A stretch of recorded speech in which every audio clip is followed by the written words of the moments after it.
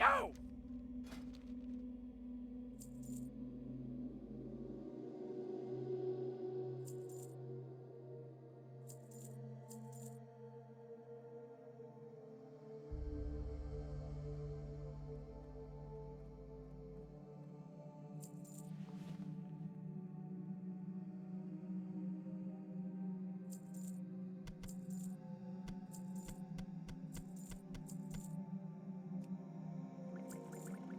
Keep it real!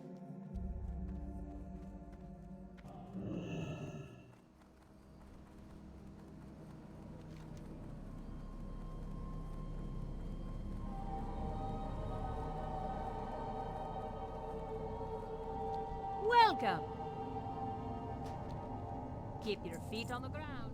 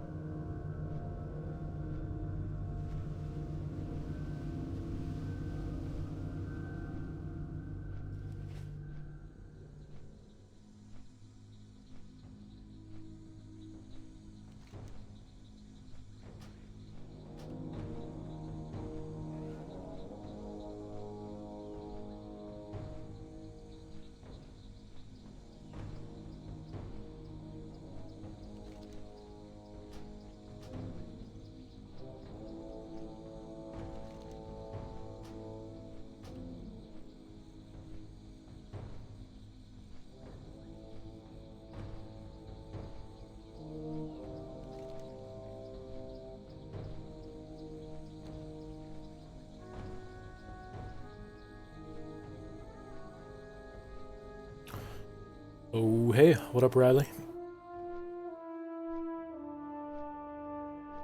Getting all this travel out of the way here. Just left Tannerus and got a little bit of a journey going on here. Need to pick up some flight paths to places like Burning Steppes and Searing Gorge and all that as I make my way up to the Hinterlands here.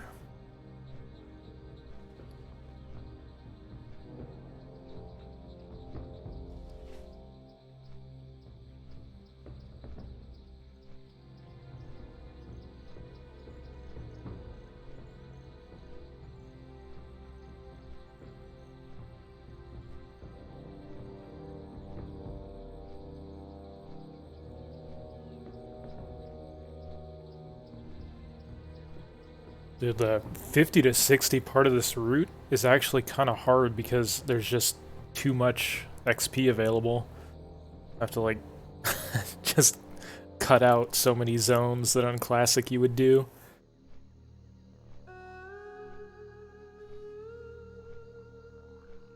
First world problems, quests just give too much XP.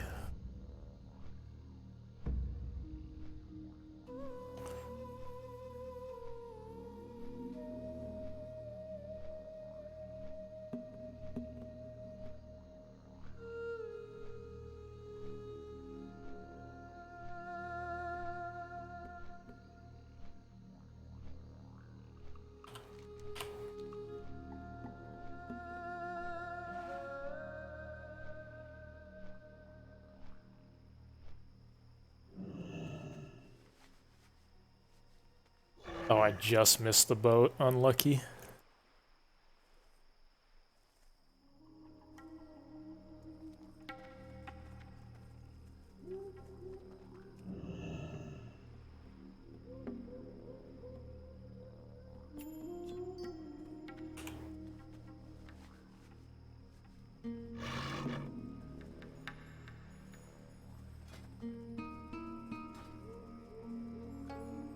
Time is money, friend.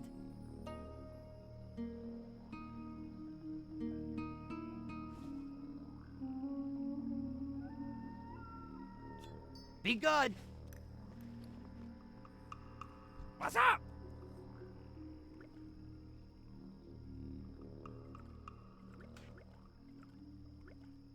Glad I could help.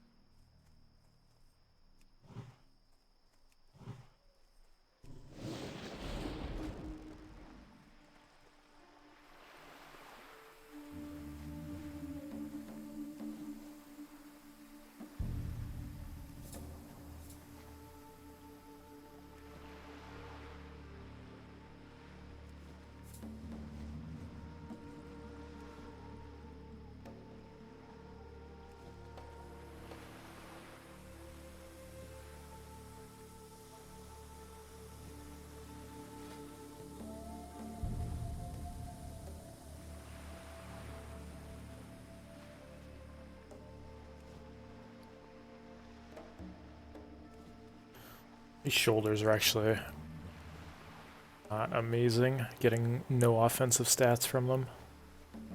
Probably look for an upgrade.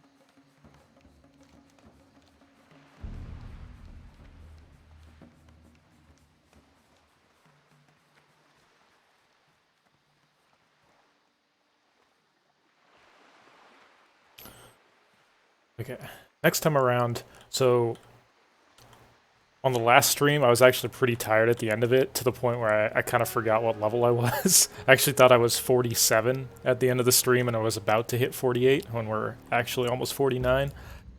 It is pretty important to train your level 48 skills as quick as possible, so that was a little bit of a mistake on my end. What can I do for you? You get some Be careful. really, really important, impactful skills at 48, so I think next time around I'll be kind of more aware of trying to train new spell ranks at 48 as soon as I'm able to. Wait, why can I not go in here? What the hell? Salutations! Oh. Okay, we're downgrading from mail to leather, but Off and away! the stats on those are much better. I think we will actually switch over to these leather shoulders here. You get a new rank of Earth Shock and Lightning Shield at 48, and now that we have Storm Strike, those are pretty much our biggest damage dealers by far, other than melee attacks and Storm Strike. So I should definitely try to train that as quick as possible. We'll go pick it up now before we go any further. Just gonna fly over to Stormwind and train real fast. Talk to me. Off with you.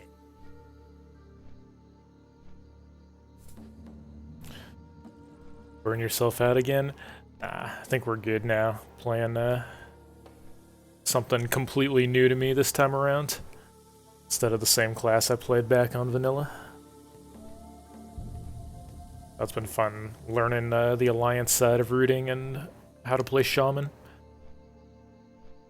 Plus, since they have the hardcore community and the like the hardcore leveling contests and stuff now monthly, that type of stuff should keep me interested for sure.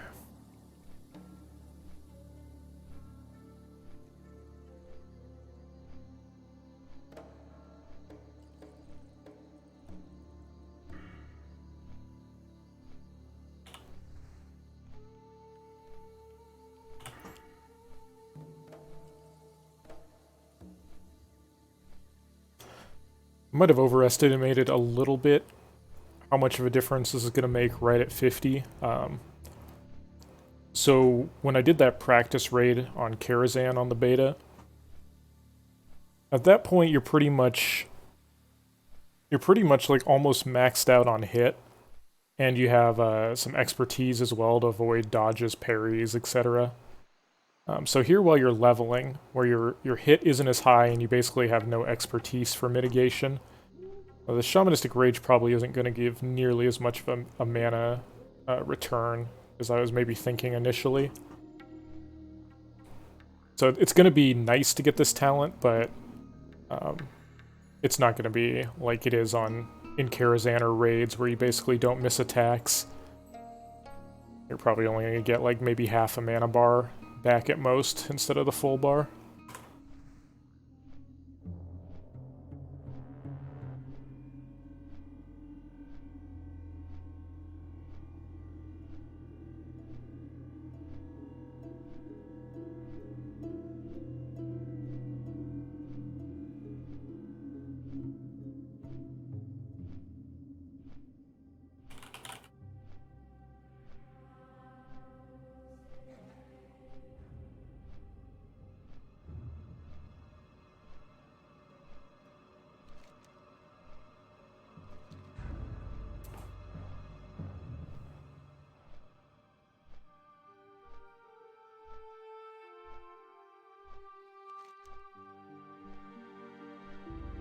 So as soon as I train my skills here real fast, we're going to do running up through Burning Steps into Searing Gorge. It's possible that I could do this a little earlier in the route when I'm doing Swamposaurus for the second time, but I think my level might be so low at that point that it might actually be hard to run through Burning Steps without aggroing everything.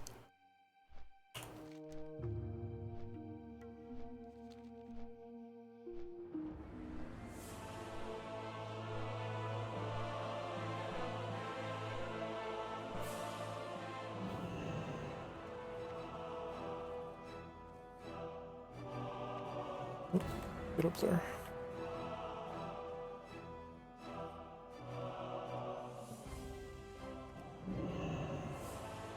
Oh my god, I missed.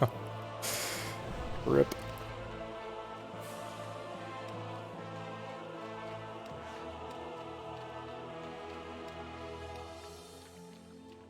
Not that it's much of a time save, but maybe like 15 seconds or so. If you're able to ghost wolf along that wall to get down here to the shaman trainer.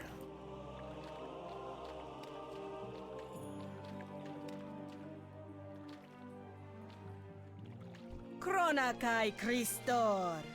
Okay, so the big things are Earth Shock and Lightning Bolt's new rank of Lightning Bolt, Frost Shock. And it's okay, definitely not super great. But Lightning Shield and Earth Shock are definitely some of our main damage dealers. New rank of Mana Spring Totem is pretty decent as well. Seek the path of the light.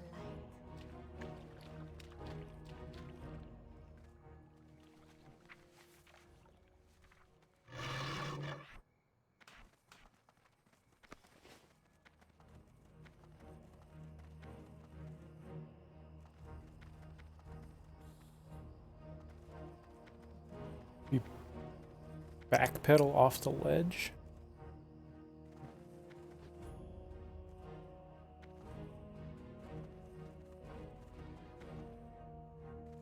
Oh, okay, I think I see what you're saying. I'm gonna try that next time.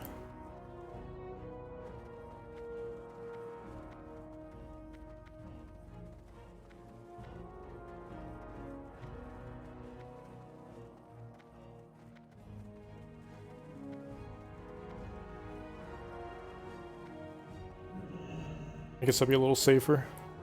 Normally I just get up on that barrel right away. This time I whiffed it a couple times though. Light be with you. Light with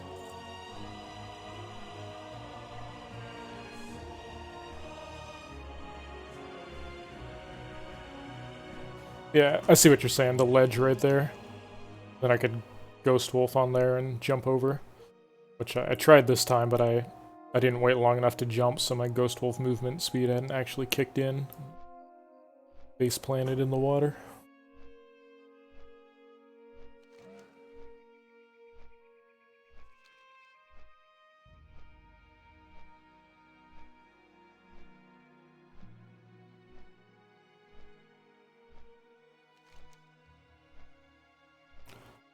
The next main area we're going to go do questing in is up here in the Hinterlands. We have some quests for this place already.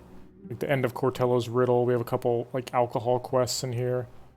We have one to take a snapshot of some elite, formerly elite mob that runs around. At this quest, we have another quest to like pick up a flower somewhere in the water over here. Plus just all the default Hinterlands quests. I think there's only like 6 or 7 on the Alliance side. For Horde side, this zone is amazing, especially now that this area isn't elite anymore. This is one of the best zones in the game on the Horde side. It's just kind of an average zone for Alliance, I think.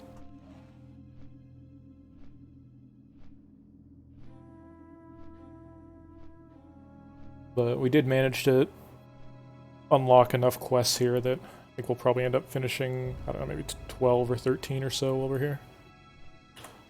So we're gonna snag some flight paths on the way up there, and just do a couple quests as we run through Searing Gorge and stuff to unlock later steps and some chains.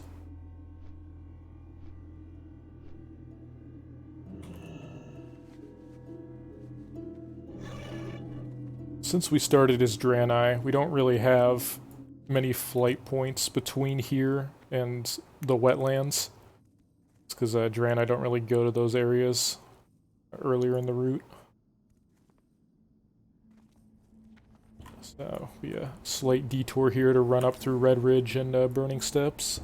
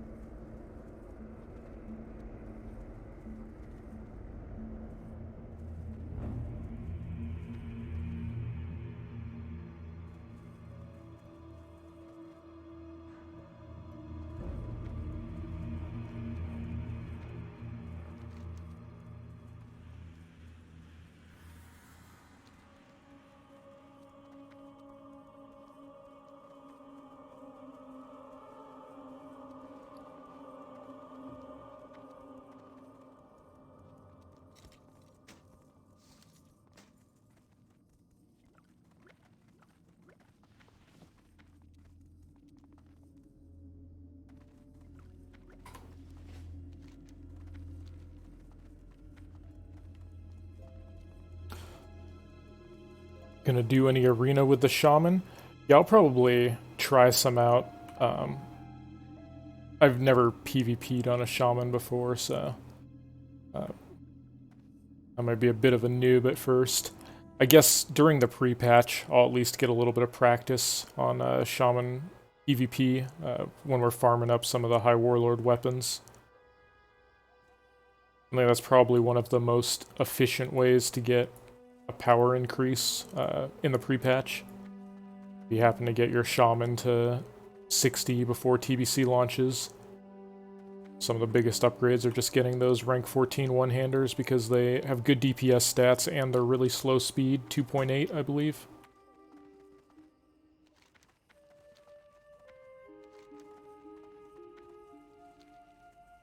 Oh, 2.9, damn, even better. Okay, that's crazy.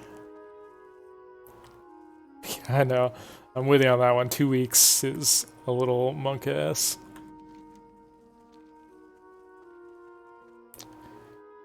I mean, I'm not worried about getting to 60 and stuff myself, but I know for, like, people that have actual demands on their playtime,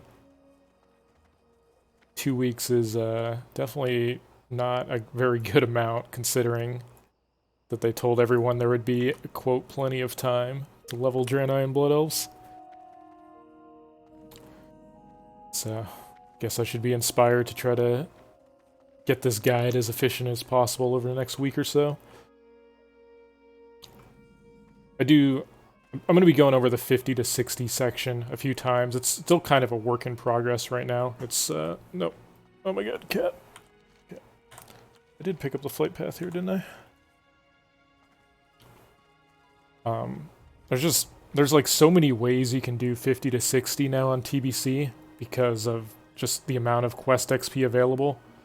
I've kind of been like going back and forth on the route I want to use, kind of second guessing, since you end up just having to cut zones out completely.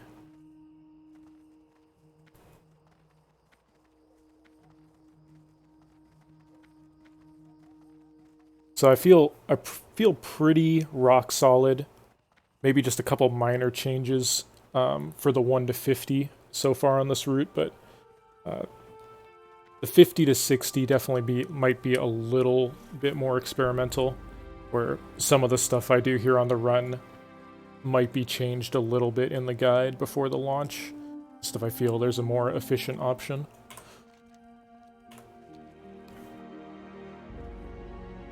So I'm not quite as familiar with some of the later Alliance quests.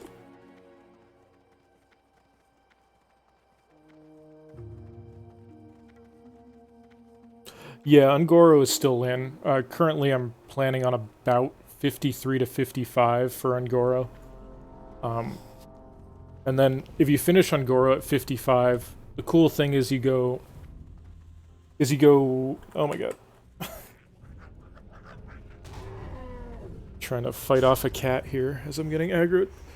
Is you go right back to Gadgetzan to turn in some of the quests from Ungoro, and you can actually pick up some of the Outlands level food in the Caverns of Time.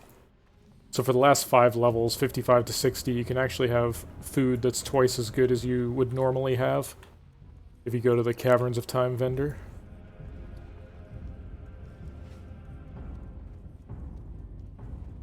That kind of lines up nicely with right when you leave Ungoro. Oh, thanks a lot for that. Tier 1 Unpro TV. Appreciate the support, man. Welcome to the retirement home here. Okay, we'll be doing some of these later. We're picking up the flight path for now. Mostly just running through Blackrock Mountain here. Doing a couple quests on our way through, but we'll be back for the Searing Gorge stuff later. One of the quest chains you do in Blackrock Mountain kind of leads into something over here in Burning Steps as well, so this will be, I think, somewhere in the 55 to 60 range. We'll be back here briefly.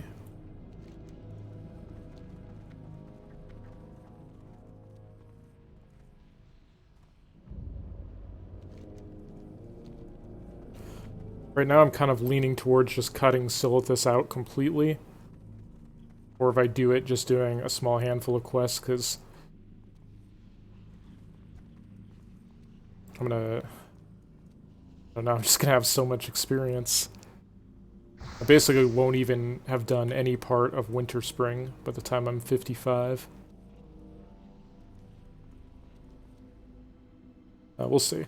I'll kind of have to think things over a little bit for like the last few levels, because we're gonna have pretty much all of Western and Eastern Plaguelands to do from 55 plus, and we're gonna have all of Winter Spring to do still at that point.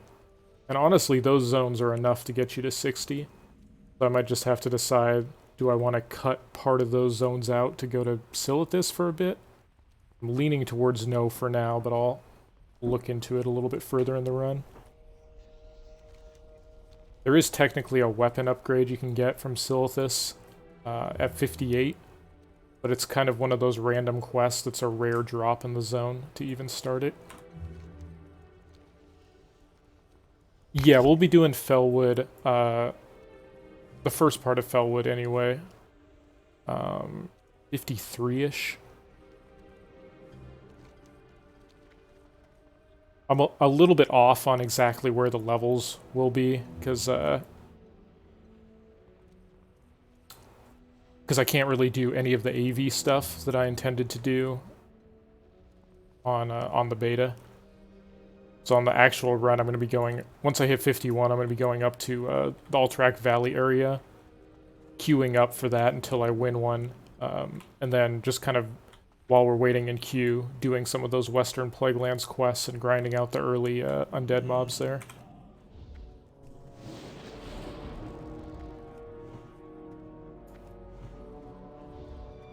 But since you can't actually queue for AV on the beta, that will not be part of this run.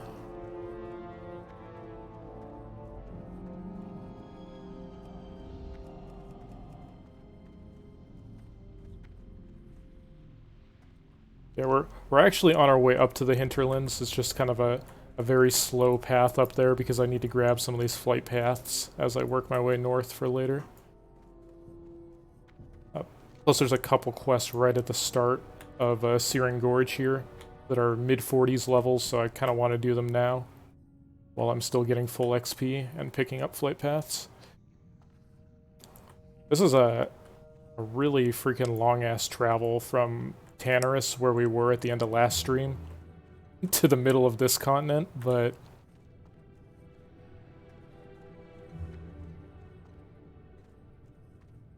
I don't know if there's much of a way around that, unless I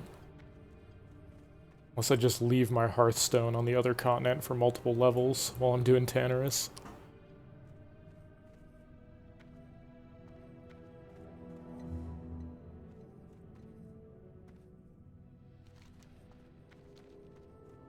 Yeah, I mean, you don't have to waste your time completely in the AV. So, I mean, the weapon upgrade is huge, since we're not going to be running dungeons or buying anything off the auction house.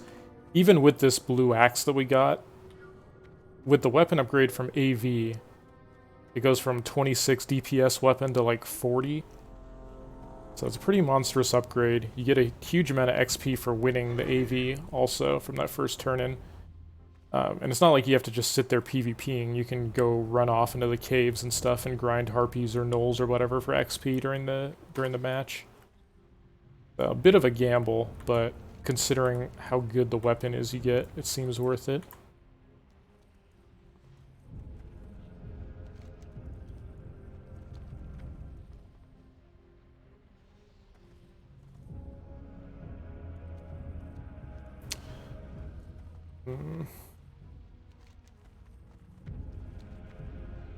Actually not sure I love this path I used to get up to Searing Gorge.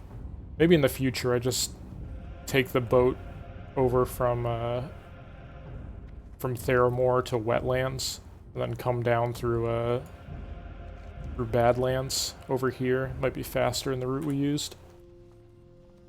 I mean, I did pick up the Burning Steps flight path this way,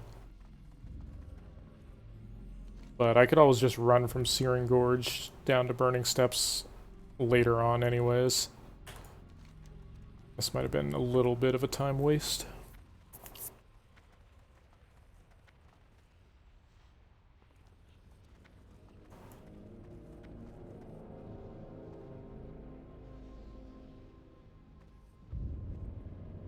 way too top heavy. The male Draenei actually has some pretty sick weapon animations. Personally, I just don't like them because I don't like playing large character models unless I'm a tanky class. It just makes it really easy for everyone to target you.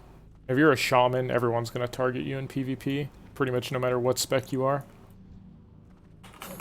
So I'd rather be a tiny little space scout than a hulking, freaking Thanos-looking monstrosity that everybody can see from a mile away.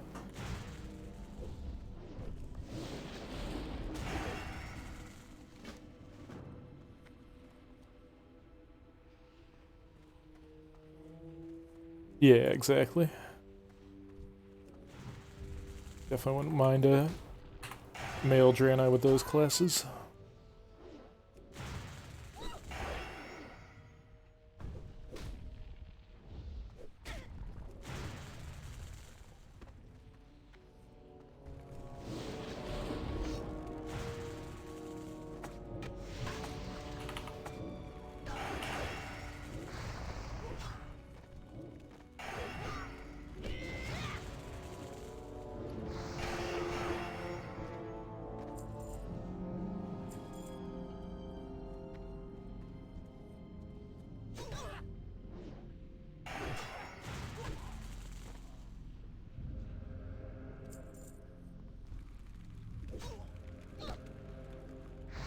Oh god, I'm a noob. I didn't take my silk cloth out of the bank before this quest.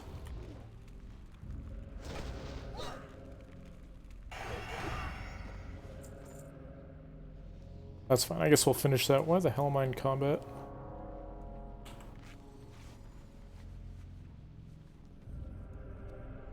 Aw. I guess this dude up here must still be in combat with me? Oh, there it goes. Okay, well the main thing we want to do is this quest here, because it leads to something later that we can turn in on the way. Ideally, I would have remembered to take silk cloth out of the bank so I could turn in this quest here caught at the same time, but forgot to do that.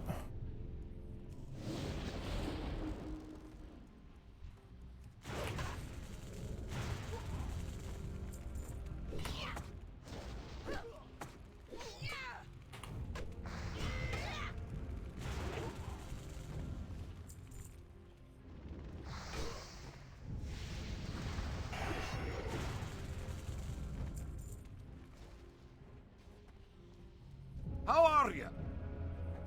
Keep your feet on the ground. Just realized we're the same Cotton like as old school StarCraft 2, yep. That's me. I have played... Wait, where is this guy? Guy's just chain casting on me over here.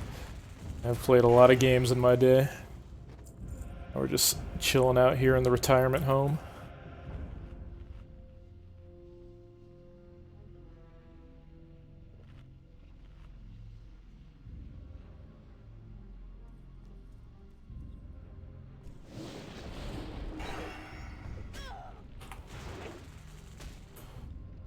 Nope.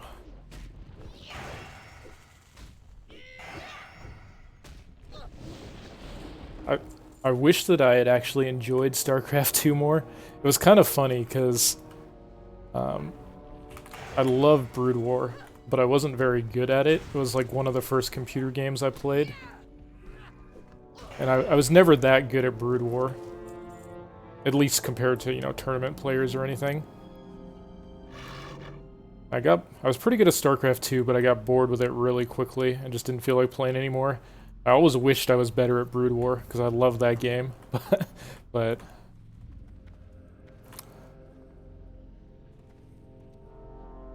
I certainly did enjoy cheesing Idra and Artosis and all them back in the StarCraft 2 days, though.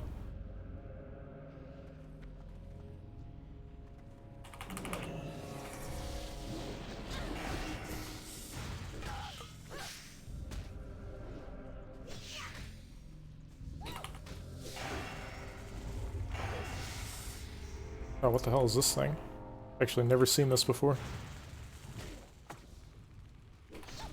I assume this dude's fine down here by himself.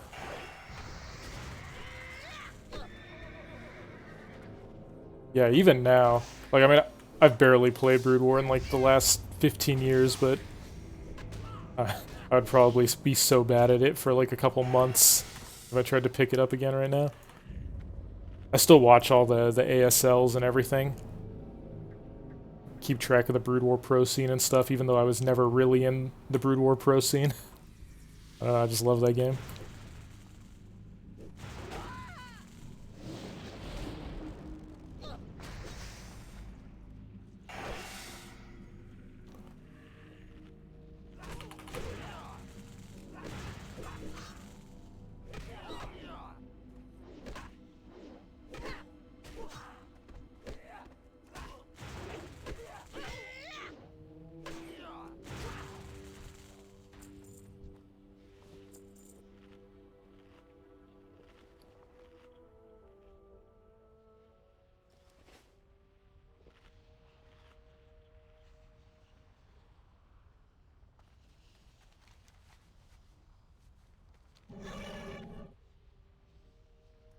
Okay, so a little bit later when we come back and we actually do all the quests here in Searing Gorge, there is a quest starter.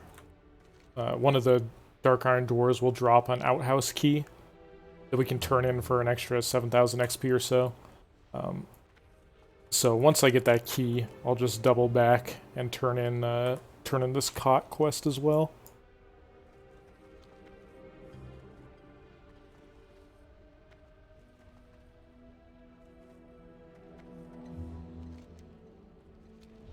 We're gonna go up to, once I grab all these flight paths here and just finish this escort, we're gonna go up to Hinterlands, and then Searing Gorge will be the next main zone that we do after Hinterlands. I actually kind of ended up pushing back Feralus Part 2 in my route. I was kind of initially planning on doing the second part of Feralus around like 50 or so, but I think I'm actually pushing it back to 53-ish now. All the quests we do there are 48 plus, so you still get full XP. And I think it'd be a little more efficient if I just did Feralus then right before we go into Ungoro, so that I'm right next to where I want to be, instead of traveling back and forth across all the continents an extra time.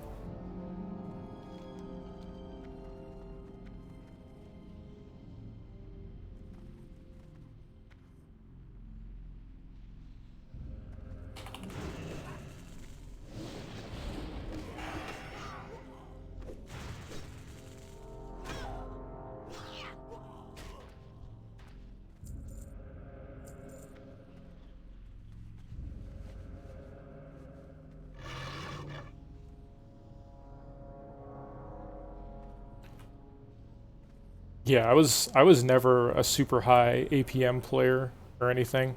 I mean, shit, when I was playing StarCraft 2 in the pro scene, I was already freaking 26 at that point. So my APM was like mid 200s or something, which is just pretty god-awful by Brood War Pro standards. That'd be like the first, just the thought of everything I would even have to do to try to start being competitive at Brood War just like is mind-boggling. How much skill and effort it takes.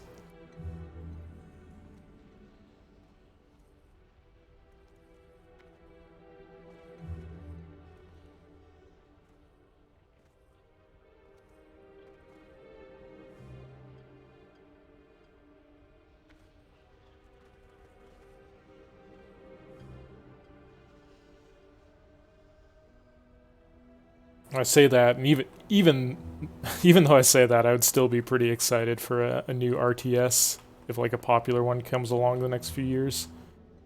I have some new studios like Frost Giant and such that are working on it. I don't think I'd be able to resist jumping back into a new RTS games with my old man hands.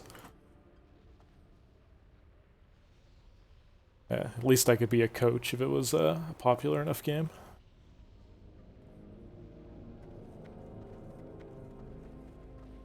I forgot how freaking long this escort is.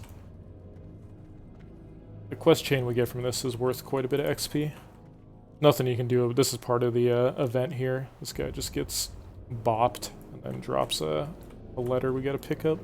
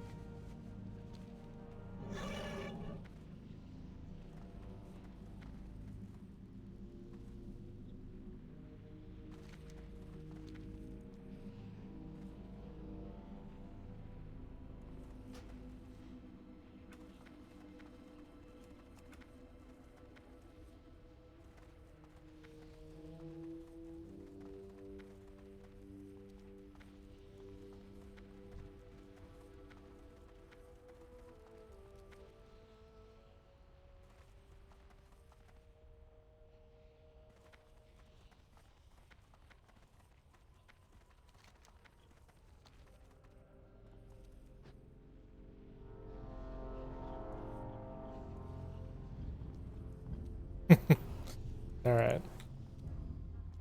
Good, next time I'll be ready.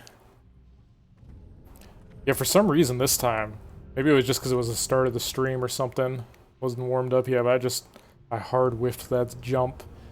I've done that jump a few times on the run so far with no problems, but super scuffed it this time.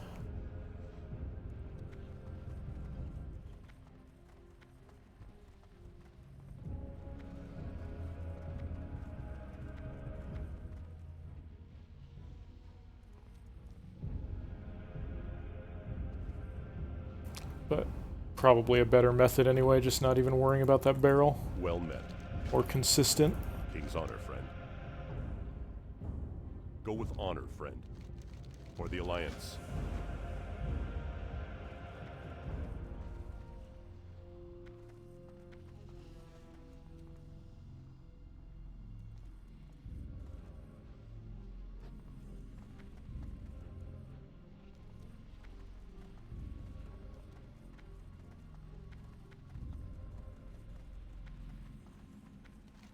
Okay, so we got a billion quests to do here. I'm gonna wait until we're back here after the Hinterlands to pick all this stuff up.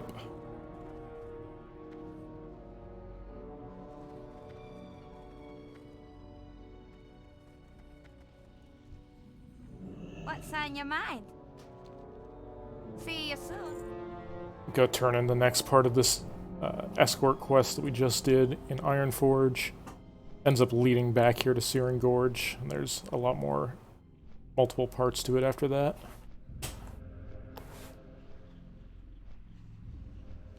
Plus, I want to set my hearth in Ironforge also.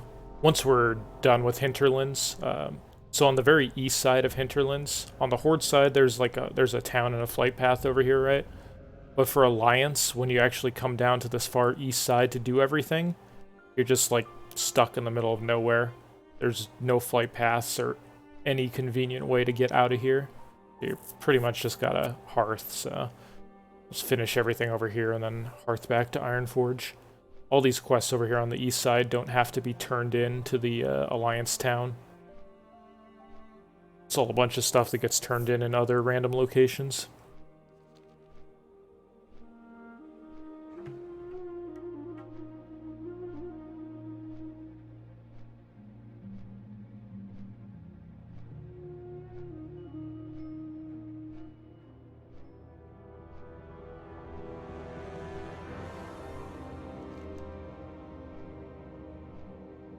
Was kind of tempted to do this like 20-30 minutes of running around the map off stream, but we've done this whole 1 to 60 on stream so far, so just have to suffer through this little travel phase here.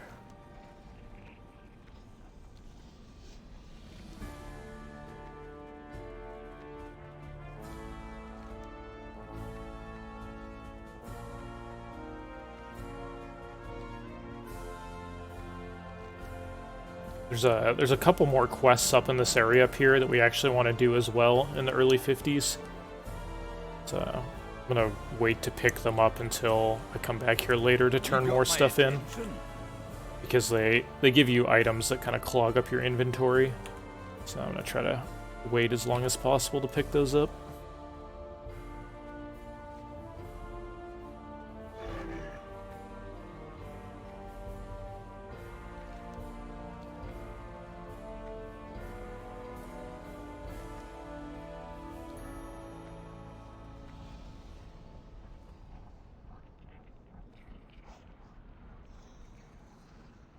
Well met. See you soon.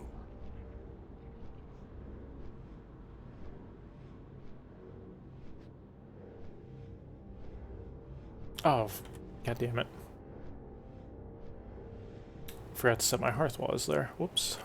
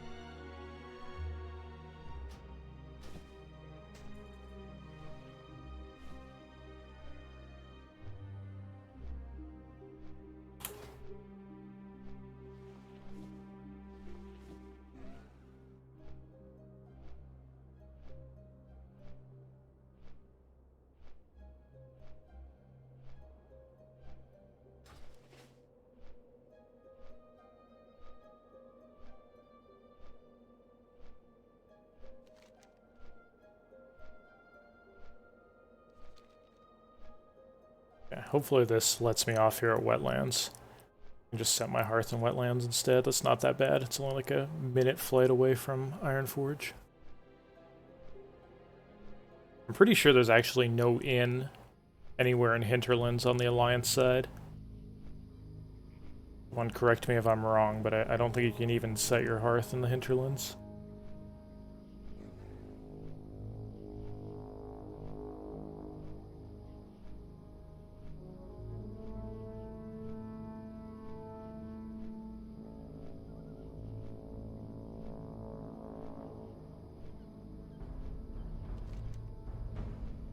Oh, is it not going to drop me off here? Been baited by this request stop.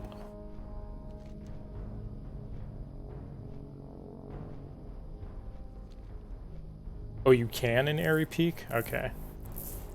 Well, I think at this point, I guess I'll just save my hearth for Airy Peak, and then we can use it to get around in there. I'll end up having a longer flight back down, but I thought there was actually nowhere to set your hearth there.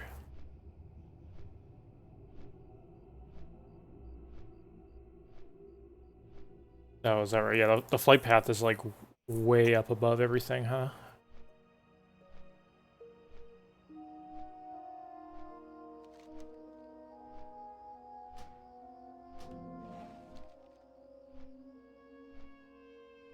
Okay. Well, if I can't find it for some reason, I'll get directions from you guys.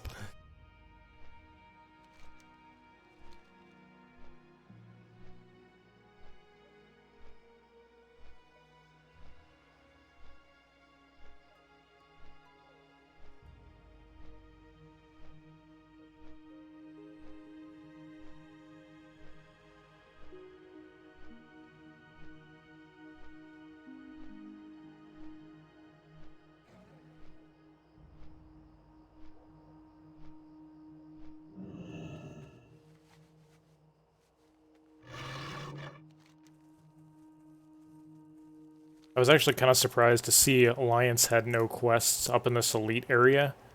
I didn't realize it was literally a horde-only questing area. I thought Alliance would have some quests. Well, I guess they have one quest chain that has you kill someone with a key up there, but that's about it. For some reason, I thought that place was like a questing area for both sides.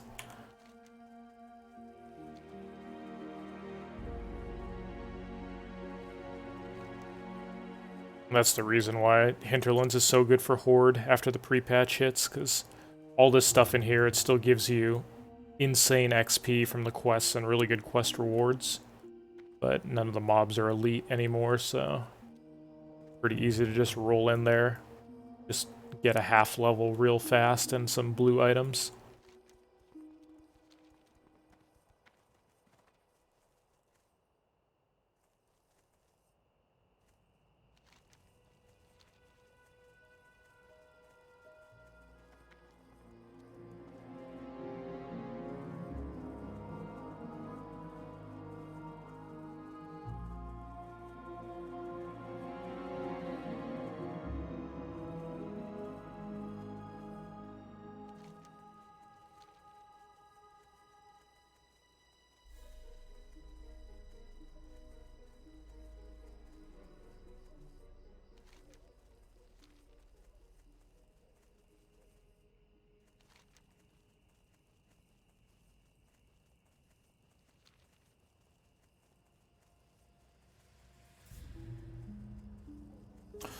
Yeah, I definitely think next time around I'm just taking the boat over to Wetlands and then going north to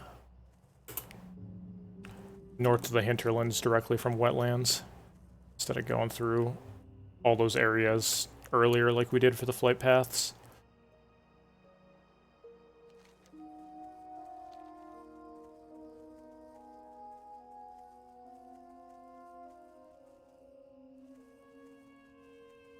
A long-ass trip to get up here.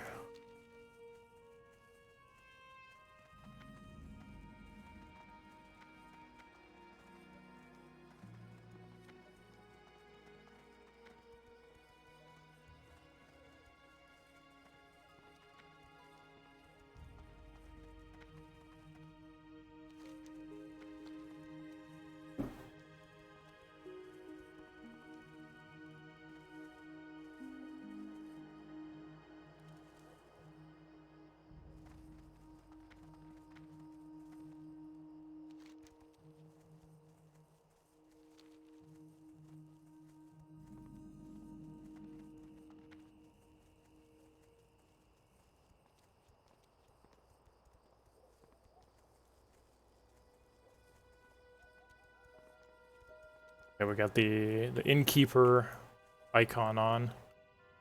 Let's see if I can find one. Okay, so here's the flight path. So you guys are saying the innkeeper's down there somewhere?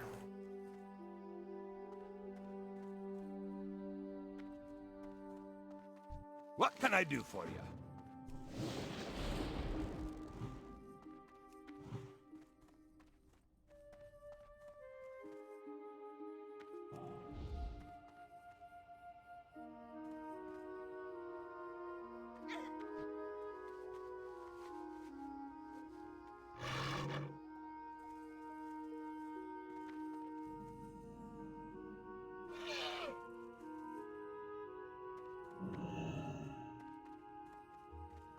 Oh, okay.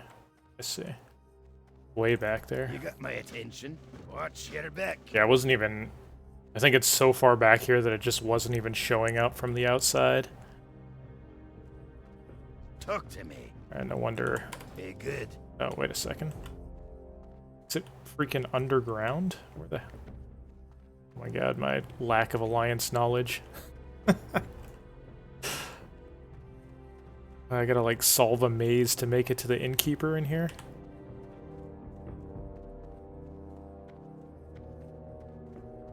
This is the worst designed town ever.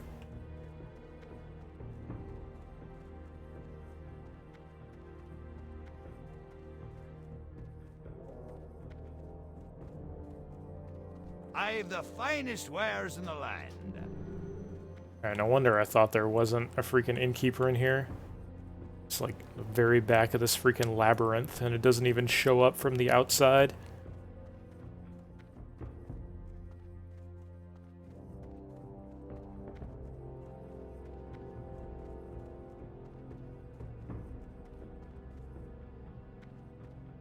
Let's see.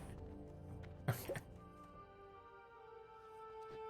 He's really tucked away back there. The Naru have not forgotten us. Each day is a blessing. Alright. Finally back to questing now. We're running around the entire world to pick up flight points and stuff for later.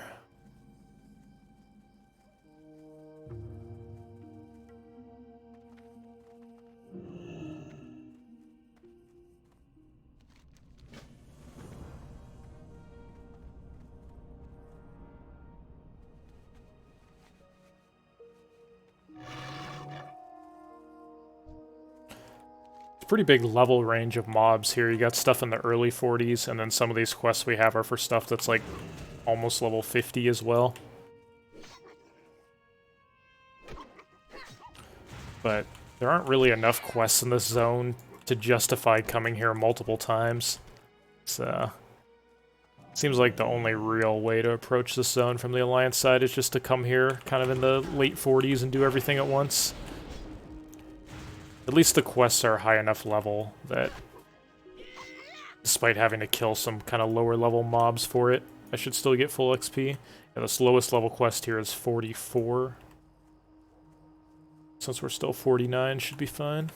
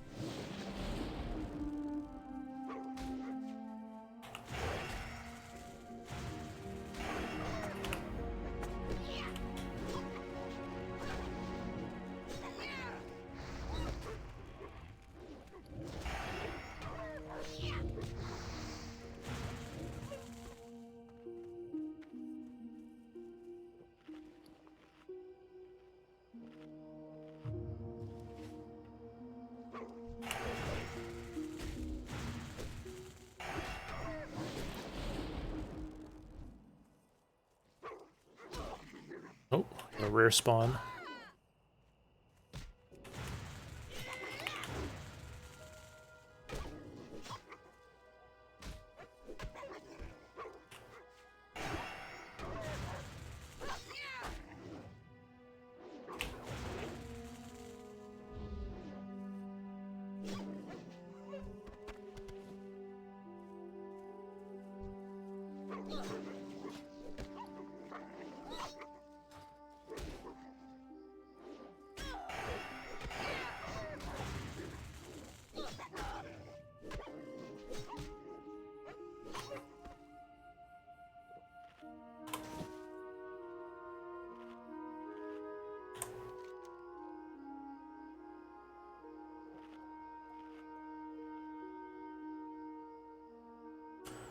Yeah, the stuff over here, you have to kill 48 mobs.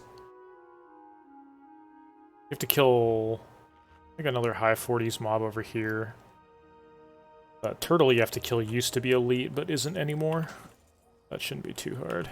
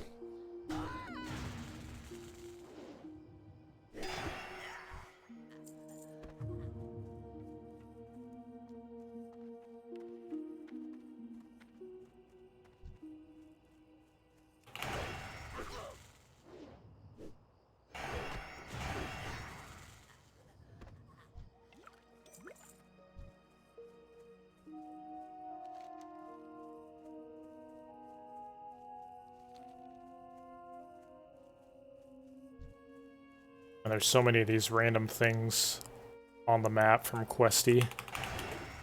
Gotta figure out where the cages are. Oh, they are in there. Okay.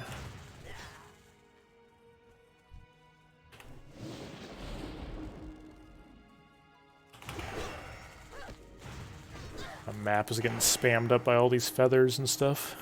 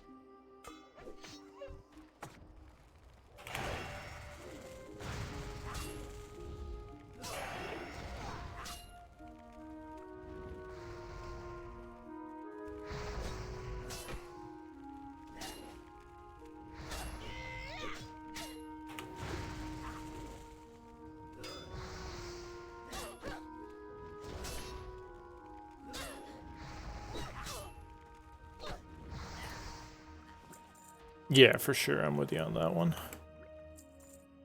I think it's... Is it 8 seconds? I thought it was like 10 seconds for the tip for break even.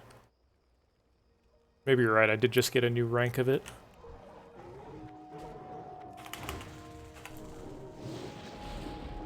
Definitely small efficiencies I can still improve on.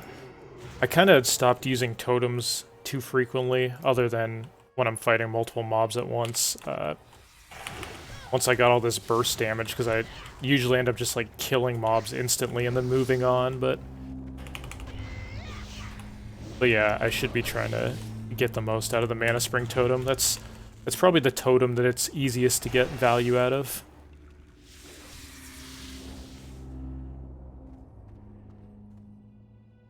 Most of these other totems just aren't even worth using unless you're fighting mobs for a considerable amount of time in the same area.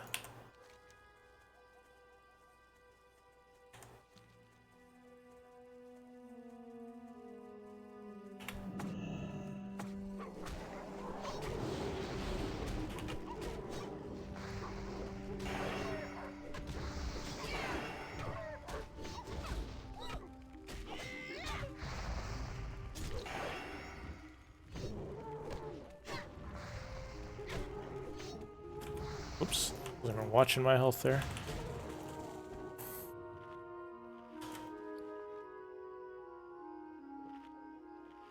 I still have about like 30-something potions between my inventory and my banks. I should be using these things pretty liberally.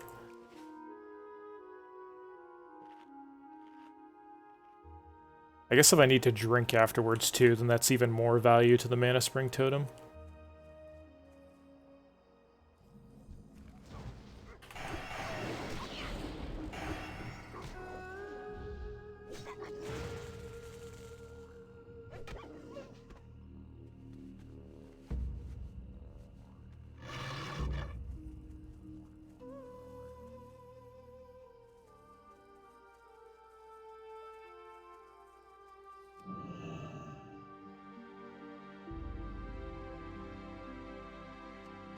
I just realized that I actually have to pick these things up off the ground. They're not from killing stuff.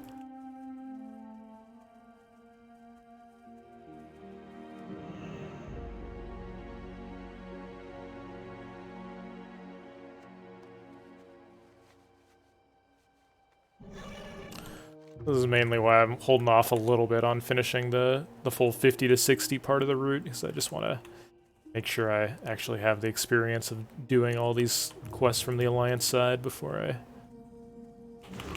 set the route in stone.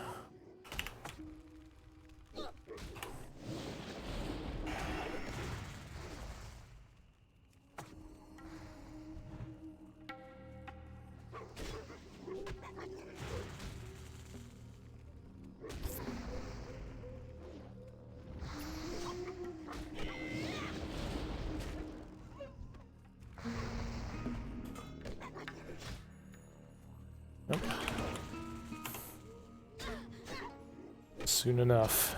Just over a week to go. You, are you buying gear and stuff ahead of time? Or are you doing the fresh leveling?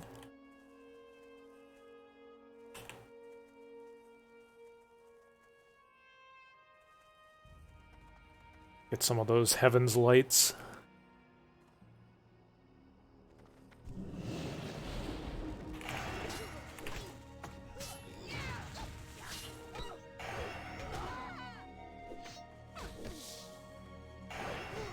Oh damn, your shaman's ready to beat things down then.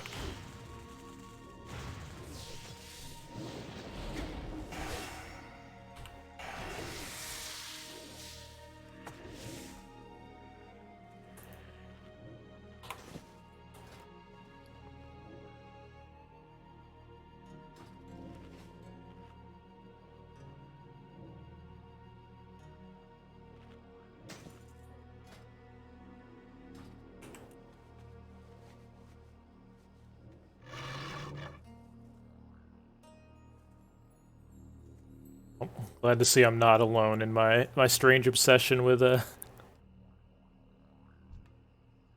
just always trying to maximize efficiency in games. I was kind of surprised to see so many other people enjoyed watching stuff, because yeah, I don't know, my brain won't let me just like play things casually. For me, it's just I either have zero interest in a game or something, or I'm like borderline unhealthy obsession with always trying to maximize efficiency on everything. Even here on where I'm playing a class I never played before on the Alliance side that I don't normally do, still trying to squeeze the most efficiency out of the pre-patch leveling as I can here. But it's kind of fun.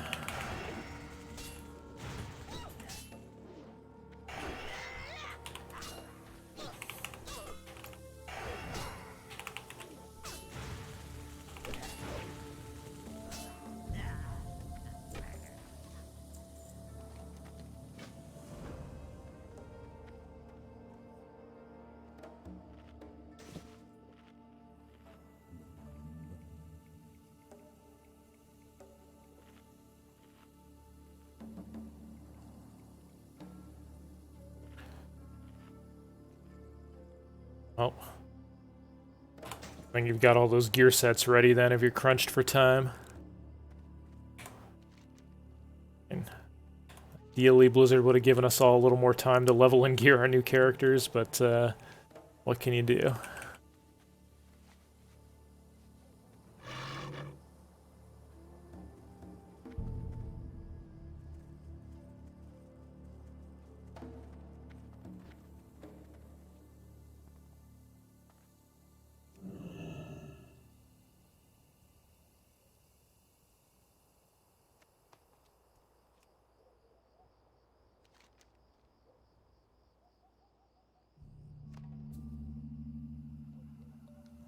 I thought this was the lake that the violet sprigand or whatever was from. Like the flower you need to pick up for Gadgetzan. I thought it was in here. I'm thinking of a different lake. Westy seems to not think it's here.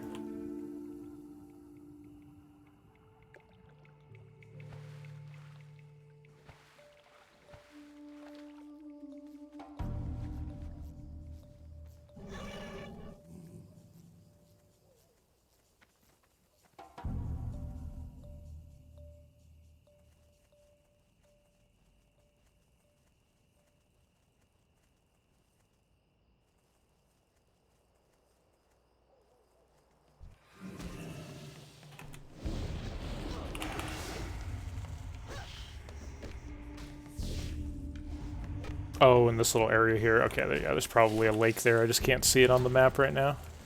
I gotcha. Actually, usually don't even do that quest on the Horde side.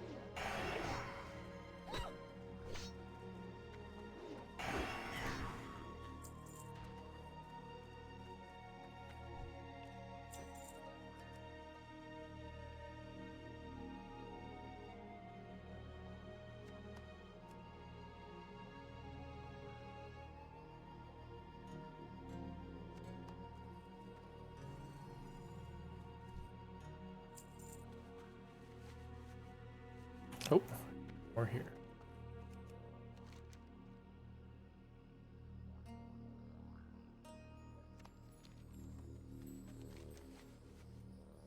Oh, okay. Let's go.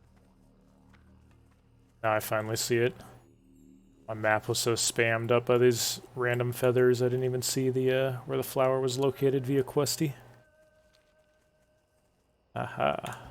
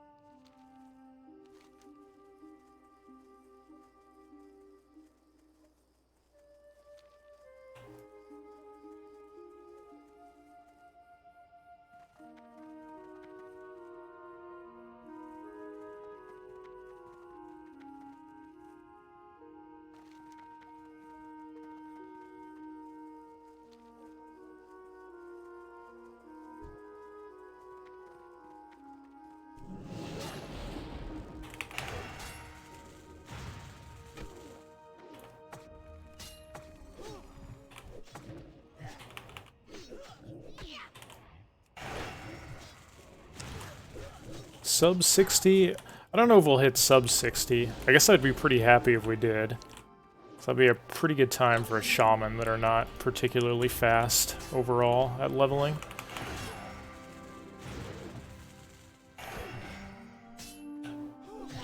I was initially aiming for... Oh, I see we got a rare spawn here. Initially aiming for under 3 days played, but I think we should beat that pretty handily by this point, so... Let's see what we end up with.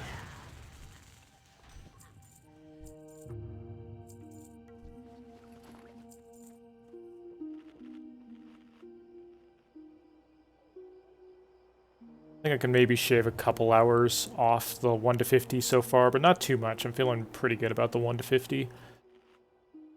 The 50 to 60 might not be as fast, just because I haven't done the Alliance quests there recently. If I have done them, they were like quite a while ago. So I might lose a little bit of time there, but after I do the run, I'll be going back through the VODs and stuff and looking up quests and all that to make sure I at least update the route to the fastest possible one for next time.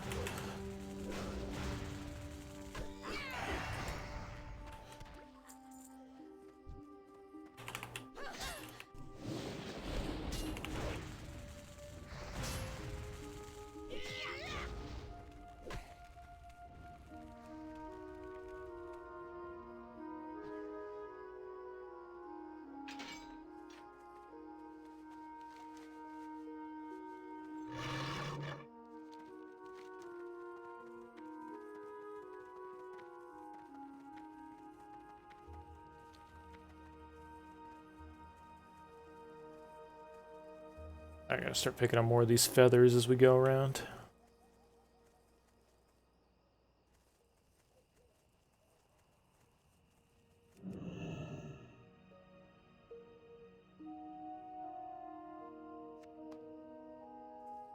I'd be kind of surprised if we ended up under 60 hours, just because I was theorizing that right around 2 days is kind of about where like a pretty fast hunter would get, and now people have shown that. I would have thought that Shaman would be further behind Hunter in terms of leveling speed than just 12 hours, but maybe not.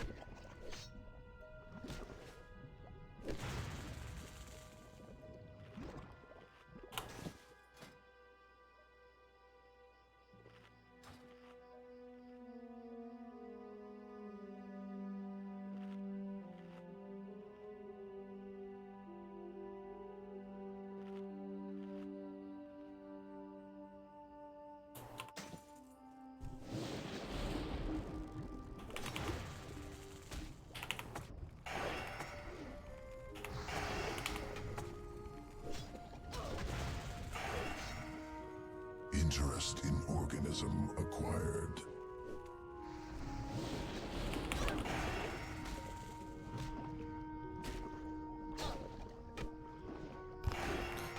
I'm gonna go pick up the homie from the airport.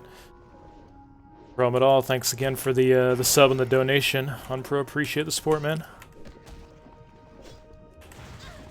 We'll be grinding away when you get back.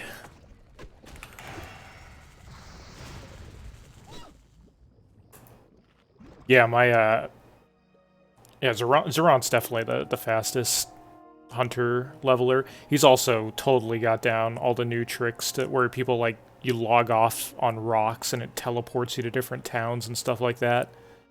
I hadn't even started messing around with that stuff yet because I wasn't sure it was actually going to stay in the game, or if it was like just something for beta. Before I decided to main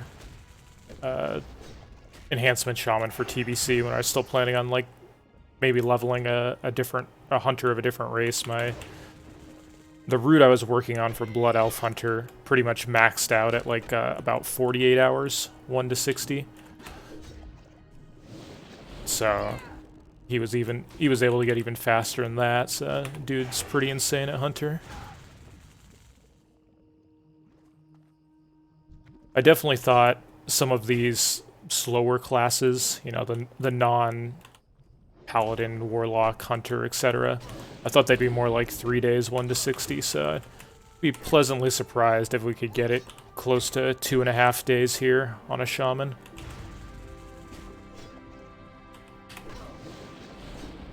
Since I still think there's, considering how few times I've done this route and these quests on the Alliance side, there's probably still a lot of potential time save on future runs. Still yet to be had.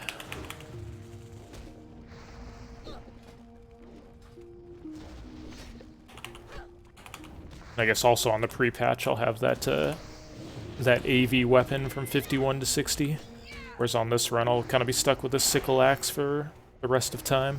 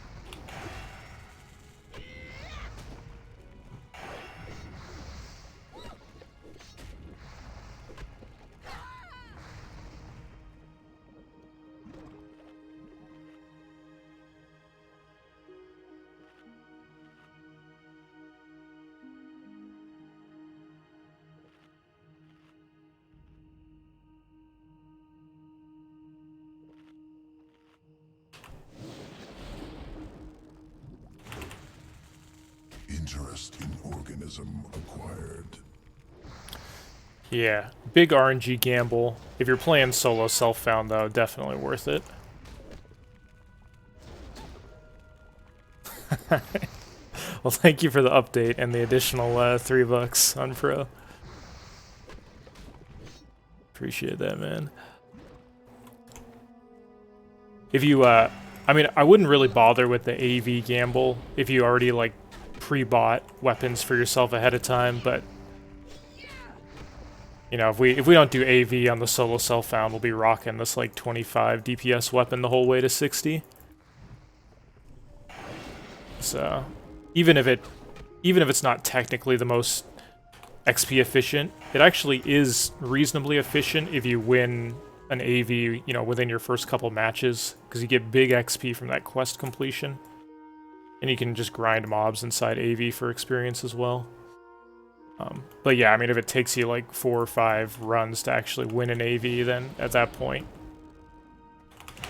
it's pretty debatable if it's worth it or not. So a bit of a gamble, but I certainly don't shy away from RNG elements on my runs. If I think the overall, like, expected value is going to be positive, I'll still rock the RNG. Hence the kind of grind portion we have where we kill these ogres to try to get the sickle axe.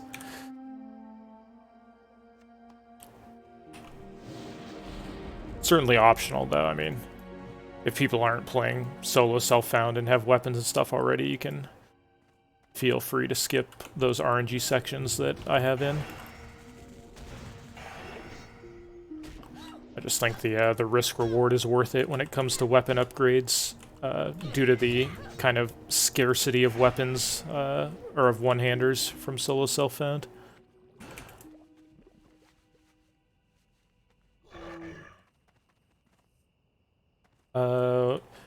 So 1 to 40, you're mostly doing your damage through kind of dots, like a melee warlock.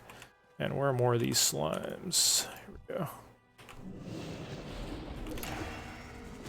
So you run up to a mob, you basically like flame shock it from max range throw down a Searing Totem, and you reapply Lightning Shield if need be. That's kind of like your first few actions. And then, if you are staying in the same spot for a certain amount of time, then you can start throwing down totems.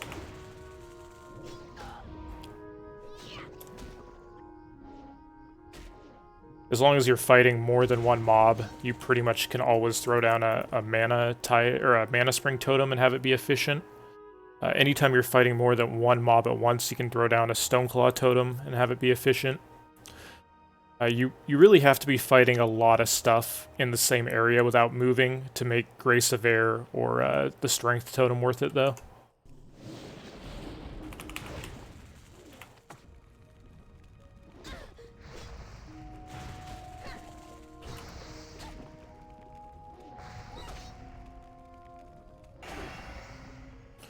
Sometimes even at lower levels, if you're fighting mobs that you kill too quickly from them being like too low a level, it might not even be worth using Flame Shock. You might just want to use the direct damage shocks, either Frost Shock or Earth Shock, depending on like which is the most recent one you trained.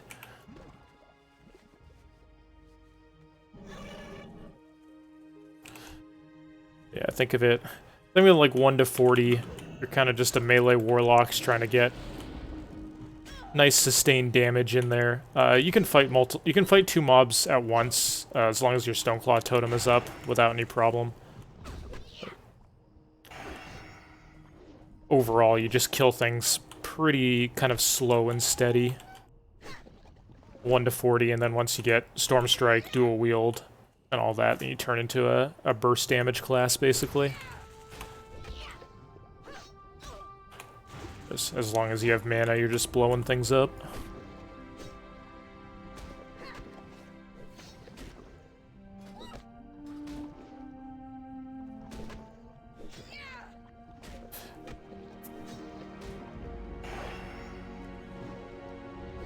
Dude, are these things nature resistant or something? I feel like all of my nature shocks are just getting resisted by these. Yeah, Lightning Shield is huge. A lot of times I show the damage breakdown in details as I was leveling, and people are usually shocked to see that Lightning Shield is almost always at least the second highest form of damage while leveling. Sometimes it's almost the highest, and like he said, yeah, resist, resist, resist. These things must be freaking nature resistant. I was gonna say, I feel like I'm killing these things pretty slowly compared to the other mobs around here. Yeah, really good damage per mana and really high overall damage. From 41 plus, it's probably, let's see, not as big of a deal.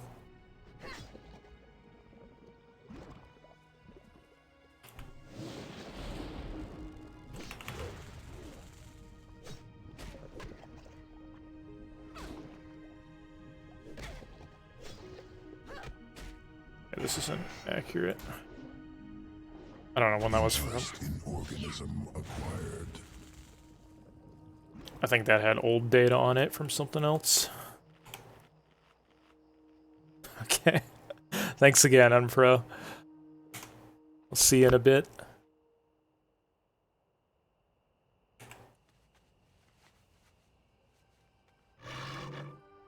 But yeah, I mean, I definitely advocate putting points in improved Lightning Shield and stuff as you go. It's one of your...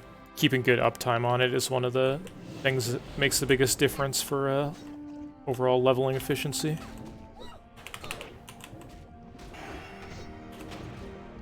Okay, now that I've actually remembered to use Frost Shock, this might go a little bit better.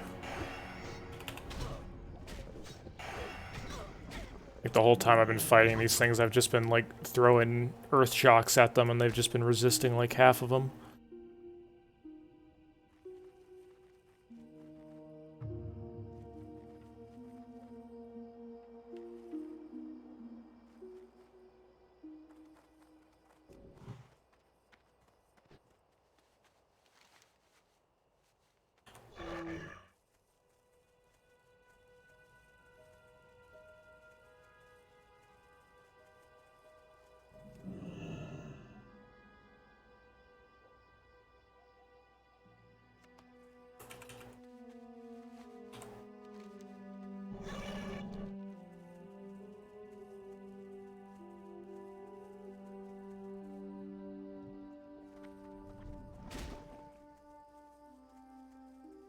terrain's a little weird around here. I think once you go in there, you can't actually really even get out the sides.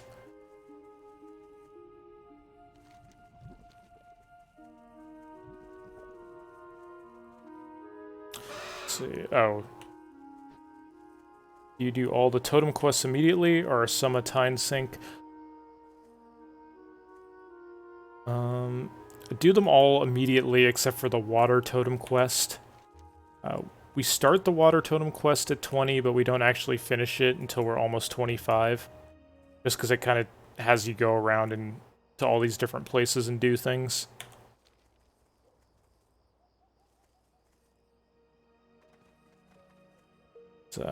It's pretty inefficient if you just try to immediately do the water totem quest. Like right at 20, you'll just be running all over the place and it'll kind of be a waste of time. But if you're just kind of doing it slow and steady, all the different pieces of the quest as you just run around leveling normally, it doesn't take you that far out of your way, it just takes you a few extra levels to finish it. And honestly, it doesn't really matter because Healing Stream Totem is pretty meh, and you don't even get Mana Spring Totem till 26, I think. So you don't really need to rush to finish the Water Totem quest.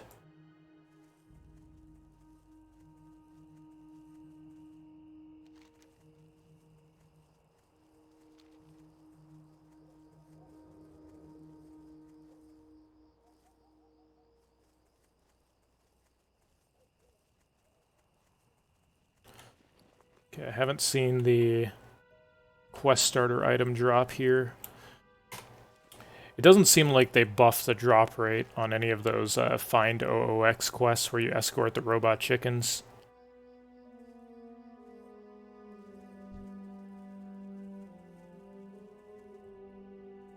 So on that Blood Elf Paladin on run I did at the start of the beta, one of the zones I killed like 300 something mobs and we didn't find the quest starter at all.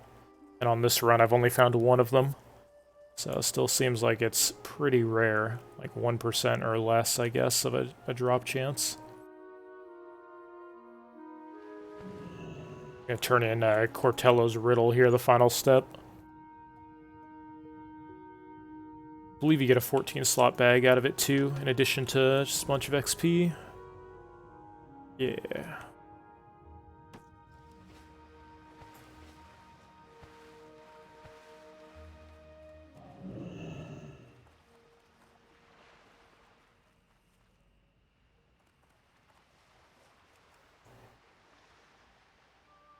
Oh, here's the turtle we have to take a picture of for this weird alliance quest.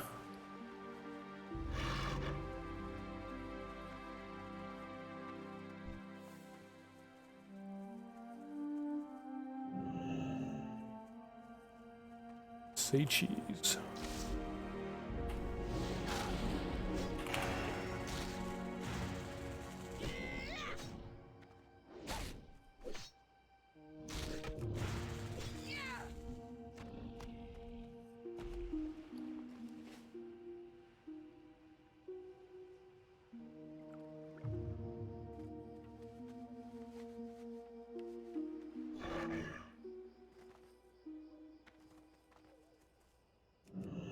Okay, most of what I have left in this zone is basically just picking up junk off the ground. Gotta get a bunch of these alcohol bottles. Still need to pick up some of these feathers over here. There'll be a couple more quests after we turn in all that stuff. I'll just finish up that last quest or two while I finish picking up the feathers after we port back and turn all these things in.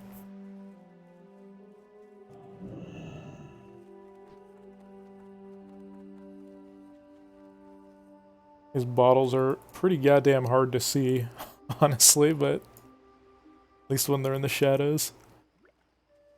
But there are plenty of them around.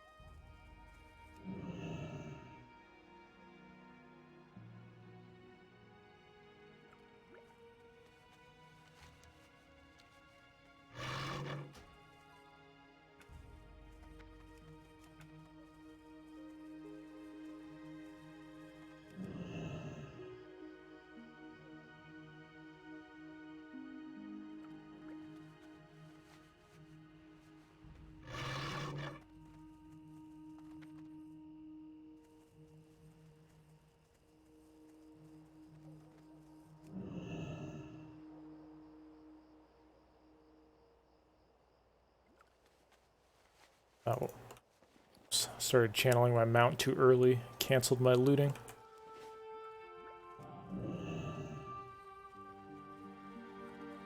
So yeah, a little bit faster. Just run over here and Ghost Wolf if they're pretty close to each other.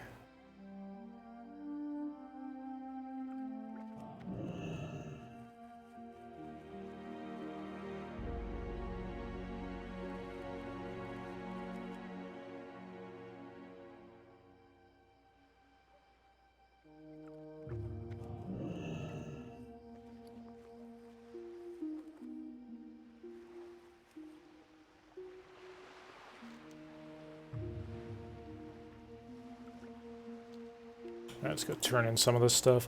A lot of these quests we did don't actually get turned in inside of Hinterlands.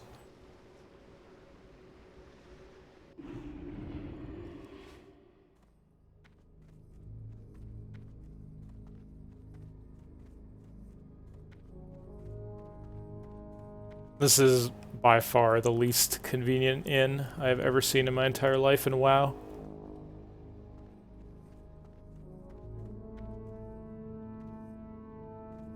What's on your mind? What's your back? Off with you.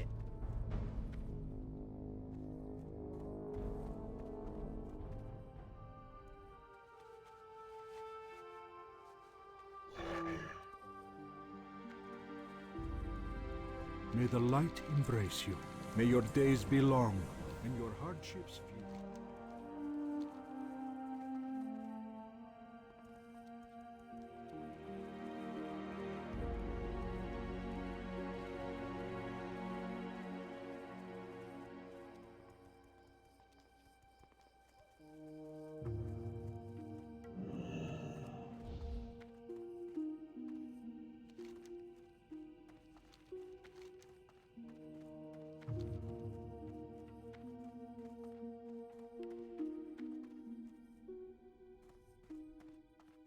Great to meet you. Alright, so we get Shamanistic Rage. Like I was saying, this isn't going to be quite as good as it is at max level when you actually have hit gear and expertise gear. Like for raiding and stuff, Shamanistic Rage is really good. It's basically going to refill your full mana bar in raids when you don't really miss with attacks. While we're leveling and we're not hit capped, we have no expertise, etc. It's not going to be nearly as good. It's probably more like a third or maybe half of a mana bar restore instead of the full way. But definitely still a good talent.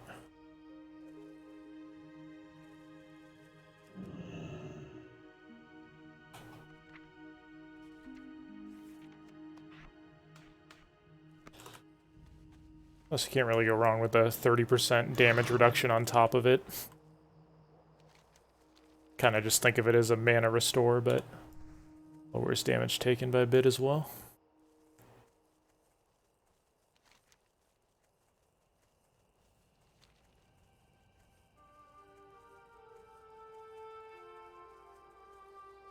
You have any interest in TBC Arena? Yeah, a little bit. I want to mess around a little bit PvP with this character. I mained a warrior back in TBC for Arena, so I know Shaman definitely are not as meta as warriors or a lot of other classes for TBC, so I'm not really planning on doing the gladiator grind, but I'll probably at least try to put together a half-decent comp to play with. I've been hearing from people that have been doing a lot of arena on the beta that shamans are kind of getting run over in the arena right now. Like pretty much any spec shaman just gets targeted first in arena.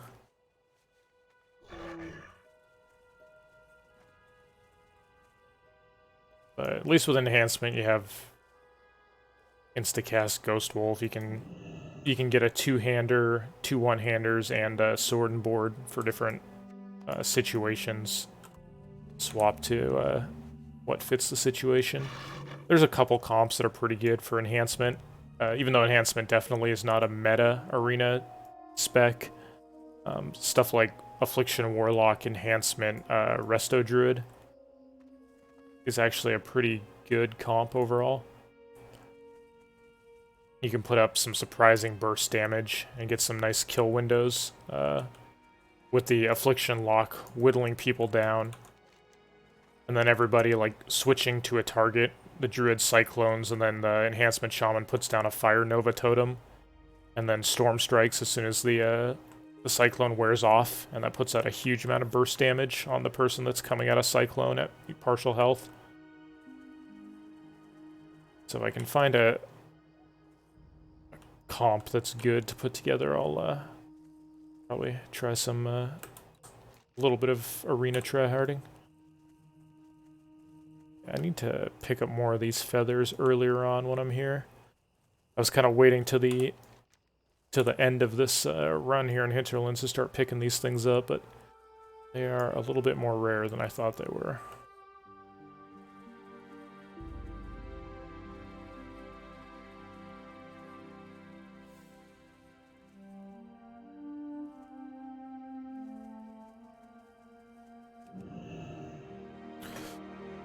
Yeah, so I'll definitely try PvPing a Shaman. If for some reason I suck at it, or I just feel like I can't get a good comp for it, like, I'll probably, you know, have some alts for TBC as well. My warrior that I ended up playing as my main in TBC for Arena was actually an alt at first. But we'll see if we can make Enhancement Shaman work in some way in Arena. Probably, like you said, it'll probably be a little bit harder this time around, since I bet initially there'll be a lot of really sweaty min-maxed meta comps.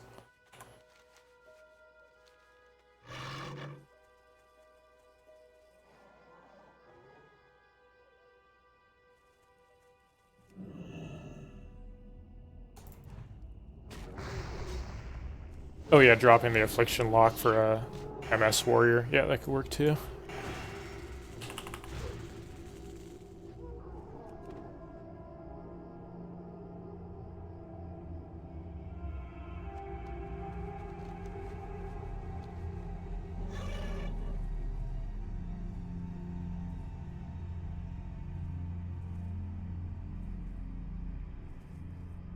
Yeah, I'll get a tiny taste of enhancement PvP as I'm grinding out the gear in the pre-patch from Battlegrounds and such. I've never in my life had a shaman at level 60, so this will be a fully new experience to me once I actually get to 60 on the pre-patch.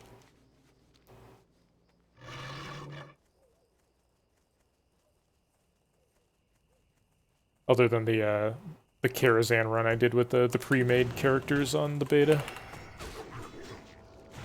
Just to learn how to play this class in raids and stuff, but that was actually pretty easy. It's not very difficult playing enhancement in raids. Totem twisting is about the only thing that takes any amount of paying attention.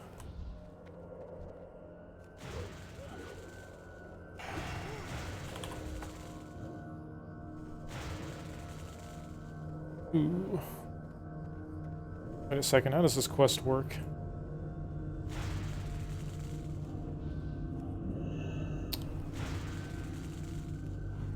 I can't remember if this quest I just have to go look at the altar or if I actually had to channel something. So I wasn't sure if I have to kill the stuff on top or not.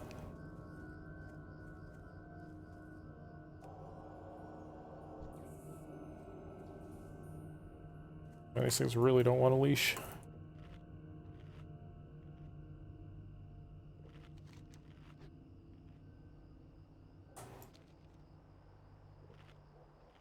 I was kind of just running up there YOLO, but I couldn't remember if I actually needed to kill that stuff or not.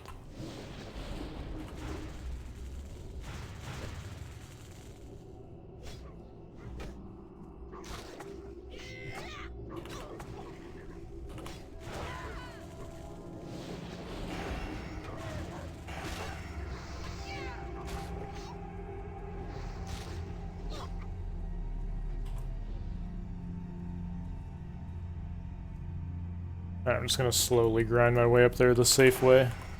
If it turns out I can just YOLO run through next time, I'll remember that for the future.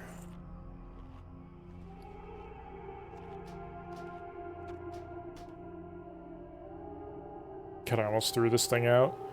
This looked like a random Murloc part.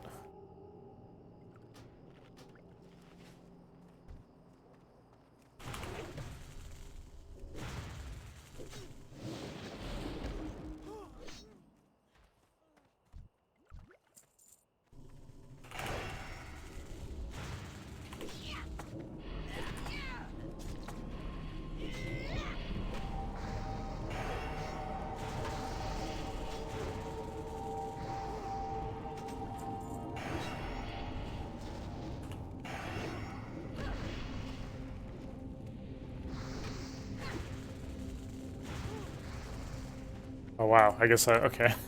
Oh, for the future, I guess we just run up here and then run away. All I have to do is look at the altar, I don't actually have to channel anything.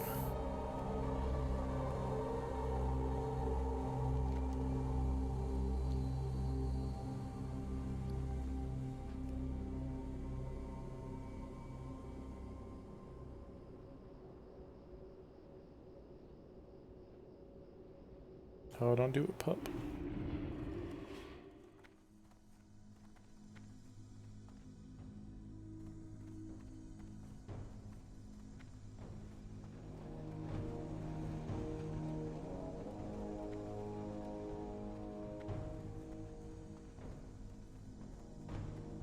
Okay. I don't think this inn is actually much of a time save setting hearth here.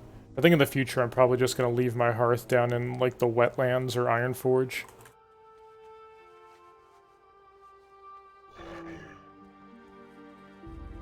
And I'll just set it up so the quests I do down here are the very last quests of the zone, and then hearth on out of here. Didn't really save me that much time to have the hearth set here because the inn is so garbage where it takes like a minute to walk in there and out again.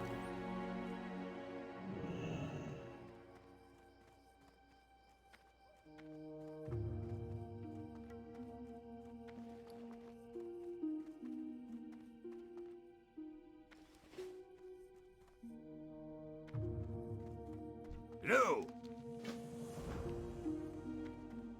We're gonna do this quest after Searing Gorge also. We have a couple quests to do in Netherguard Keep in the Blasted Lands, and then all of those Farm the Animals quests as well. Hi. So yeah, we have this flight back to Ironforge. Probably like 4 or 5 minutes. Might be more of a time saved, yeah, to just leave my hearth there than to even bother setting it in Airy Peak.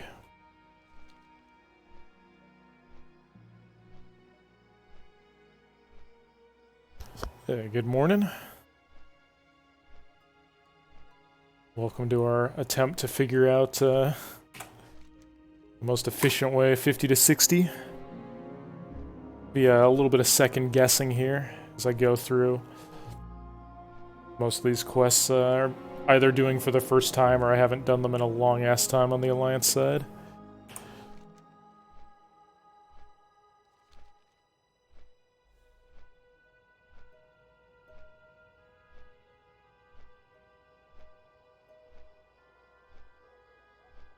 Thankfully we have Searing Gorge and Blasted Lands coming up next. Both of those are pretty much the same on either faction. They just have a couple quests that are Alliance only in those areas. Nothing too difficult.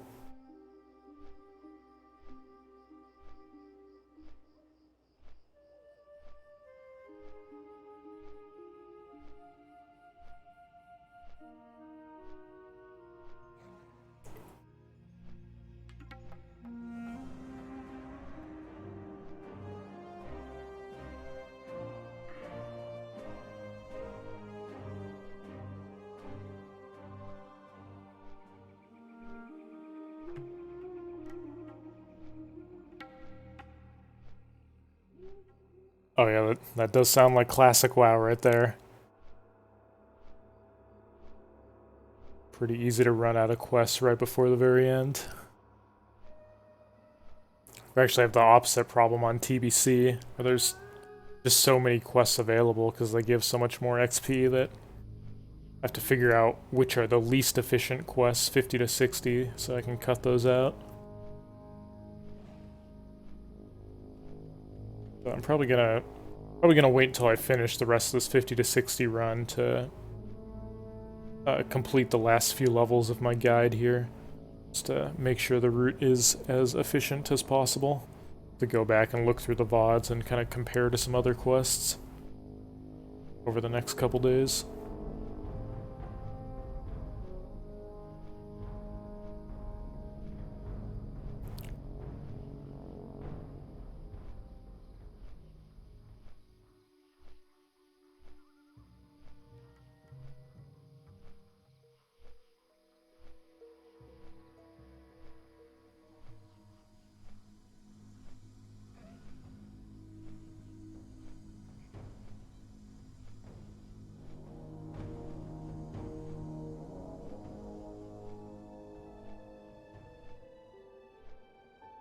Classic leveling, definitely a bit counterintuitive.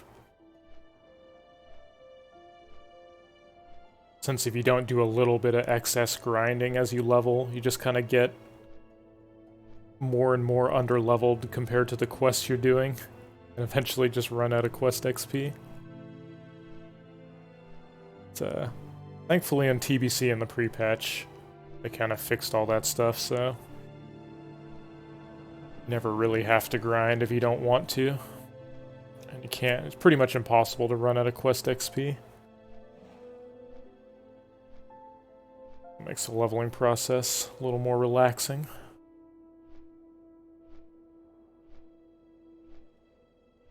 Unless you're playing hardcore.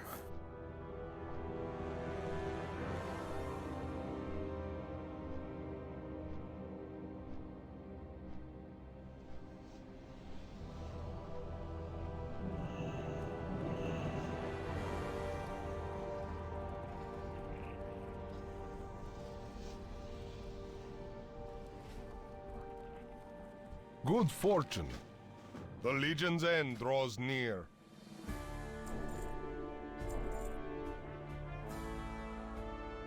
Okay, somewhere in here, yeah, there it is. You rank a Wind Fury weapon. That's pretty much the only real important thing here. Dionys,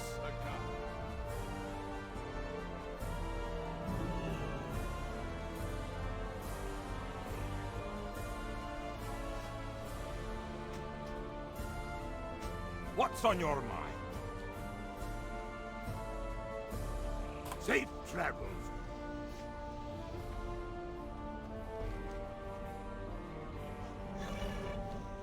Sick. Well, there's only one inn in Ironforge, huh? No.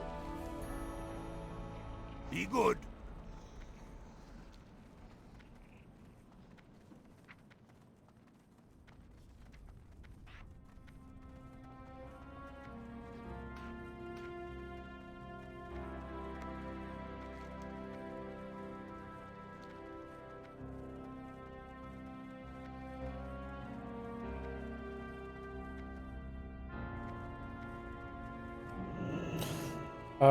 There's not a list, but What can I do I mean, for ya? I could make one for the guide and put it in there of like the stuff you don't need.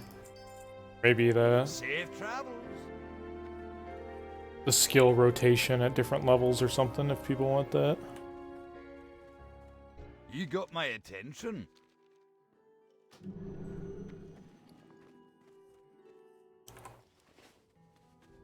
At this point, I could kind of just pick everything up. There's no real reason to not train things at this point. The main reason... I mean, there's a lot of skills you wouldn't really use leveling by yourself if you're not grouping. Like, pretty much all the weapon enchant totems and stuff are all kind of useless if you're solo leveling. It's mainly useful kind of in the earlier levels to skip things that you're not going to use or not going to use much so that you have more money for mount training. Great to meet you. See you soon. Since I didn't actually get... I didn't get my mount until level 43 on this run. I could probably get that maybe a couple levels down if I didn't take quite as many skills that I didn't really need.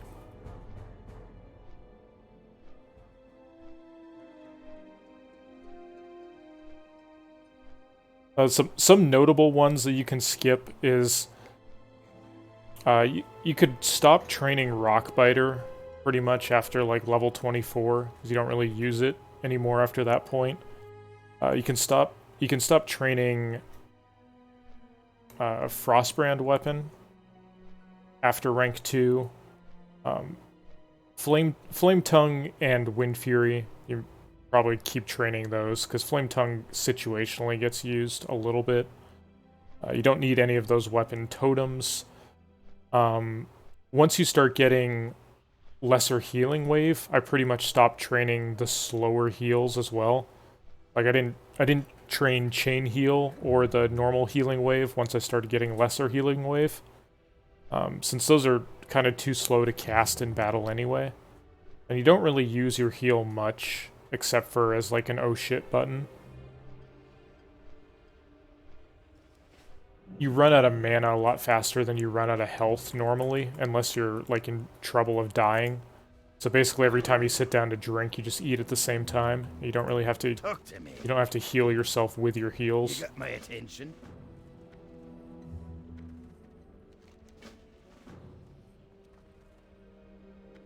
What's on your mind?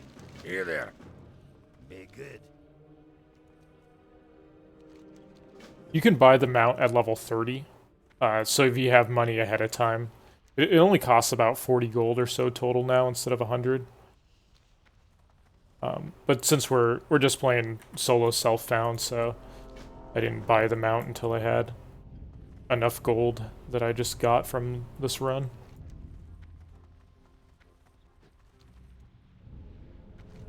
Okay, we actually want to wait to do this quest till a little bit later because it kind of doubles up. Some of the mobs you have to kill for a rare drop for this quest are the same mobs you have to kill for a rare drop for another quest later on.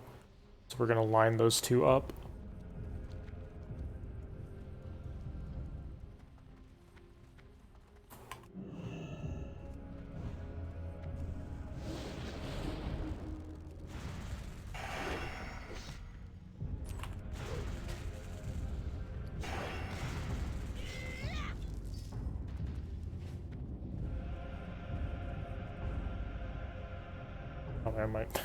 These quest names are so long, it's like moving my quest tracker over here. This zone is real grindy. I mean, it's a great zone overall. Like, the XP per hour here is really good, but a lot of these quests are like, kill 20 of this thing. Alright, now 20 of this thing. 15 of these. Maybe 25 of these mobs. So, be killing stuff here for a little while, that's for sure.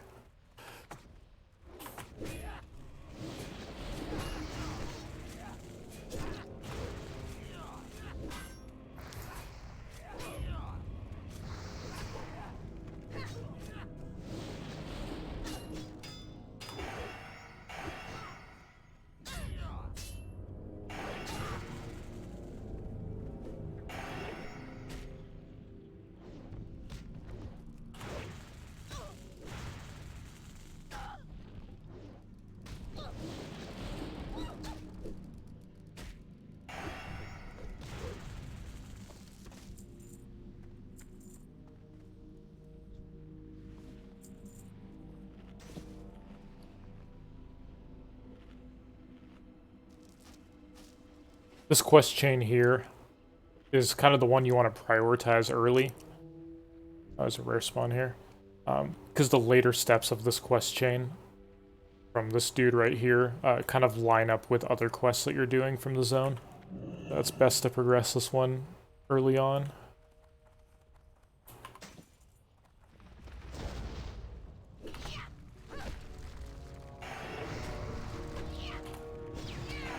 These rock mobs are really weird. They're immune to nature damage somehow, but not fire damage.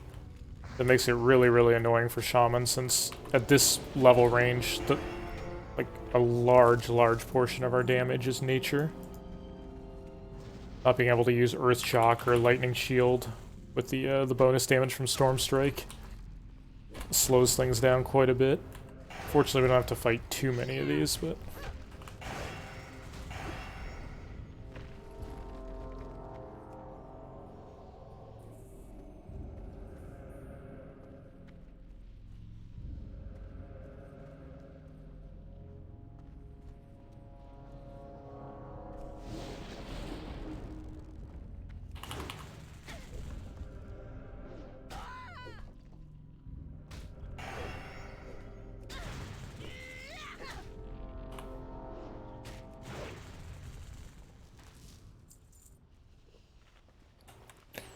Yeah, we gotta... There's a few extra quests to do because of the Alliance side. This Prayer to a Loon over here, and then also the Dwarven Justice from... It's another quest chain with a few more steps.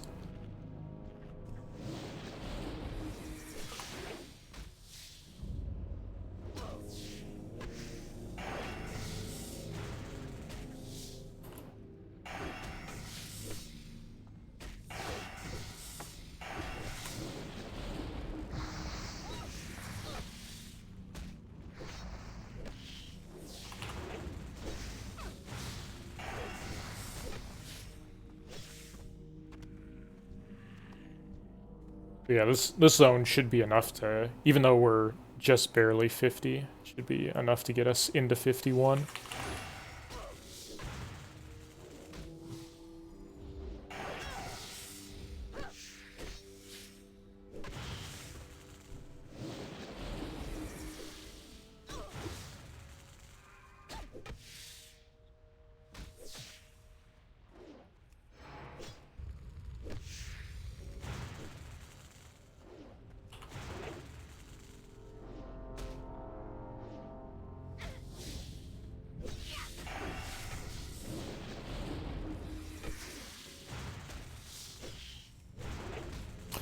Maybe I should wait till Flurry procs and I have Storm Strike ready to actually use Shamanistic Rage. Because my hit rate just isn't that high right now with the dual wield and not having any expertise. Getting a lot of dodges, parries, and misses still.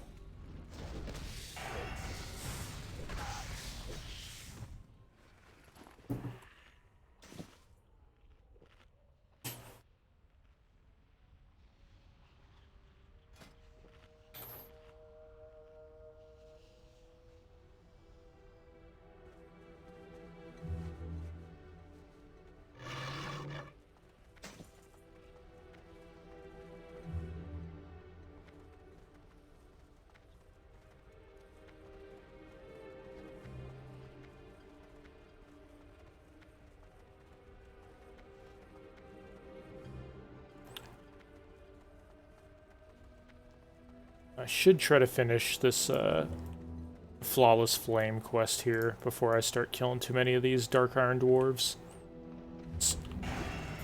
The follow-up to this quest will kind of align with those quests. Oh god, I forgot these things are immune to nature damage. Ugh.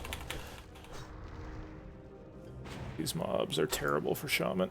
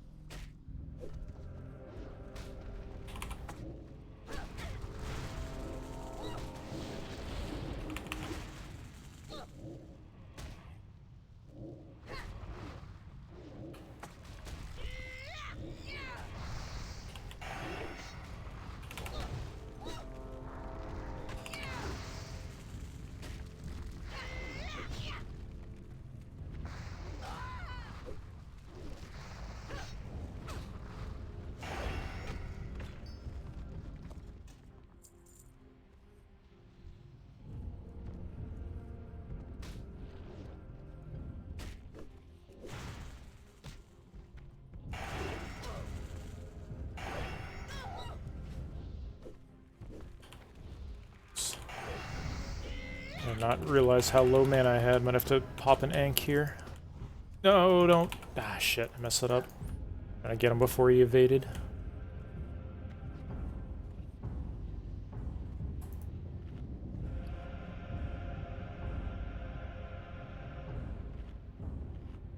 Finding these stupid magma elementals is such a drain on health and mana, with them being nature resistant. It's like eat up my lightning shield charges. Take forever to kill. Should probably not have tried to fight 2 mobs at once when one of them was one of those magmas.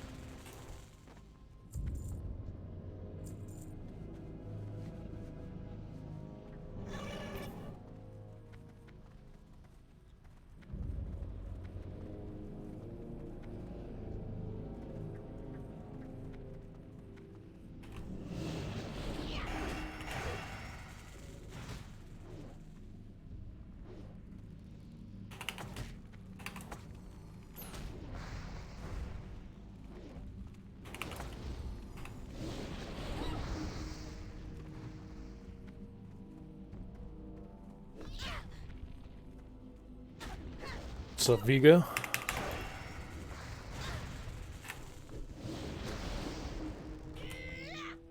Nice, we can actually use totems in this area.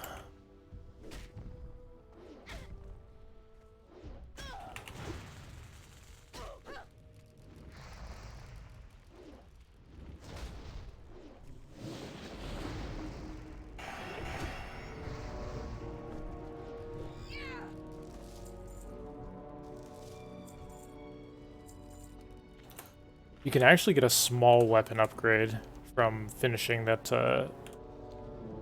that whole quest chain that comes from the Flawless Flame. But it's only a pretty slight upgrade for the offhand. And if you bother to buy weapons ahead of time or to do AV, you probably wouldn't use it at all. So on this run I might use it, but on the real pre-patch run I probably wouldn't. Since I would be getting the AV weapon, barring really bad luck.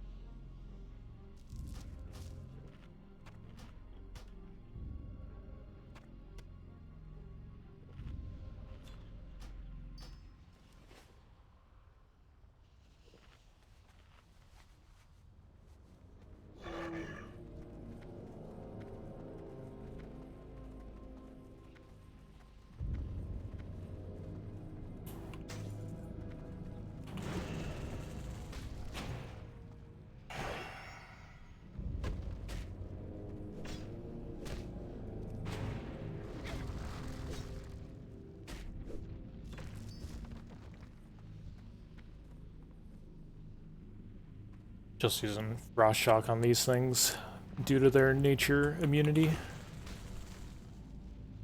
Once you get Storm Strike, you very rarely use Frost Shock anymore. Unless you need to stop something from running away, I guess.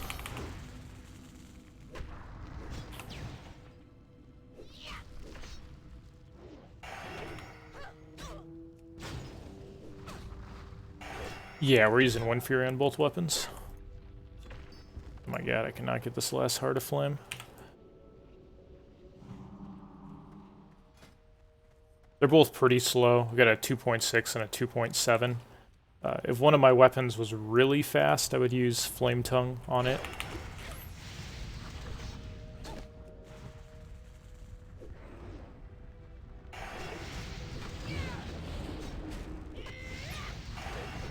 Yeah, the slower the better.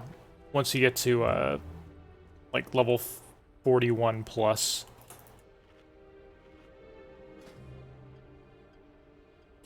So Storm Strike hits with both weapons. It's not normalized. So slower tends to be better. And then also makes it so your Wind Fury procs get more damage overall. I mean, it's better to a point, right? Like, if there's a weapon that's like 10 DPS better, but has a worse speed, like the higher DPS weapon is probably still better. But when the weapons are of somewhat comparable quality, then slower will always win out.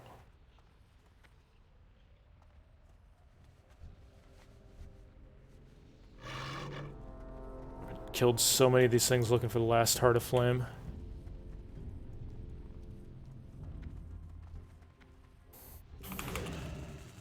Just need to progress that quest chain along one more step before I start killing all these Dark Iron Dwarves.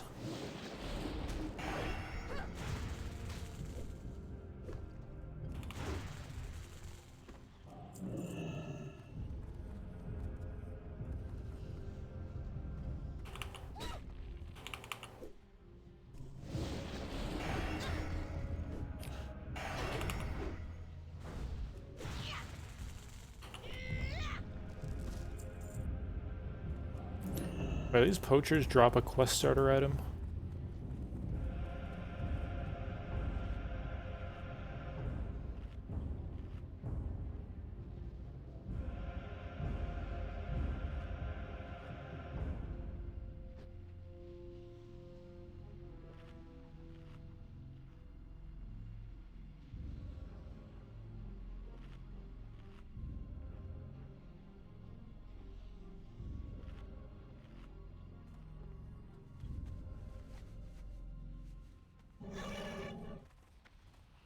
I feel like they're part of some quest, but I can't remember what it is off the top of my head.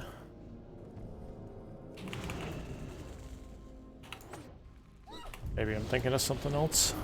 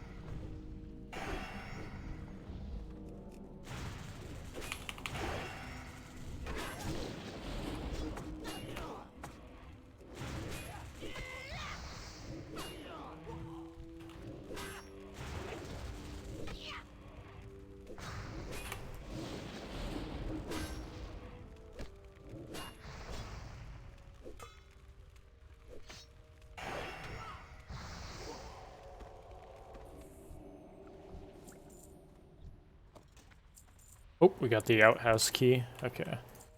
It's a quest starter.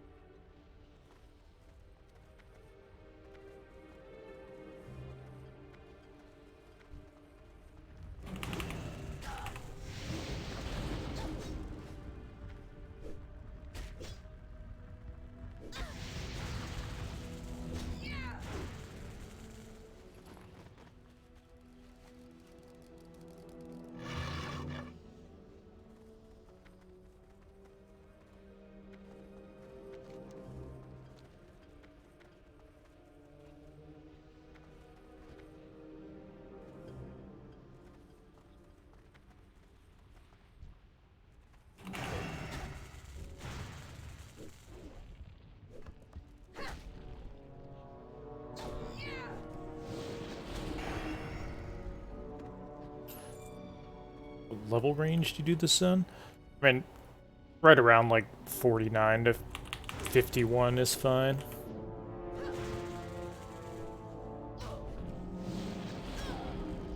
Yeah, it's not as hard as it used to be. Like, all the mobs that used to be elite in this zone are no longer elite.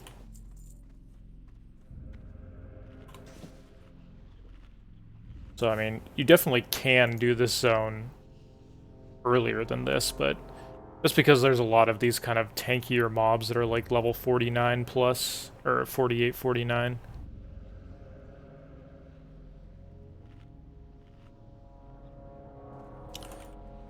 If you're playing a melee class, usually best to be on the higher end of the level range of the mobs. Some of the mobs you have to kill for the quests in here are pretty low, like 44 or something, but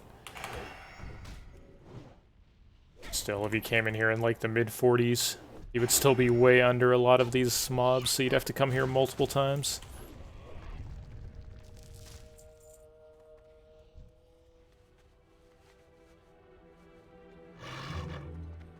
Or for these mobs here that are freaking immune to nature, killing these at earlier levels would be a huge pain in the ass.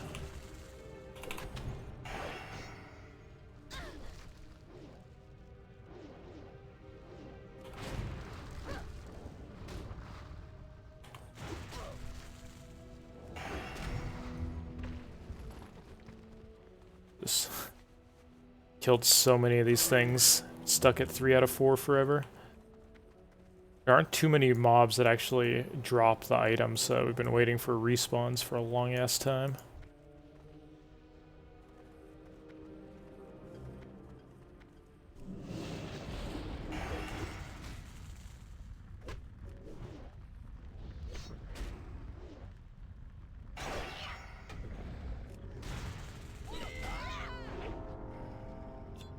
There we go, finally.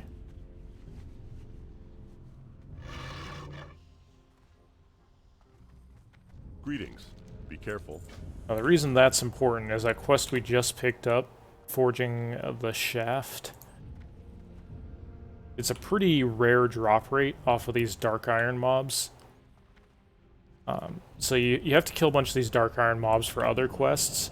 But if you kill these first and then you pick up the Forging the Shaft quest, you have to kill like like dozens of these things usually to actually get 8 of those items.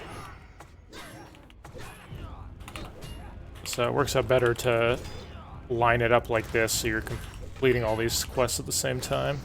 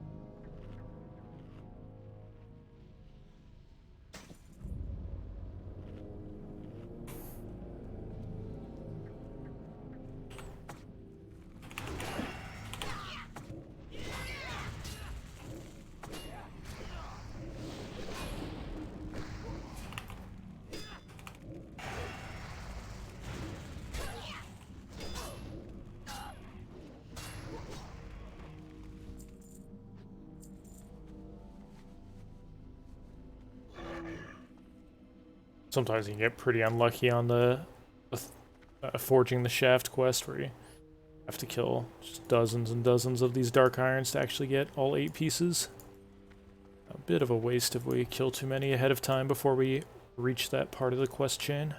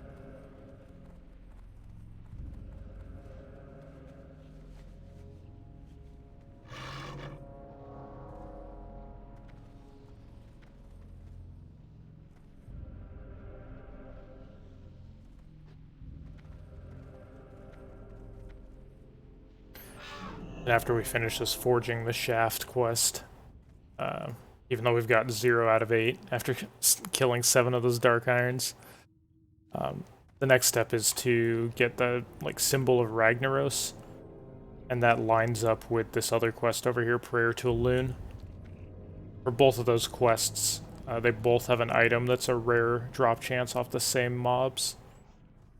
A lot of that one quest chain just kind of lines up to where you can complete multiple quests at the same time by killing the same mob. That's what I'm attempting to do here on this run.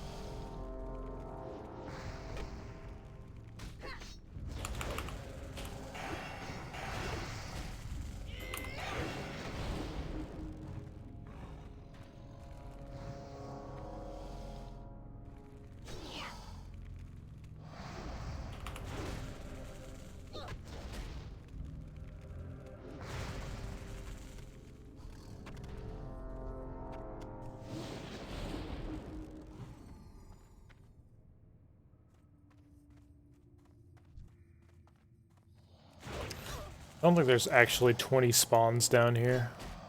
These Incendosaurs, but they respawn pretty quick. The ones on this side have already started respawning.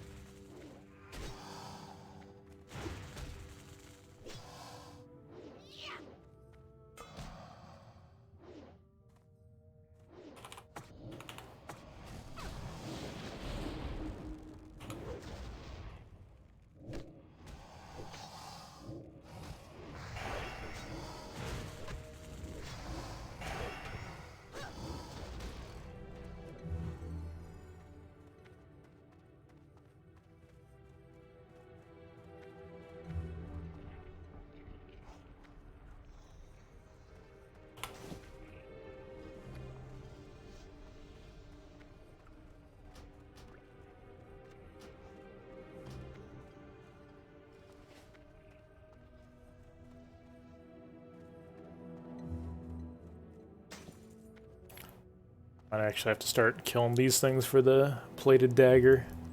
We don't start getting some drops here.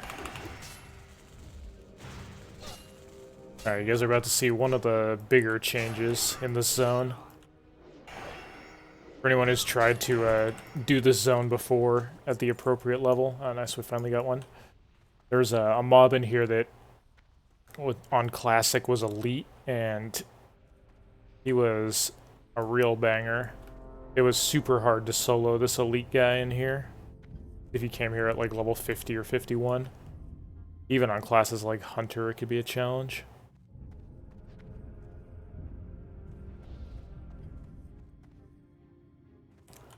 Damn you indoors.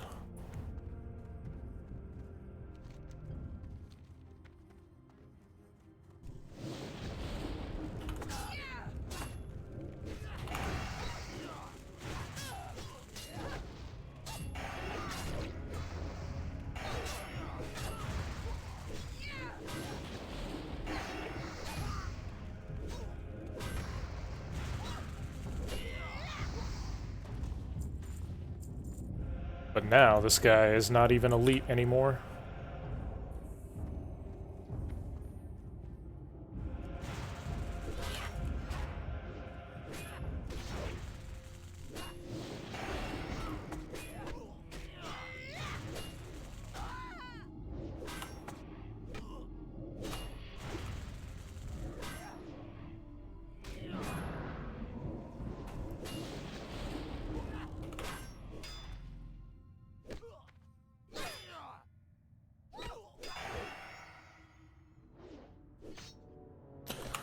Oh, whoops. My chat stopped scrolling for a few minutes there. Scroll up and see what I missed.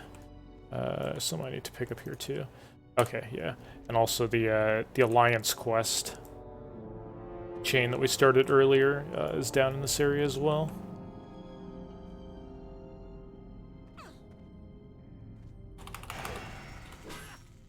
Yeah, quest logs 25. Okay, I see you. You found the playtime stuff. Oop. My god, I wasn't even watching. Oh no! I was trying to scroll up and read the chat I missed. Rip. Okay.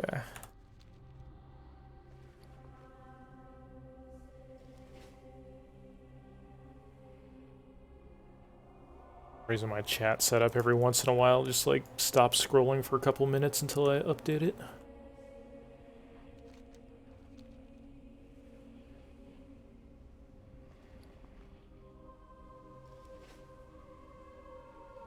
Okay, that's too bad. Once I turn in this quest down here, I was just gonna hearth to Ironforge and fly back down anyways. It's actually faster than running out of these caves.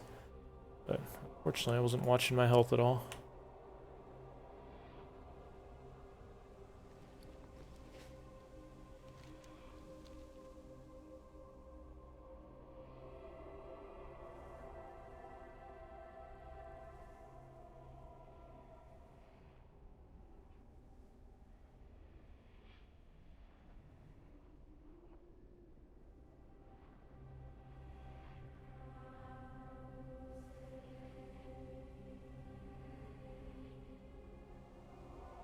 Try not to get lost in this freaking maze. Okay, here we go.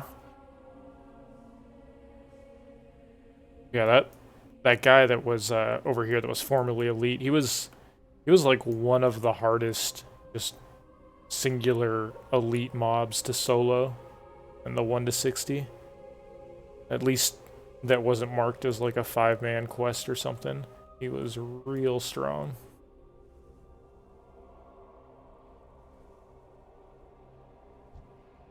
Is just another mob.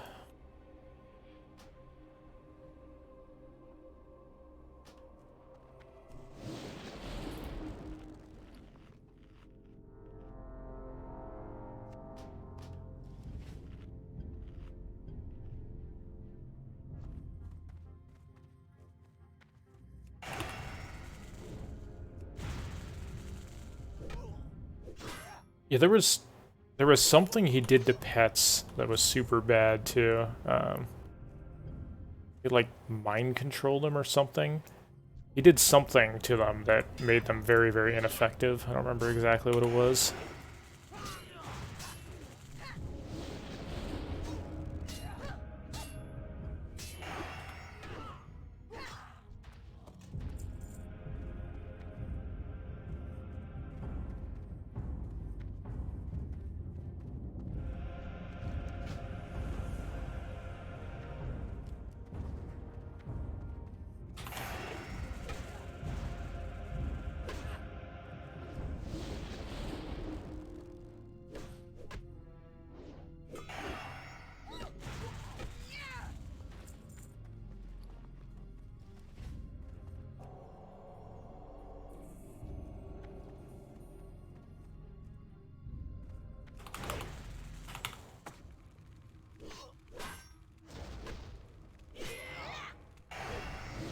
Is that it? Yeah, I can't remember. I just remember being, like, struggling to get my pet to do things properly when fighting him. Maybe that was it.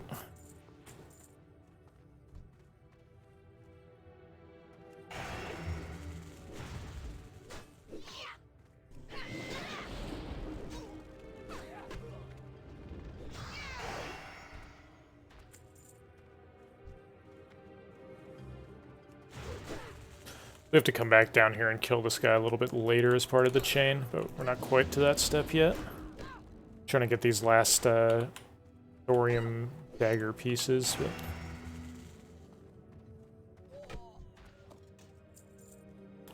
then we can kind of complete a few different quests at once by killing the same mobs. Once we have this done and line it up with some other quests.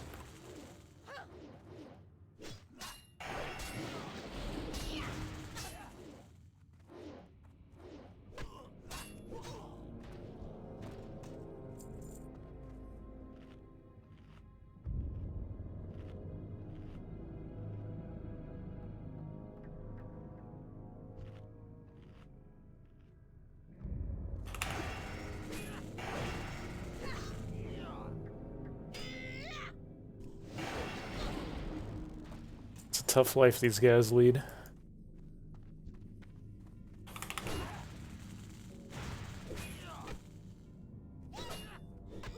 Just think of it of me sending them along to a better life.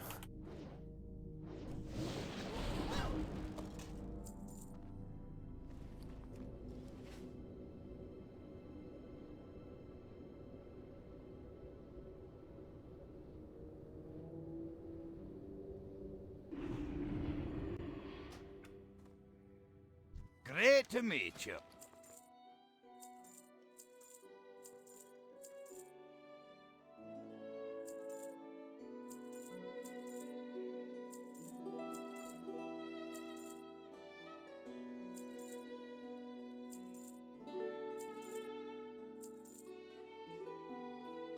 Off with you.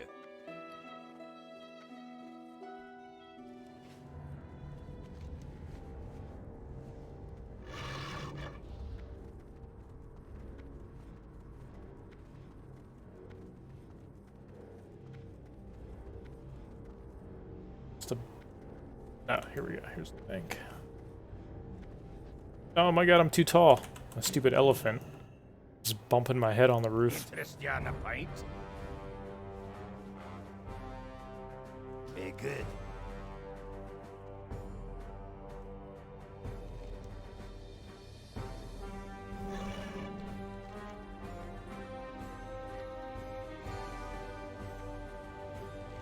Let's pick up.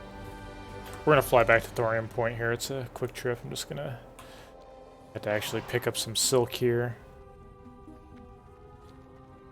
Pick up a quest here. May as well dump off some of this silk stuff as well.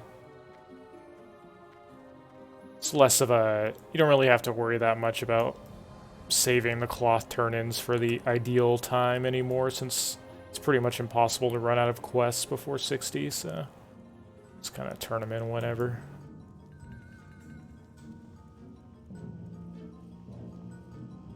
There's a dude that wanders around here that has one of the Plaguelands quests I'm going to do later. I'm trying to find it how are you? while I'm in the area here. Be seeing you.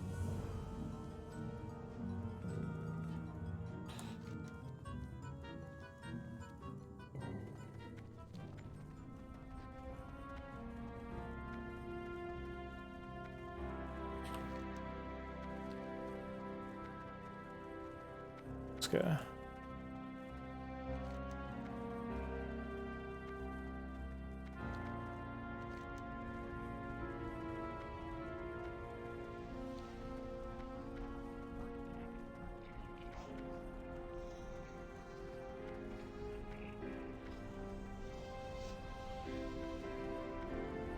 How are you? See you soon. What's on your mind?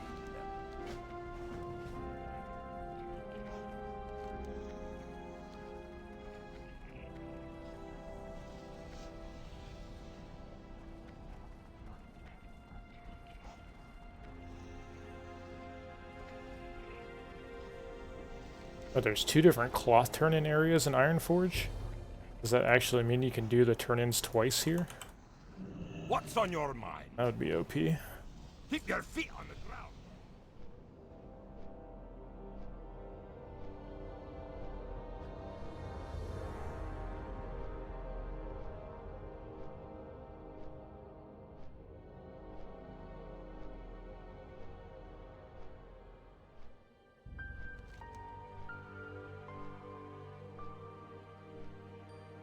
Are they really? You can actually do...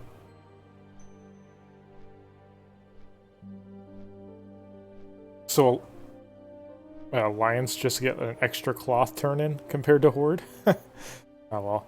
I suppose it doesn't make up for the fact that Horde gets much better weapons from quests in TBC, though.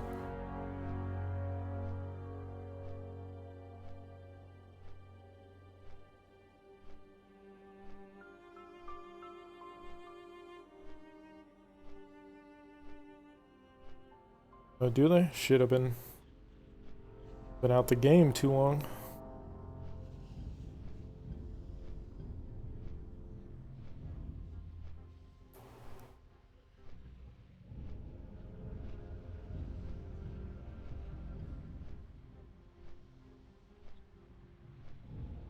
You know anything about Warden Shaman tanking? I'm afraid not, but I'm actually kind of interested now. It sounds like you know more than I do. Since I haven't played Shaman at max level before, but that actually sounds kind of interesting. If you could tank as a Shaman, I'm a little bit curious to hear about it now. And thank you for the donation again, Pro. Welcome back to the show. Interest you on a pint? How are you? Okay, this is very, very slightly better than what I have. Watch your back. Losing the strength sucks, but since we're getting both agility and int, and then slightly more stamina and armor, go ahead and do that.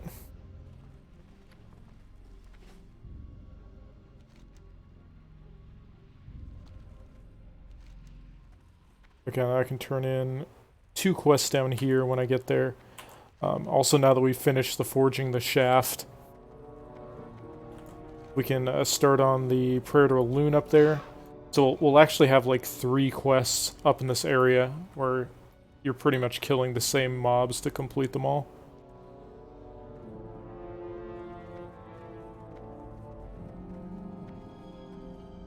Hey there.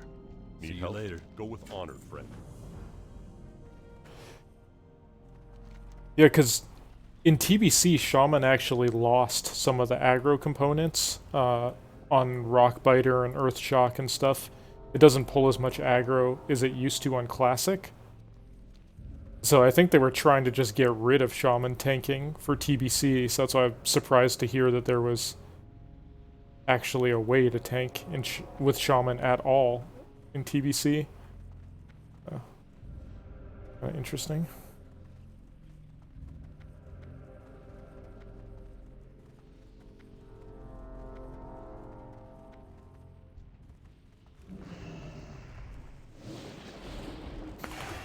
Okay, so we progressed that main quest line down there that we just did Forging the Shaft for to the Symbol of Ragnaros. All these mobs up here used to be elite as well. No longer are. So these things all drop Symbol of Ragnaros. It's a pretty low drop rate, it's still like 10% or so. But they also drop the item for Prayer of a Loon up here. So it's a good time to do this quest now when it lines up with the Symbol of Ragnaros quest.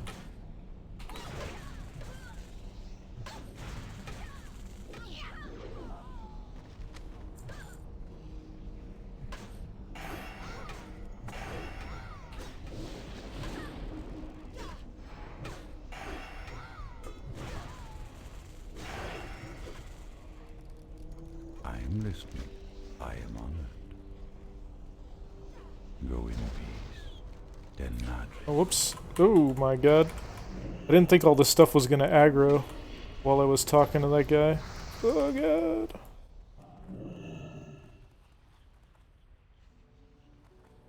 These guys at the front of the pool, they kind of just stand there, not really doing anything until you attack them. They don't aggro as normal. I guess those mobs in the back there are just normal aggro range.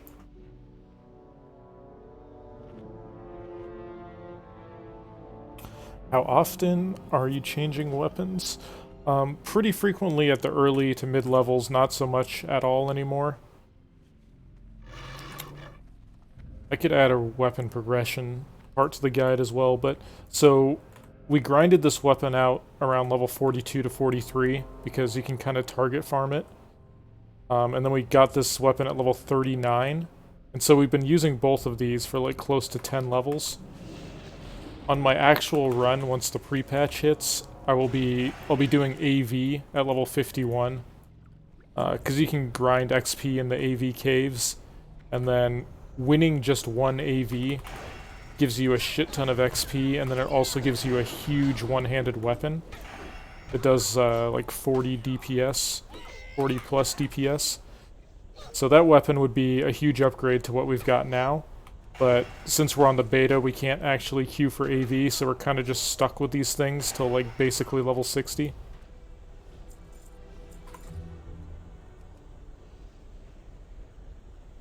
Yeah, I will upload the whole run. I think I just have the first 25 levels up there now. I'll put the I'll put like another 10 or so up tonight, and then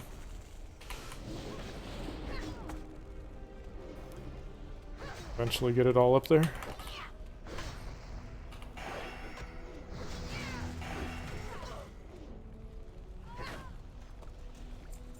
So I'm doing the run solo self-found, so that's why on the Alliance side, it's very hard to get one-hander upgrades.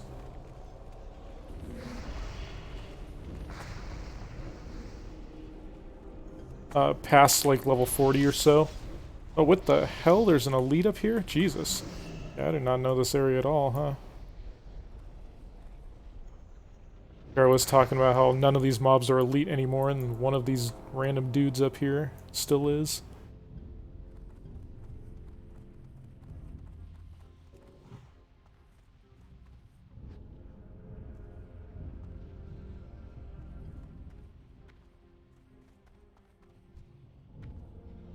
Why are you still chasing me, buddy?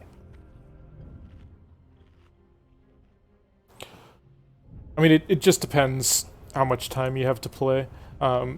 So it should end up being the 1 to 60 with the route I'm using will probably be between like 2.5 to 3 days of playtime. I'll try to optimize it as much as I can once I finish the run, and I can kind of look back over the VODs and see areas to time save. But, I mean, I don't know how much time you have to play a day, so...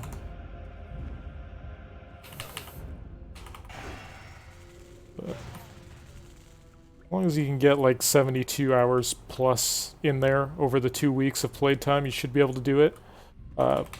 Plus it will be a little bit faster for everybody who's buying weapons and stuff ahead of time. Since I'm doing this solo self-found, my gear is pretty... It's not terrible, but it's pretty meh. Gear is not that great, to be sure, so... If people are actually buying really good blue one-handers and stuff, like Heaven's Light at level 40, they'll be leveling a lot faster than I am. If you guys are following like the same steps I'm doing here, you'll just be killing things faster due to better gear.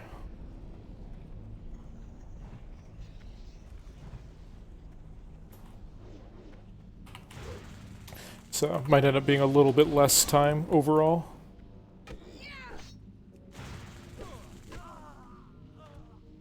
Okay, so we ended up getting the prayer to a loon.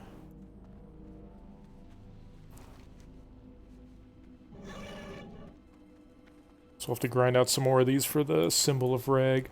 Also, this quest right here is kind of a weird one. So you have to jump on top of this thing and then loot it. This lava here actually damages you, so... Fortunately, I'm a ghost wolf. Oop. Singed my tail on the way out there.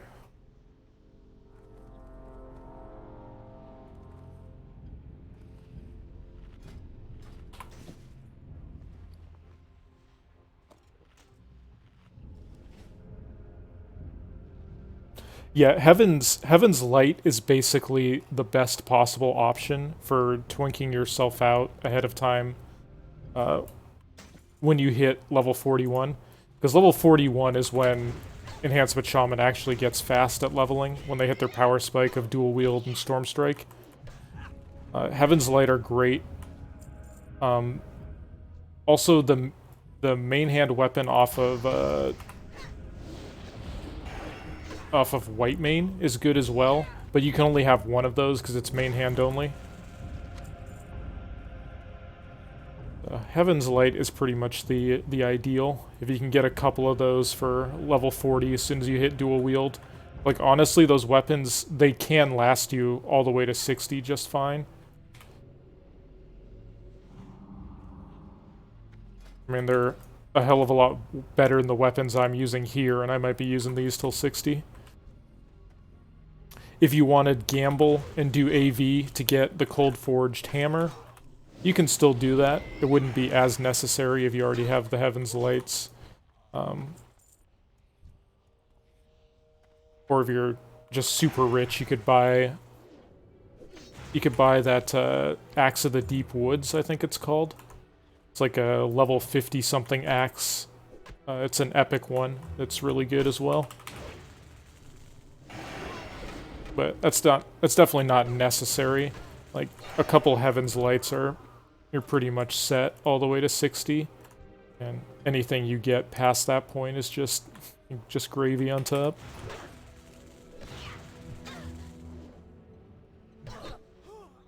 Yeah, Flurry Axe is too fast.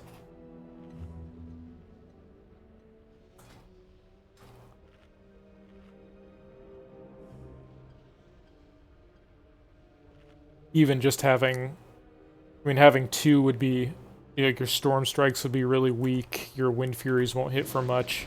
And even if you have one, just that one Flurry Axe will eat up a lot of your Wind Fury charges. Due to the 3-second internal CD, so whatever your other weapon is won't be getting very many Wind Furies, so...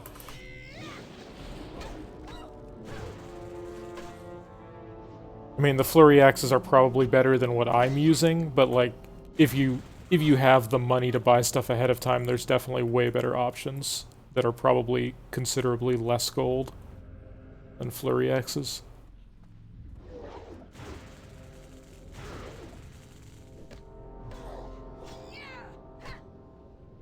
Oh god, I trusted my auto attacks too much.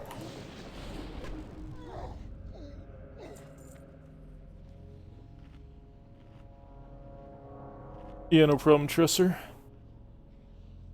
We're here to kick back, discuss leveling tactics and stuff.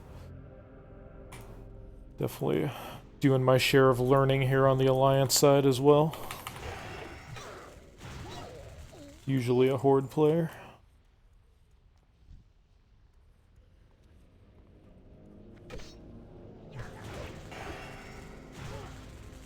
Yep, I've been solo. We've been doing the run solo self-found, so no auction house, no mailbox, just out in the world questing only. Pretty much the one time I'll break away from just outdoor world questing is just to do that AV at level 51 like I was talking about when the pre-patch hits. Just to get the cold forged hammer out of there. Since anyone can just solo queue up for that. Doesn't really require a group or anybody to help you. Just have to hope you don't get unlucky and lose like 6 AVs in a row.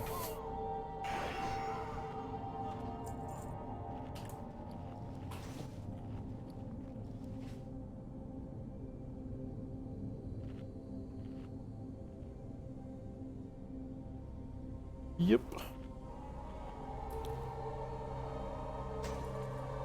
Yeah, most of the classes level a decent amount faster on TBC. Enhancement Shaman are one of the ones that probably got a little bit more buffed than most. Once you get to the early 40s with Enhancement Shaman, they do really crazy burst damage all of a sudden. Due to the changes to their talents and the new talents they get for TBC. Even with just kind of random ass gear. Blowing stuff up pretty well. But will I ever get this prayer to a loon?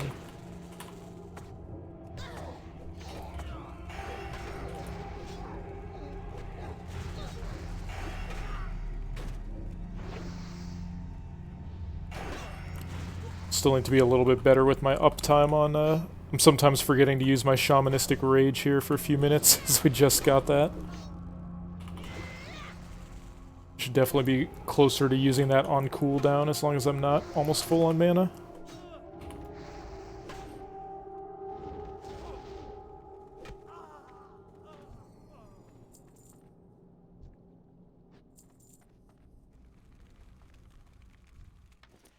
Did you, did you go all the way to farming up a Pendulum of Doom for your Paladin? That's the truly ridiculous levels of preparation at that point. I say that because back when TBC launched, I actually got one of those for a friend of mine who was leveling a Paladin because we wanted him to get leveled up and geared up as quick as possible because he was going to be on our arena team.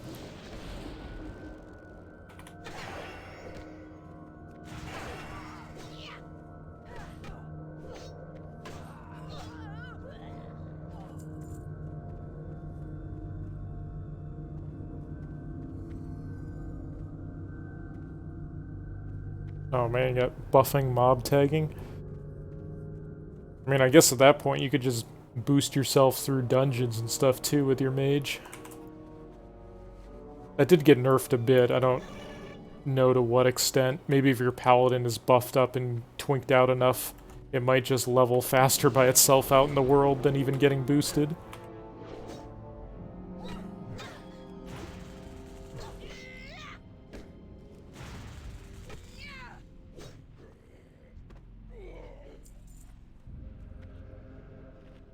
Oh wow, yeah, you're super prepped. I mean, can't really blame you when they're only giving people 13 days or whatever for the pre-patch. Kinda gotta get stuff done fast.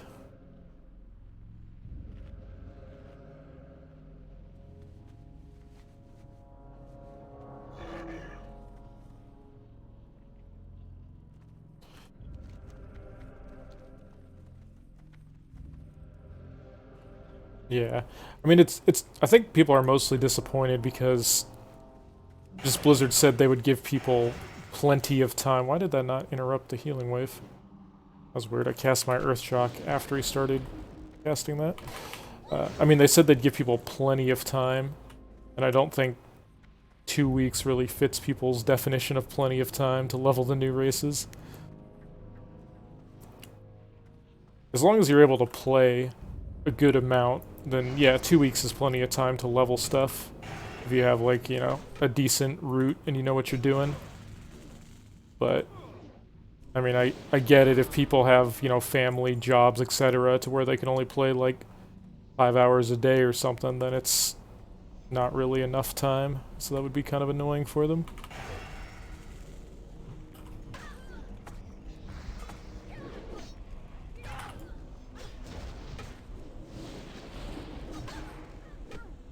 Oops, that was not the best respawn timing from this guy here.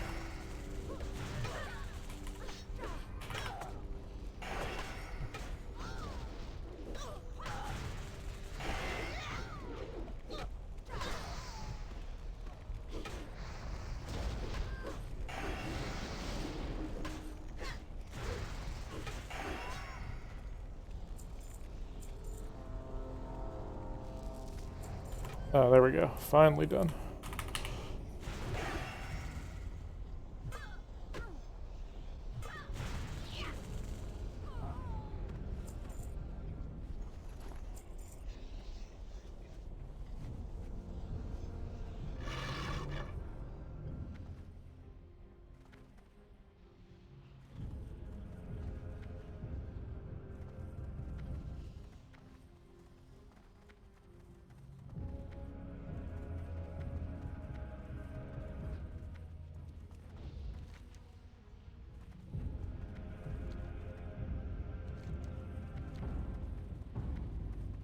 Yeah, I was kind of hoping for a little bit of time to get my shaman geared up. I was also kind of planning. I was hoping to just level a blood elf and a Draenei during the pre-patch once I had some extra time and was geared up, but pretty unlikely that's gonna happen now.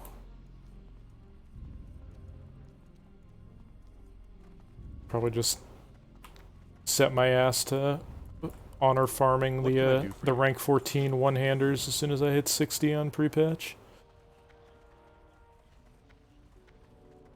That's right, I gotta RP with these guys a little bit. Greetings. Light for the Alliance. Be careful.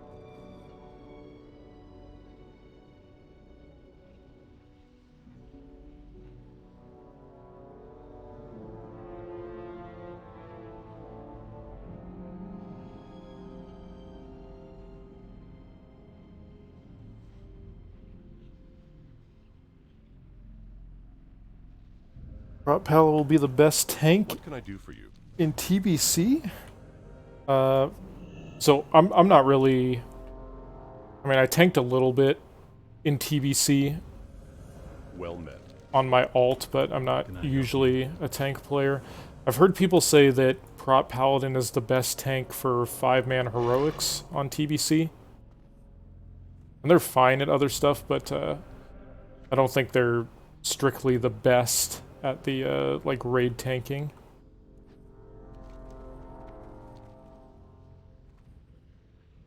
If I recall correctly, like, I think druids, warriors, and paladins each kind of have, like, one thing that they're the best at. And then they're fine at everything else, but I think for paladins, that's, like, the 5-man dungeon stuff where they really excel.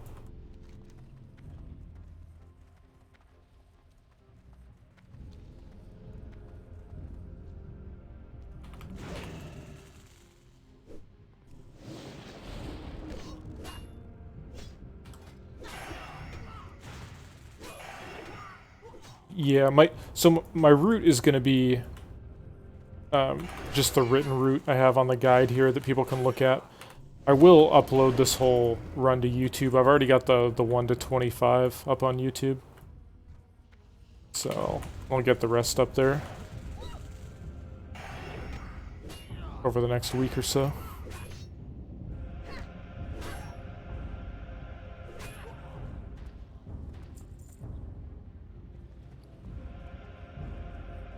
This quest is kind of annoying as a dual wielder. So you have to actually put this weapon on to burn those things, and you have to search around in your inventory to find where they went. Okay.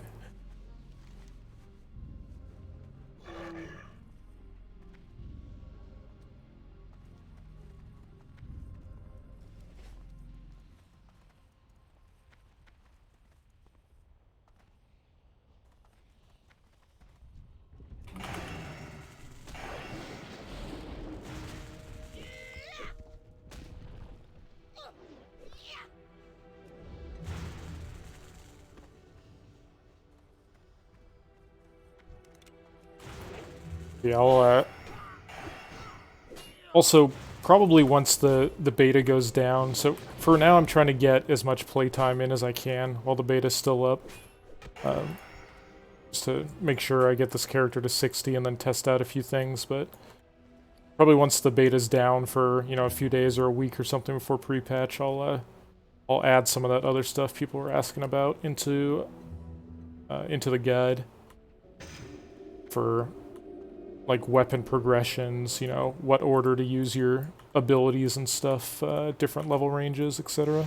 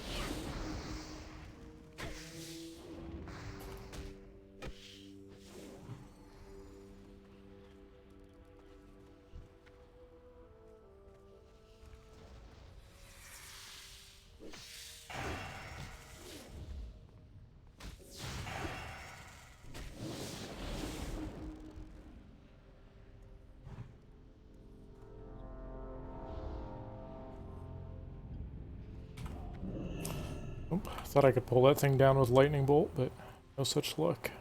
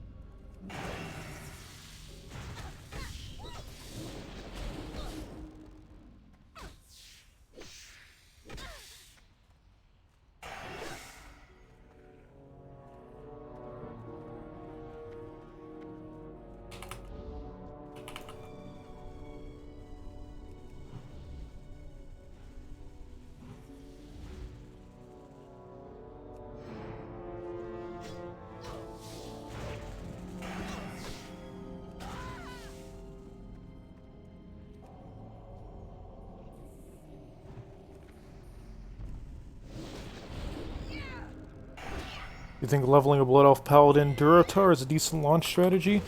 I think it's a decent backup plan. I would still try to kind of get ahead of the pack in the Blood Elf starting area. The Blood Elf starting area is really, really good, as long as you're not stuck on the same quests as everybody else. Like I was able to get under 5 hours leveling a hunter there, and then leveling a paladin should be able to get I mean, on like kind of an empty server, you could get under 6 hours, 1 to 20. I know it's going to be slower come launch day, but it is a really good starting area. But, you know, if there's 500 people around and Blizzard isn't using layering and all that, then yeah, you're probably going to level faster in any other area. It's kind of just hard to guess how much layering is going to be in the game on the pre-patch launch, since Blizzard didn't do a stress test or anything like they did on Classic. At least not yet. Maybe they will at some point.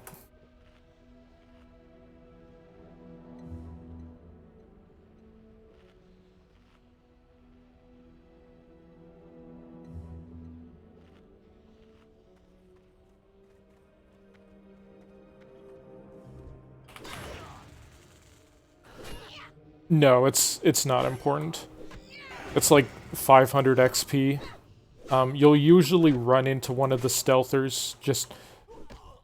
There's like a few of them up at any one time, I think. And they have preset spots. Like, you can look it up on Wowhead. But I don't think I've had a run where I haven't just run into one at some point. Whenever you find it, it's just, you know, a little extra dose of XP next time you go back to Azure Watch to turn stuff in. Whoops. Didn't actually light this thing on fire. It's kind of the same as that, that other... There's like another quest called... I think it's called A Hearty Thanks.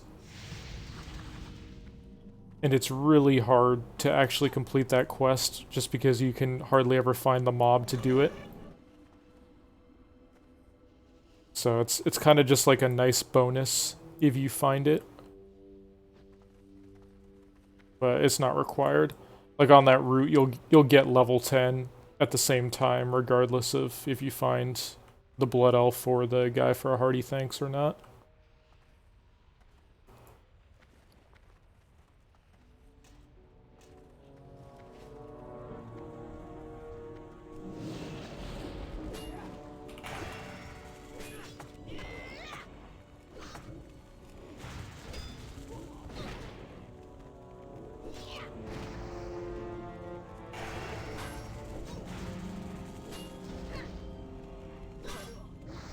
What spec do you think is going to be the best for PvP?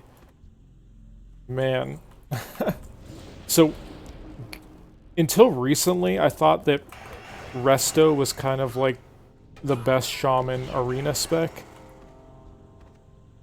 But a friend of mine who was doing a lot of arena PvP on the beta, he was saying that shamans, like Resto shamans, were just getting blown up in arena so fast. I don't know if it's just because everybody's running more try-hard meta comps now than there used to be.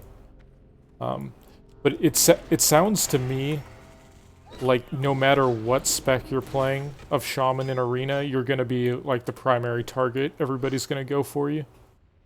So, I guess it might just be whichever spec can stay alive the best. Or can like stack resilience and have a shield to swap into and stuff like that. It still might be Resto. But I'll probably try out some different specs just to see how it feels.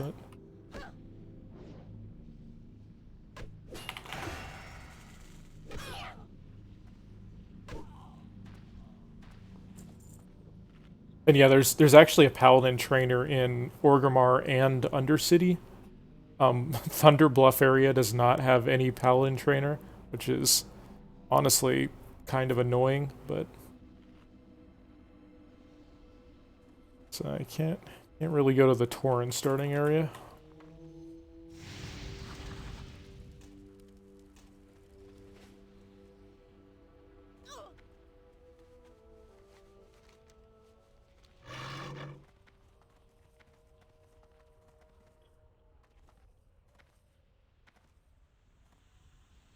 Yeah, that was almost precisely what my buddy was saying. He was saying that, yeah, the shamans just, like, once people start piling on them with their kind of sweaty try-hard comps that everybody was playing on the beta, that they just couldn't really do anything unless their teammates killed somebody on the other side before they went down.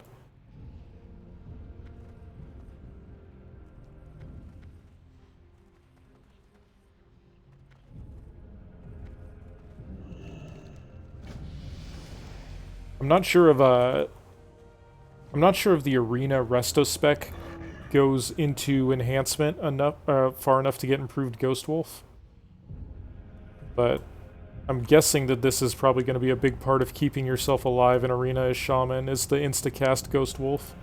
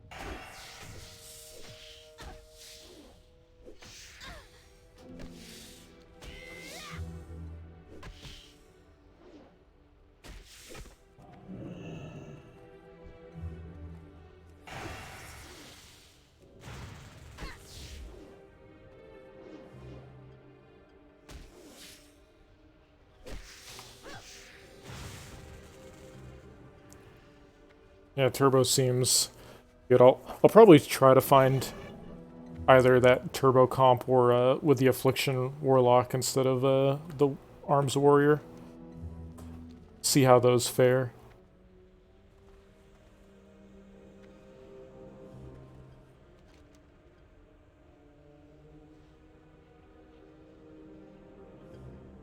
Wait a second. I swear I got that item, the smithing thing. Did I, like, accidentally throw that out or something? No, it's right here.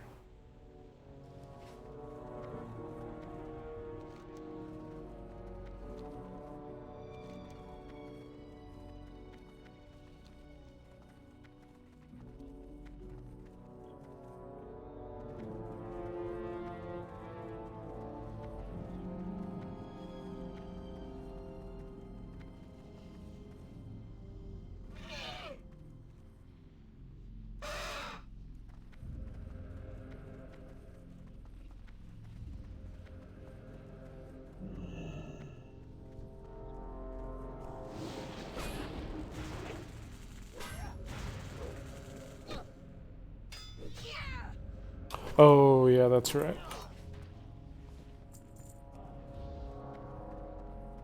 I got tricked. Sometimes Questy kind of updates kind of slow, and I was wondering if it hadn't updated it yet, but just me being a noob.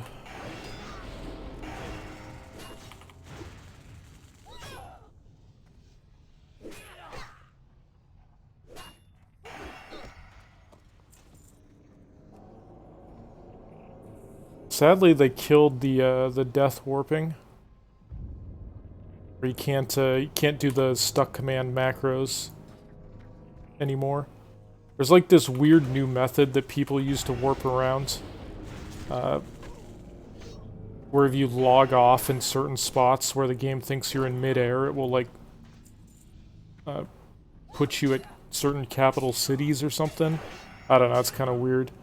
I haven't messed around with it much so far just because I wasn't sure if it was actually going to stay in the game or not, or if death warping was going to come back.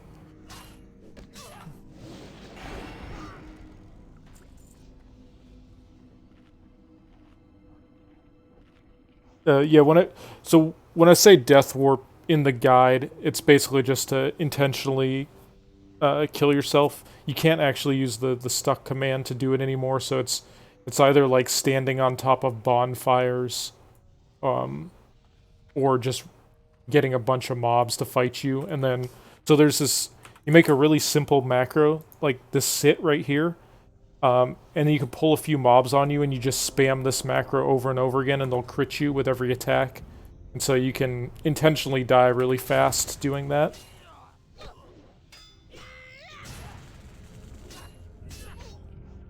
Yeah, they actually did get rid of the.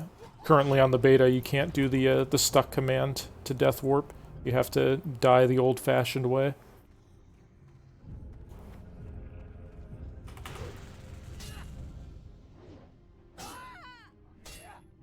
You quit HOTS to play Classic? I don't know about quit HOTS. I think HOTS quit on itself.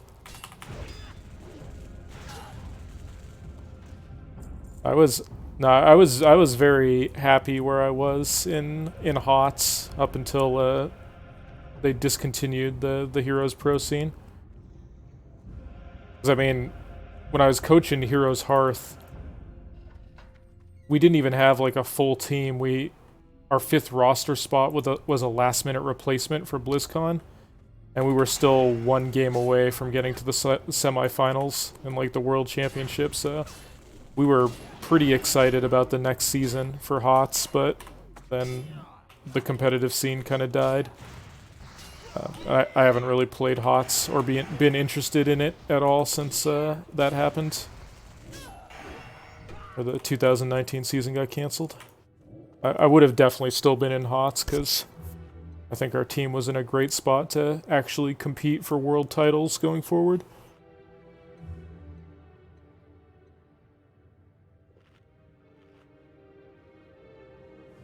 Do I know how to plus healing enchant glow looks? No, I haven't seen the plus healing enchant.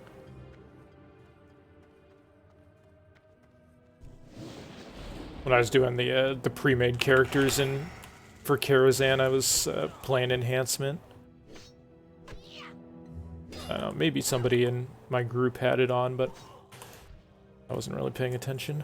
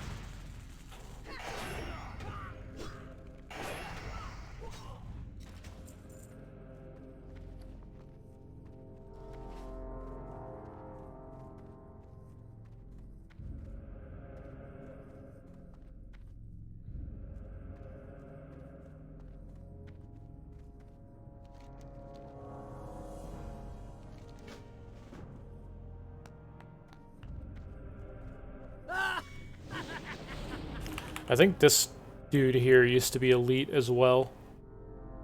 And no longer is.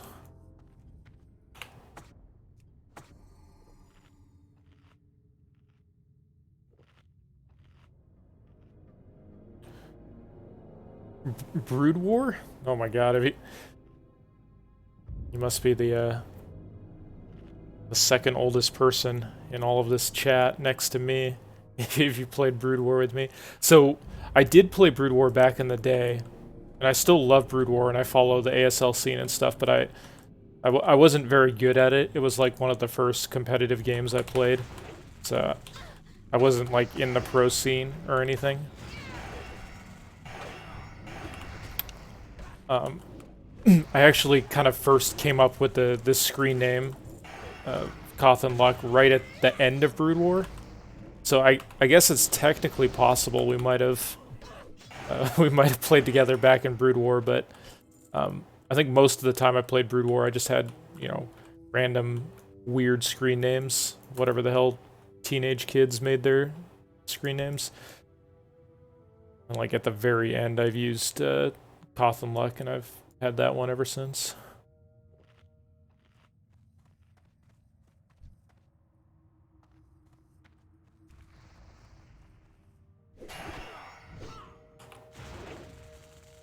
Link 604. I don't know what year was that, because I played a lot of Brood War in like the end of 2001 into 2002, and then I pretty much switched over to Warcraft 3 and Smash Brothers Melee after that. I didn't really play Brood War after that point. Let's see. Nope, my Wind Fury ran out.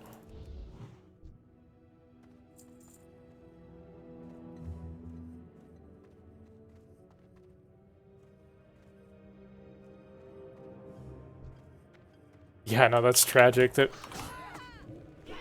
honestly, last season's ASL where Flash was playing random was the most fun ASL to watch in a long time.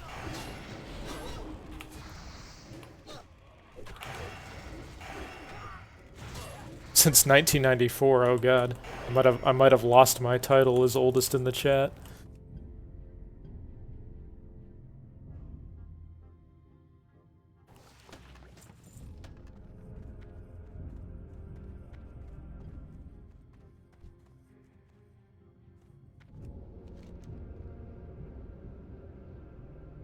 God, it takes so freaking long to walk out of this area and back up.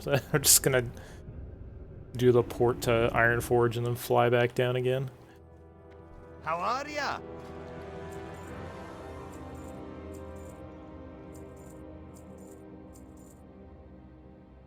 See you soon. Oh, you were 4? Okay, I retained my title then.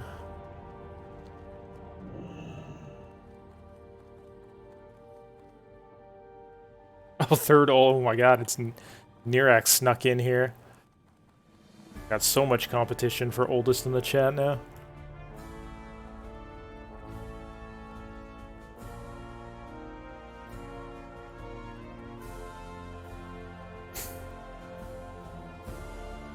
Nirak was on one of my really early Heroes of the Storm teams before there was like really any money in the competitive scene. But How are you? he did not have as much like Nirak did not have as much patience for dealing with angsty, ragey teens as I did, I guess.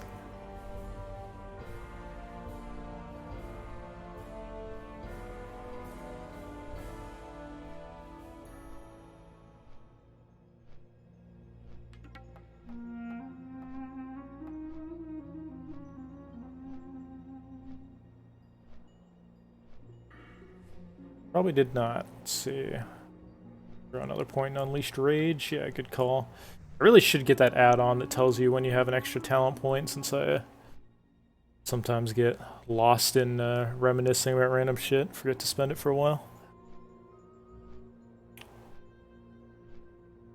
Yeah, I think I played mostly US West up until I don't know, all the cool kids were playing in X17 or whatever on US East at some point. I was not a cool kid, but I wanted to be, so I hung out in that channel.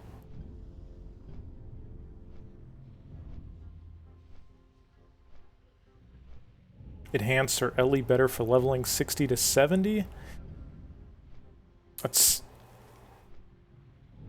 I mean, if you're just doing open world leveling, I still think Enhance is slightly better. Enhance is definitely better 1 to 60, and I would say probably slightly better 60 to 70. But it's mostly just going to be whatever you have the best gear for. Interest you in a fight? Or whatever you're most comfortable playing. Like, they're close enough that you can play whichever spec you prefer, or whichever spec you have closer gear for, or better gear for. Elemental kind of starts getting better at, like, the really high levels.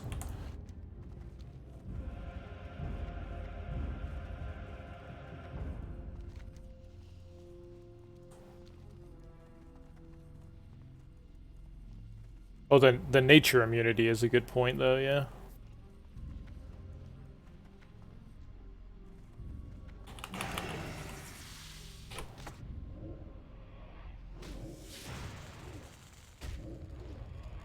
Oh, you're boosting a shaman? Oh, boosting a shaman on the horde side? I guess they won't even let people boost a shaman on the alliance side.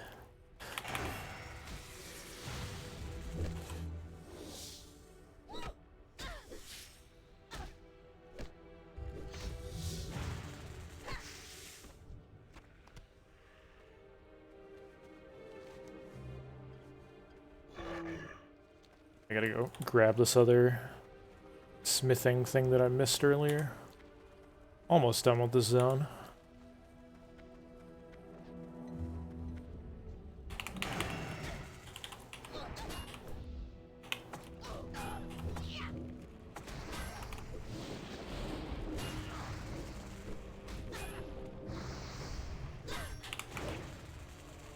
Okay, that's good that you're doing it on the horde side. I didn't want to have to be the bearer of bad news that if you wanted to boost an alliance shaman, you're a shit out of luck.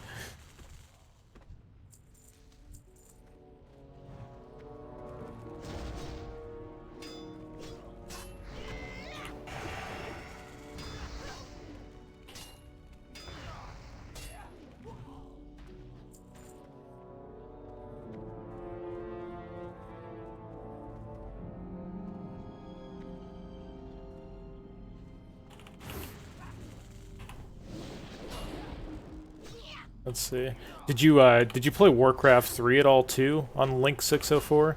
I honestly don't really remember anyone I played Brood War with back then, just because I wasn't really... I mean, I was pretty much just playing for fun. I wasn't, like, in the competitive scene for Brood War or anything, so I think my memory's a little hazy on that stuff. I actually ran out of food here. Okay, good thing we're almost done with the zone.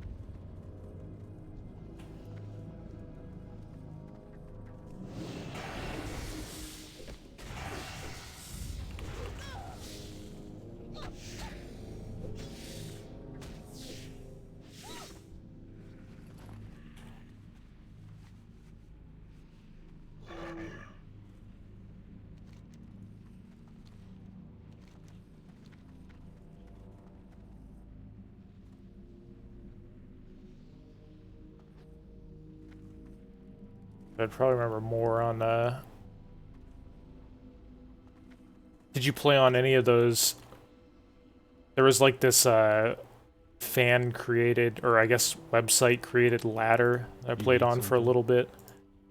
See you around. I think it was, and like some very small tournaments through like StarCraft Legacy, that website. Might have known each other from there.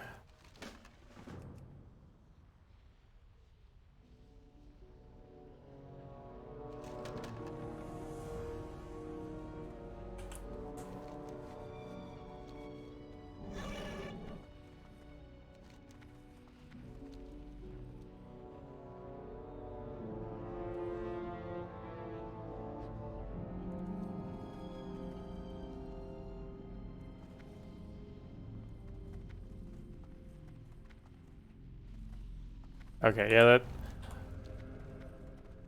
that seems like that might have been it. Remember that was pretty much the only that and like the X17 channel were like the only kind of communities that I played in back then. Talk to me. Be good. Get a loofah yet? Okay, may as well throw this on here. Am I finally done with this zone? My god, I am.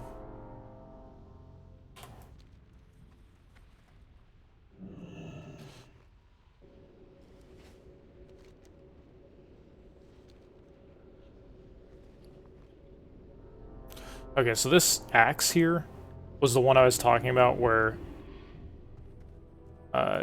you can...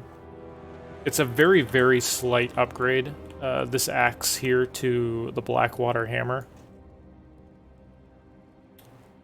So I'll use it for now. The speed is not ideal, like it's 1.9, right? But it has so much more DPS that the weapon range is actually pretty much the same as the Blackwater Hammer, which is like 22 DPS and has about the same damage, so it's a very, very slight upgrade that we'll use.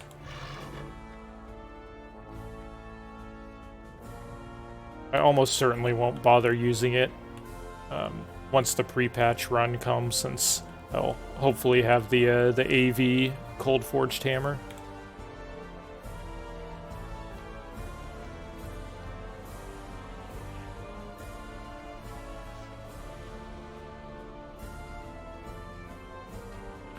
Yeah, if you buy the right weapons from the auction house, it can definitely be worth it. I've been saying probably the most efficient use of money if you're playing Enhancement Shaman is to buy 2 Heaven's Lights, which is a one-hand blue mace, level 40. You can get a couple of those, like honestly they can last you all the way to 60 just fine. You can upgrade them as you go if you want, but like those are really strong weapons. What can I do for you?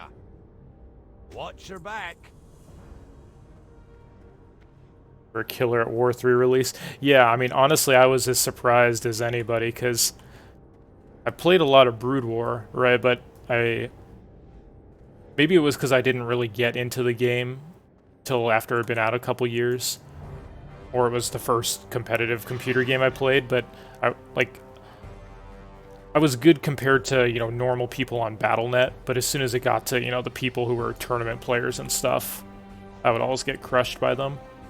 So, oh wait, actually I need to pick up one of these quests up here. In my mind, I wasn't that good at Brood War, and so I was kind of surprised at Warcraft 3. I just suddenly was crushing everybody. I wasn't really sure why. Maybe it was just because Night Elves were imbalanced.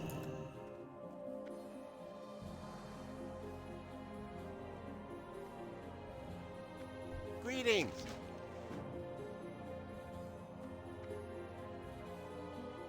I know personally I was definitely responsible for Druids of the Talon getting Omega nerfed in the early Warcraft 3 days. Here there. 30-second undispellable cyclone was total insanity. I wrote an article about how everybody should be abusing it. You could never really lose once you got to that tech, and it just got snap super nerfed.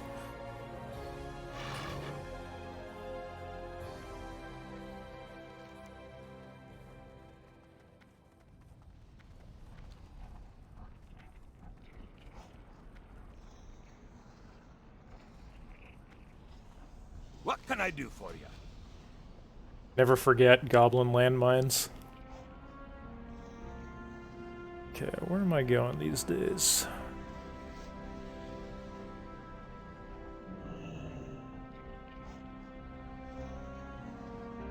Safe travel.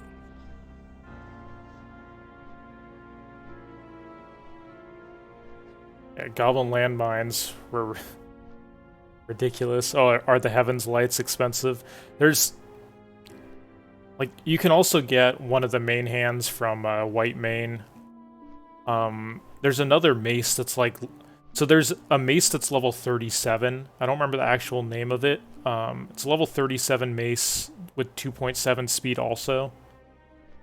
Blue mace, that's pretty good as well if you can't get a Heaven's Light.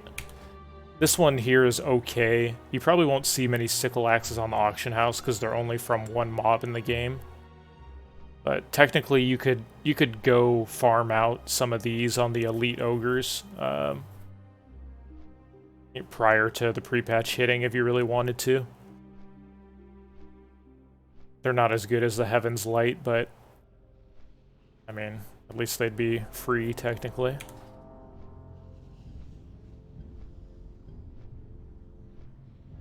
Yeah, the one from Uldaman.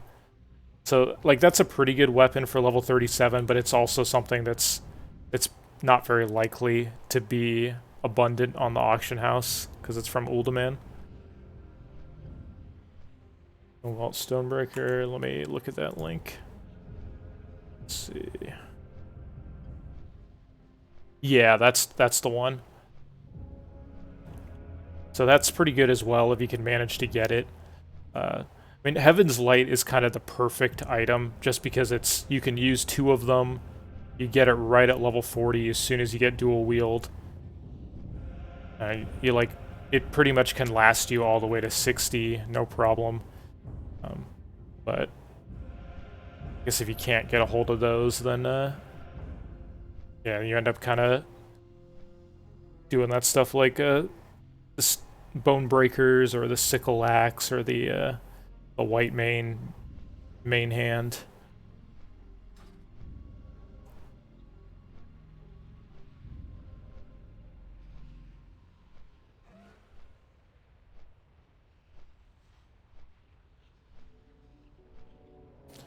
Oh god, you remember the Walking Ancients from original Warcraft 3 also?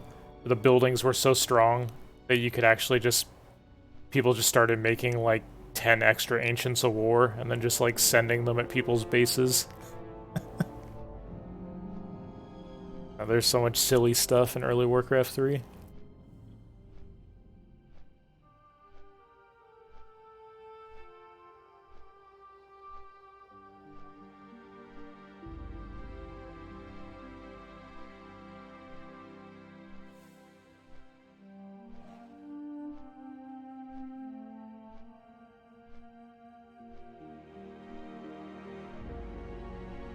Yeah, I mean, back then, quitting and going to school was definitely the right play. There was, like, almost no money to be made in video games. Well, these days, you can actually, if you're on like, a good competitive team, you can actually make some good money. But, yeah, I mean, shit, back then, I remember for just driving around to other states for Melee tournaments and stuff, and, you know, even if you won, you, like, barely covered the cost of your trip.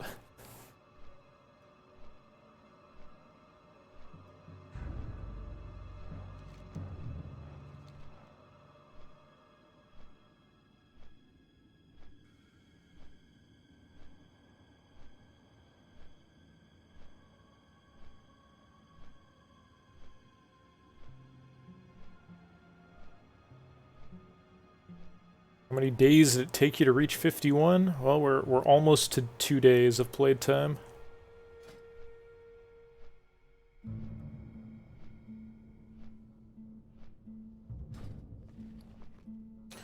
Oh yeah, we're done with this Blackwater hammer for now.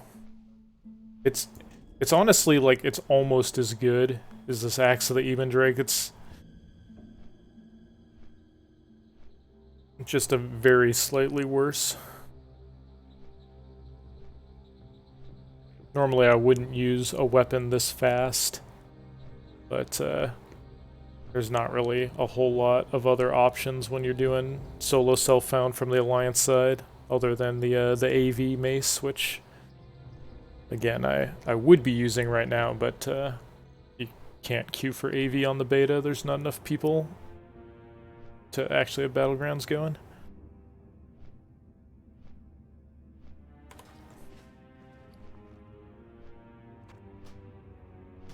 On the Horde side, you actually get really good one-handers from the mid-40s onward from quests, but the Alliance side doesn't have those.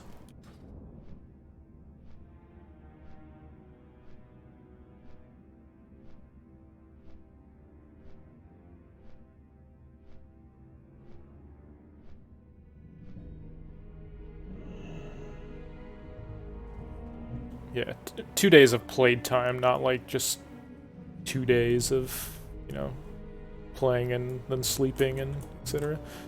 Okay, what do I have to turn in here?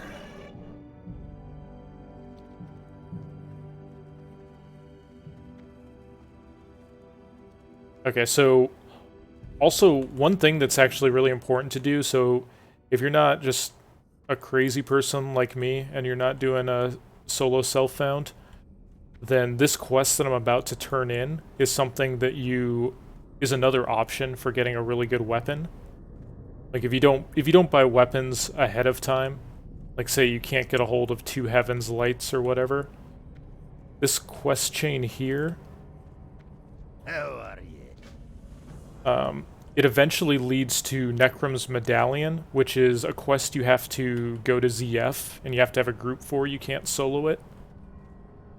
And that leads to the final quest in that chain is called Saving Sharpbeak, and it leads to getting a blue mace called the Griffin Rider's Stormhammer, and that is a super, super good one-handed mace. It's actually better than Heaven's Light. The only downside being that you have to actually run ZF. But I would definitely recommend people, if you're not doing solo self-found, to run ZF in the mid-40s to try to get that weapon upgrade.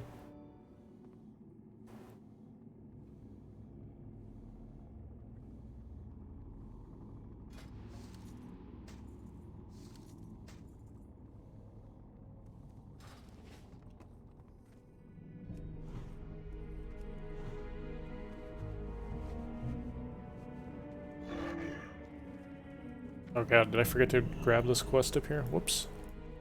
Yeah, I meant to actually pick up Petty Squabbles up there as well.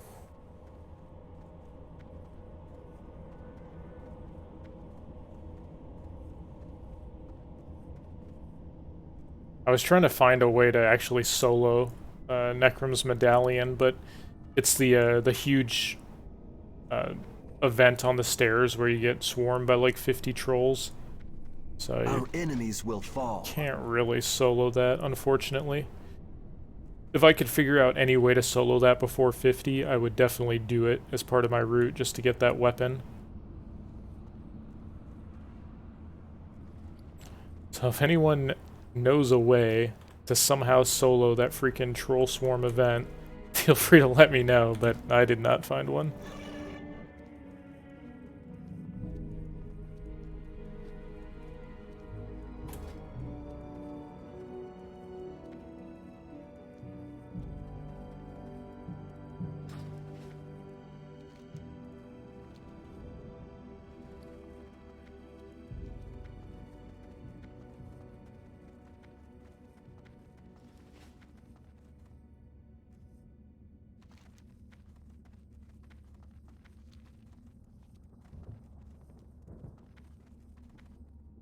Can't actually remember if this...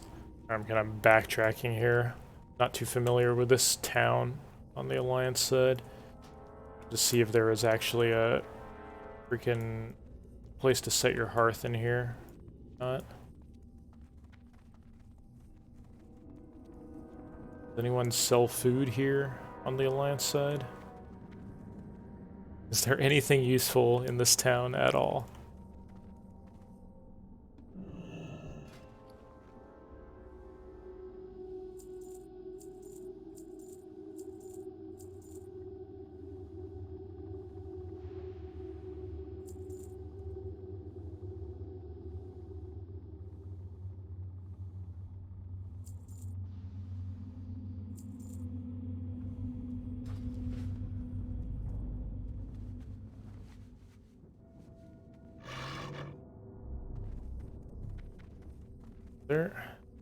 There really no place to buy food in this shitty town?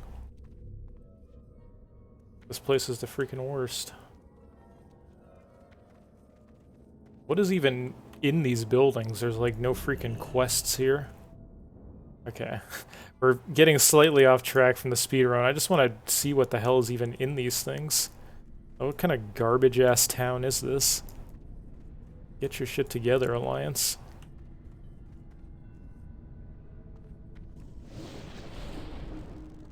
There's like 2 quests, no inn, nowhere to buy food. You disappoint me, Alliance.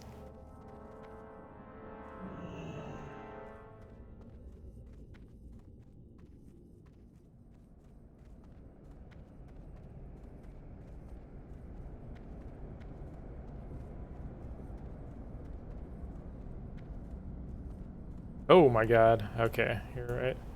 How are you? You've slightly redeemed yourself, shitty Alliance town.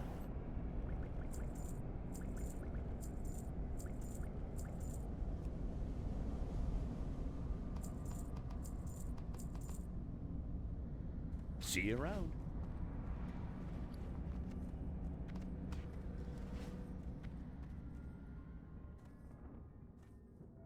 Somewhere in the maze of a building. Yeah, that's a good description of these Alliance inns and towns I've been in recently.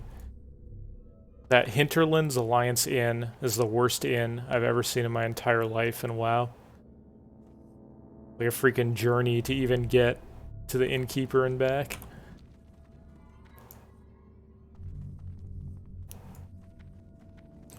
All these weird-ass towns I never even knew about.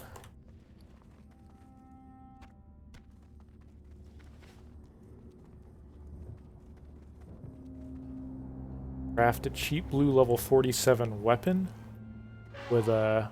It'd be kind of hard to level blacksmithing as you go. I guess, what level blacksmithing do you need to be for that? Yes. State your business. The dark times Anu will Belore pass. Delanar. Stay The reckoning course. is at hand.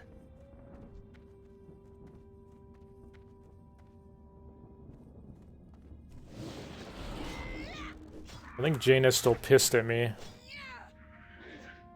that I still haven't turned in this quest. I'm not getting any of those cinnamon roll gift boxes.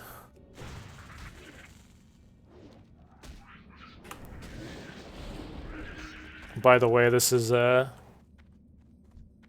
I shouldn't really say secret, but all the cool kids never ever turn this quest in TBC. Because there's a guy in Stormwind that will teleport you directly to Theramore as long as you have this quest active here, Return to Jaina.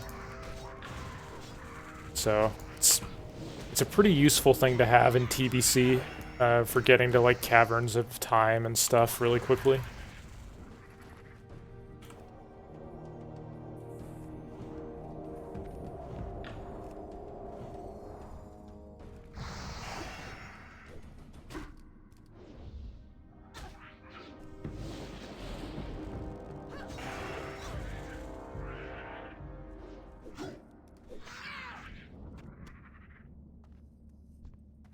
There's not that much to do in Blasted Lands. Mostly you're just grinding out these quests that give you the stat buffs.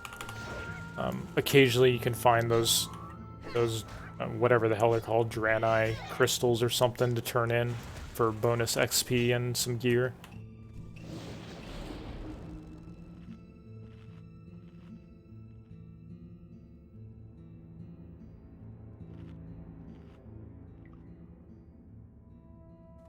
I might have to look at those. I didn't really plan on leveling professions as I went, just because I didn't want to get stuck in the crowd of people at early levels who are also leveling Draenei, but maybe I should look at those just on the off chance that it's something I could actually do while leveling, but most likely it requires too high of a blacksmithing level. Because you can level blacksmithing as you go pretty decently on Paladin or Hunter, where you can actually make use of the sharpening stones. Sadly, Shaman can't use sharpening stones at all, because it just replaces your weapon buffs, like Wind Fury and stuff.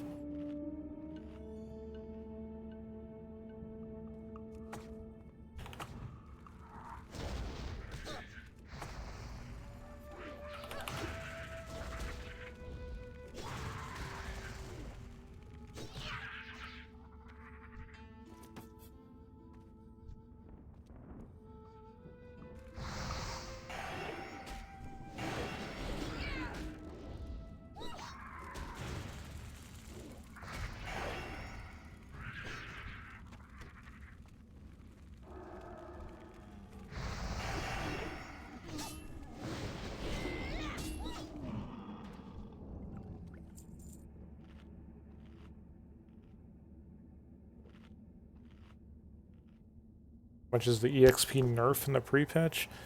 You need like 15 or 20% less XP per level from 20 onwards. And then you get 30% more XP from quests from the 30s onwards.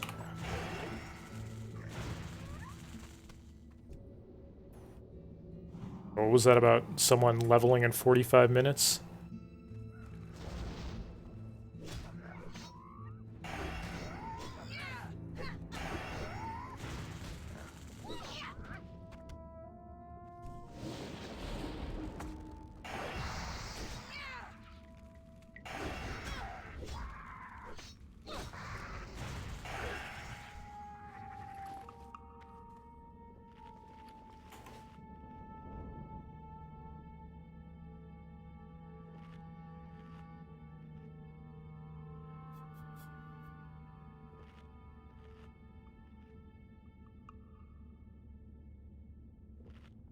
Yeah, I think I missed where, if anyone said what items they were talking about. I like missed a part of the conversation or something. Unless they were talking about what the Eastern Plaguelands turn-ins, all that stuff that came with Nax or something. Oh, okay, I see what you're saying. From the blue crystals. Okay, that's actually kind of hilarious.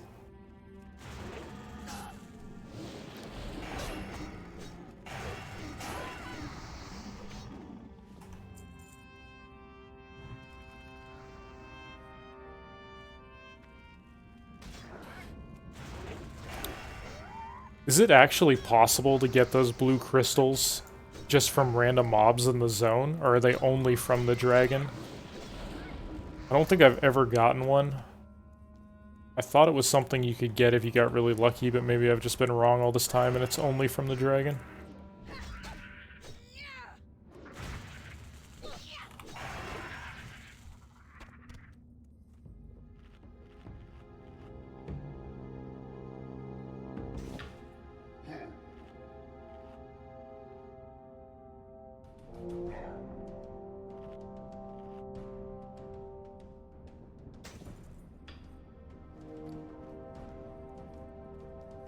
The shitty thing about these quests is your inventory just gets spammed up so fast with just random junk items from all these beasts. But I guess that's only an issue because I have a bunch of like 10 and 12 slot bags from doing a SSF. So most people probably have 14 or 16 slot bags, won't be as big of a deal.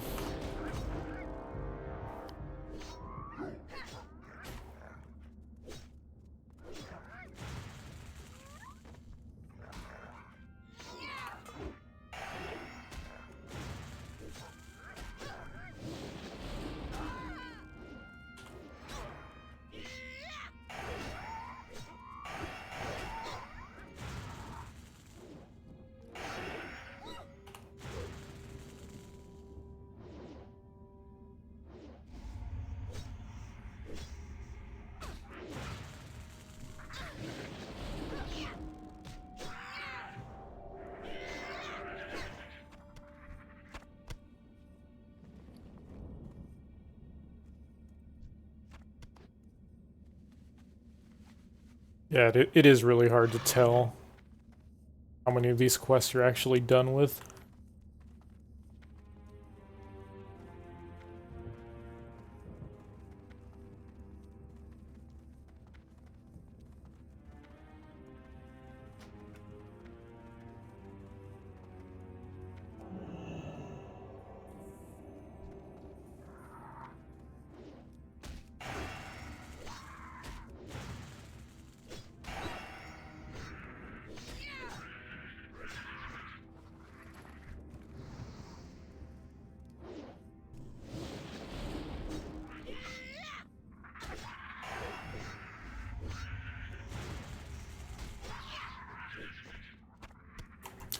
Yeah, usually on these Blasted Lands quests, there's usually one of them that you just are so far away from finishing due to bad RNG on drops or whatever, and I don't really plan on finishing every one of these animal grind quests, but hopefully all but one of them. We'll just skip whichever one we have really bad drop rate luck with. If you get to the point where you're waiting on respawns for that mob type, it's not really worth it anymore.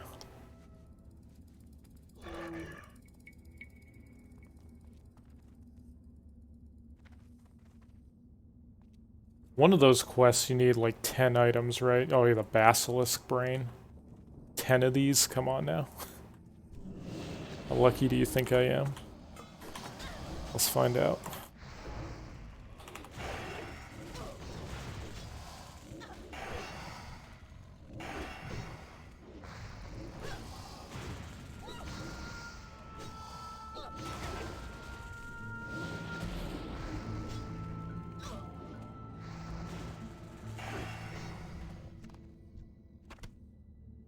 Oh, 1 out of 10. Almost there.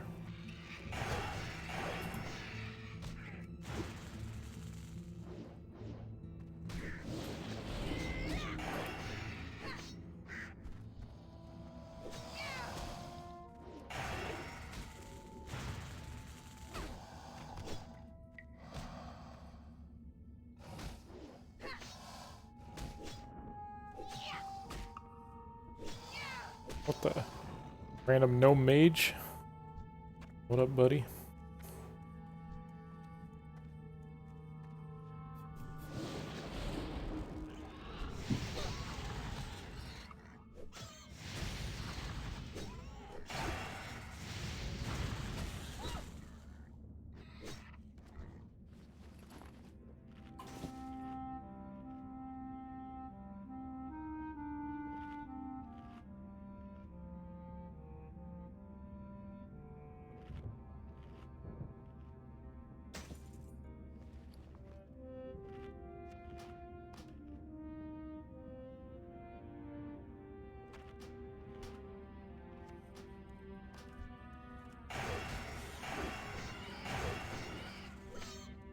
Oh my god, I'm a crit machine over here.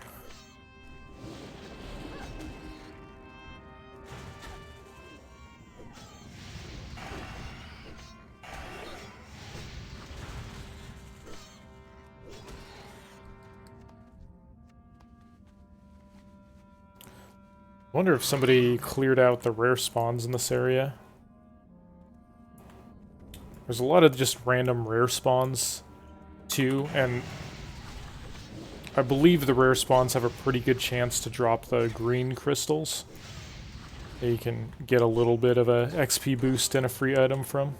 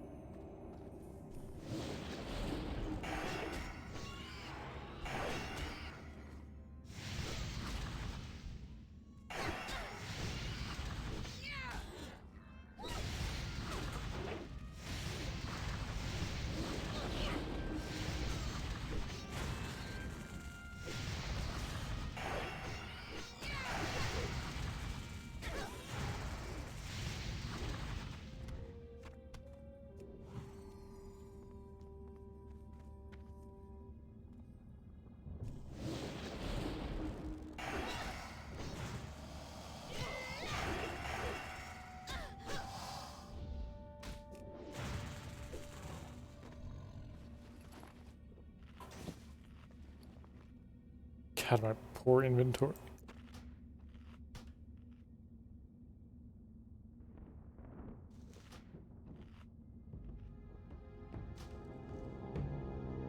You're annoyed about throwing out the actual quest items?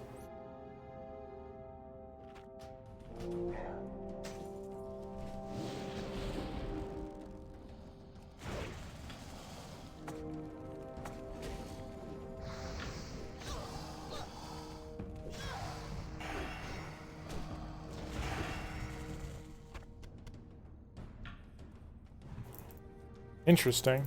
I mean, it definitely works right now on the beta. So maybe I should just shut the hell up about that teleport abuse, because it seems to be working right now. So I guess you guys are the lucky ones. You'll know not to turn that quest in, and I may never mention it again.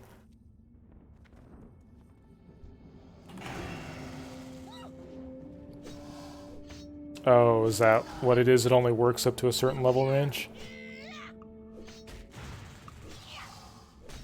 Still get these.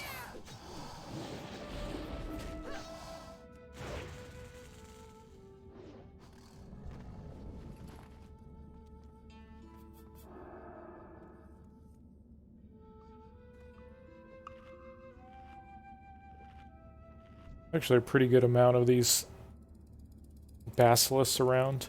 They are a lot higher level than the other mobs, but I guess maybe we actually can finish this basilisk bite quest.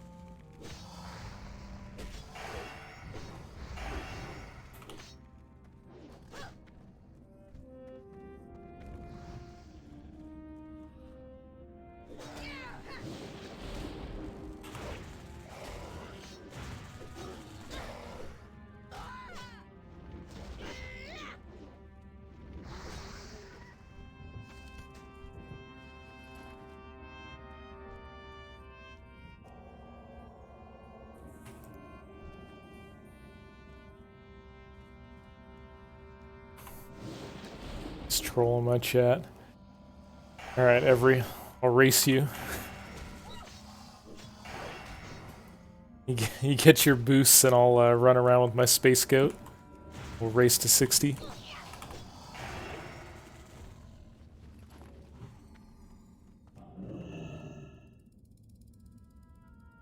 My winning strategy is just going to be I'm going to hope you fall asleep due to boredom while getting boosted.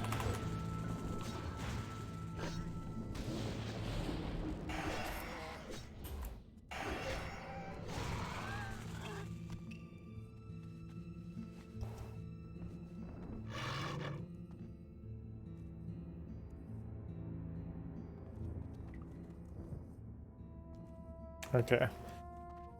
I guess we'll try it at 60 and hope for the best.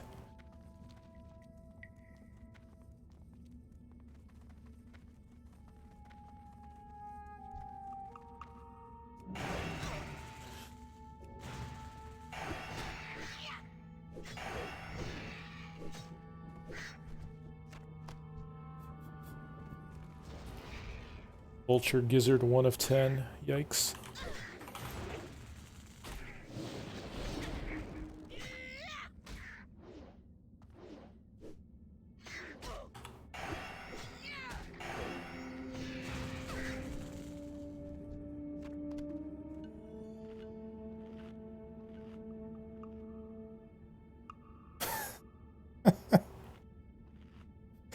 I do remember that game. I've lost my ability to super rage out, I think, these days, but back when we were doing pub games of Dota and LoL and stuff, I would occasionally just be a fucking salt lord.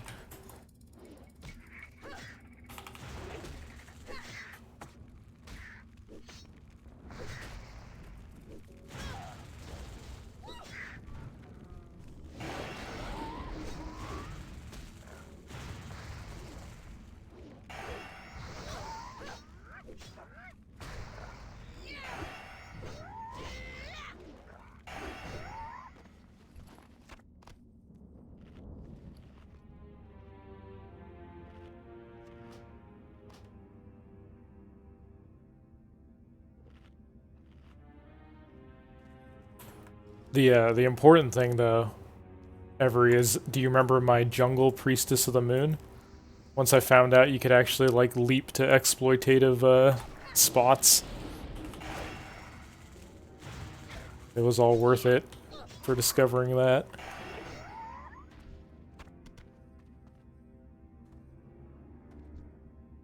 Oh wait, I shouldn't even bother picking up these quests unless I actually get the gems.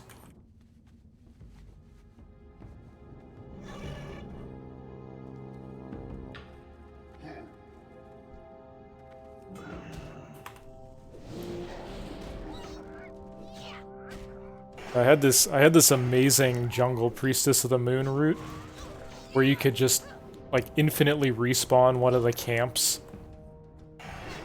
And you could pretty much just like jungle your way from level 1 to 5 right at the start without ever really taking damage. But if you played with people you didn't know, what would happen was they would see a Priestess of the Moon with like 5 agility boots shooting creeps in the jungle, and then they would just complain in all chat and then leave the game. So it was kind of dangerous. You had to trust the people you were playing with.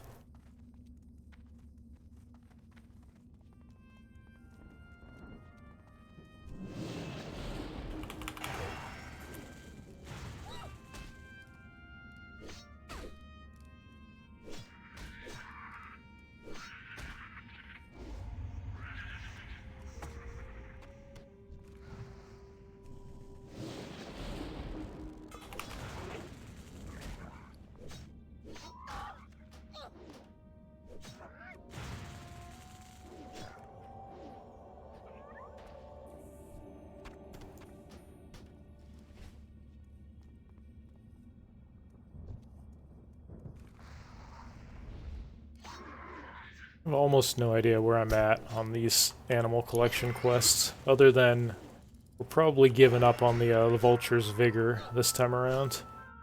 Only 1 out of 10 on that one.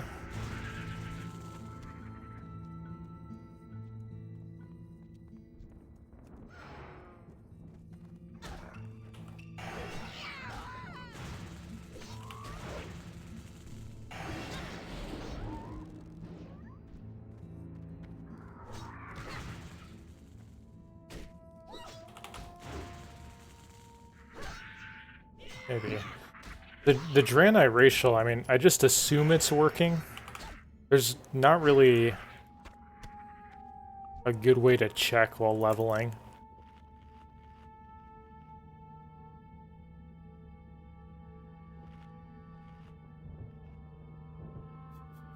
For Shaman, it just gives spell hit, not melee hit. And there's always that at least innate 1% chance for spells to resist, so... I guess I'm just hoping it's working properly.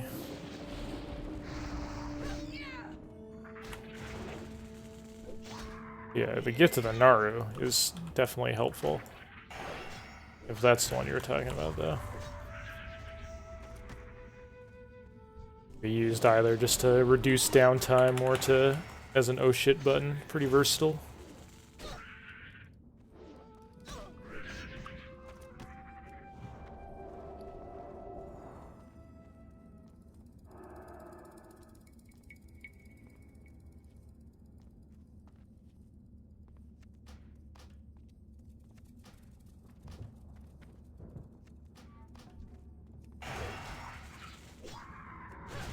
Yeah, I guess somebody cleared out all the rare spawns, because normally if you're the only person in this area, you run into all sorts of rare spawns around here. But I have not even seen one.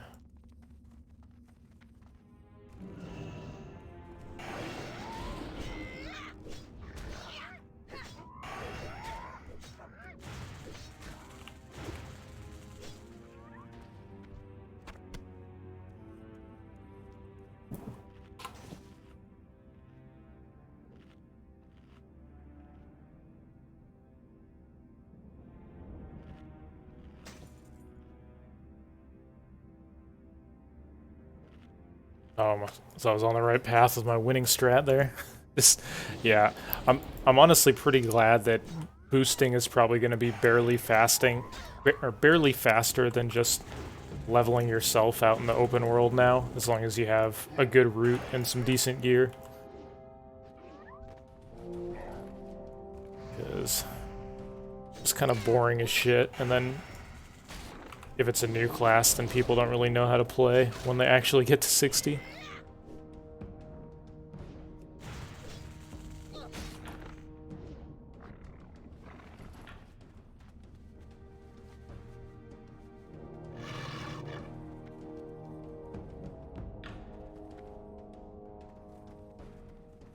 Questy seems to think there's at least a small chance that these things can drop the flawless granite sphere.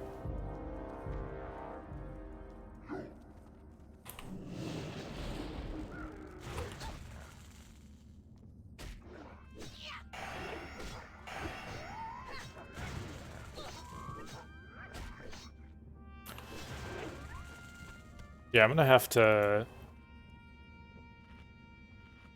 I mean, I'm playing on a PvP server also. I don't really know what Blizzard's plan is with the server transfers. Because I was initially thinking, okay, maybe I just level my shaman on the pre-patch on like a lower populated PvP server so I don't just get ganked nonstop. But I don't even really know what their plan is for opening the transfers back up. I'm not sure they said if they have a timetable for that or not. Since server transfers are closed for now until they do that, like, snapshotting thing.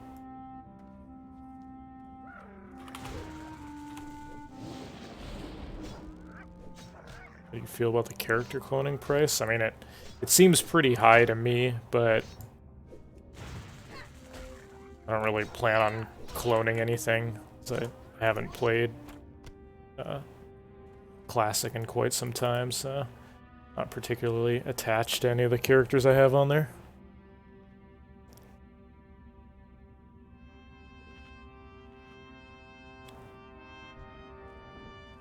And personally, I kind of feel like for that price, it should clone like all your characters, not just one. I don't know, maybe that was part of it or something, but if someone has multiple characters to clone, that's pretty goddamn pricey.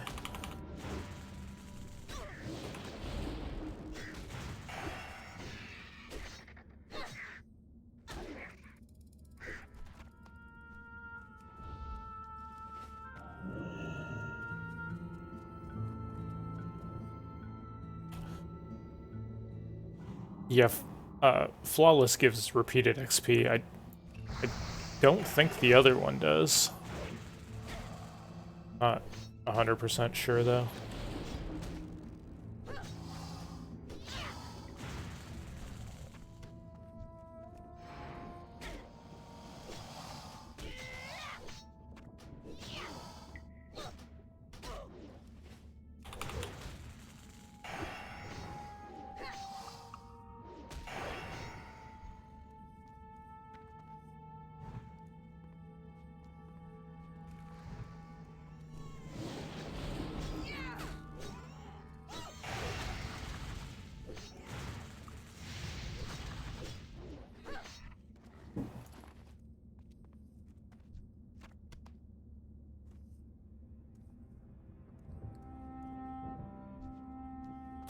Well, somebody was just talking about in chat that someone leveled, like, what, 48 to 60 or something in 45 minutes from turning in a bunch of those blue spheres.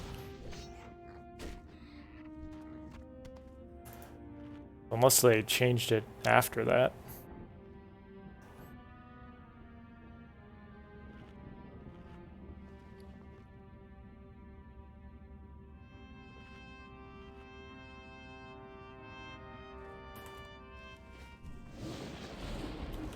Yeah, I mean, I was kind of hoping I'd have access to the rare spawns here, since we're doing solo self-found. You can actually get decent gear upgrades from the rare spawns, and they have a higher chance to drop the spheres. Since there's no rare spawns up, This zone's a little bit more iffy on if it's actually worth it or not.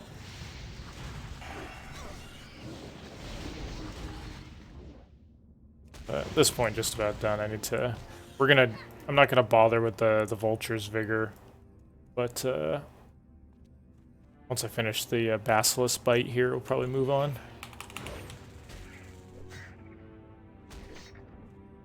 Have you tested out any hand quests for repeated XP?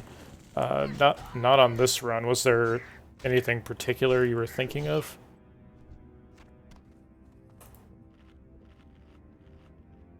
People were saying that the blue spheres from the dragon here worked, but is there anything else you can like reliably get multiple levels off of?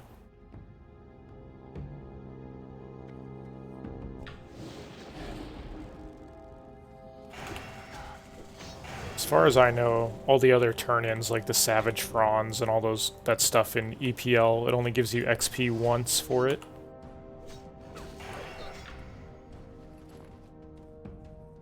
All the playtime is up here, so this is, we're currently at a little under 46 hours.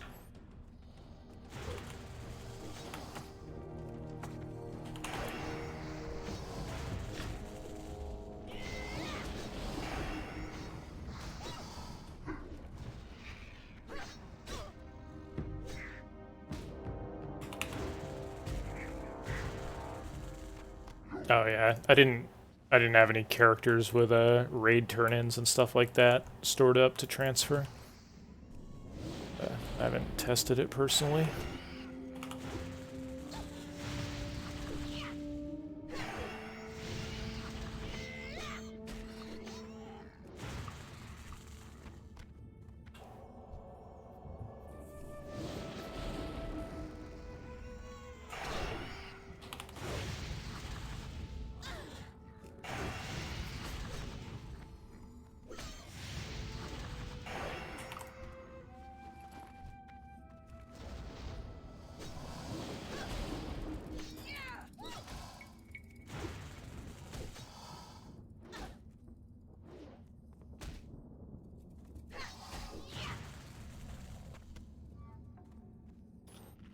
We're getting there. I'll probably just go mass turn all this junk in once I get the last brains here. Does not look like getting those Draenei crystals is in our future.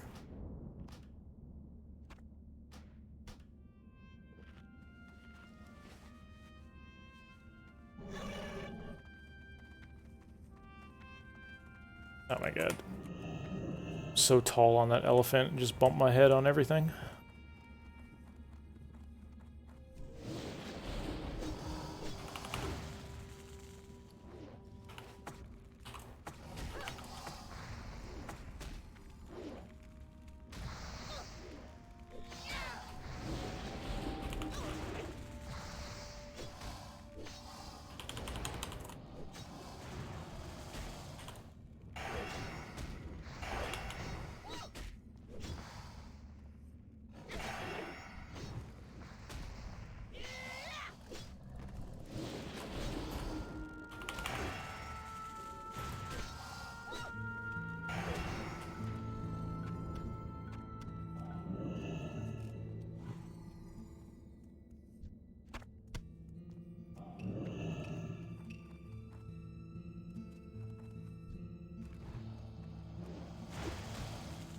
Still need 2 more? Okay. I'm glad someone's doing the math, because I just have not been paying attention to this stuff at all. It's like, alright, I probably have enough.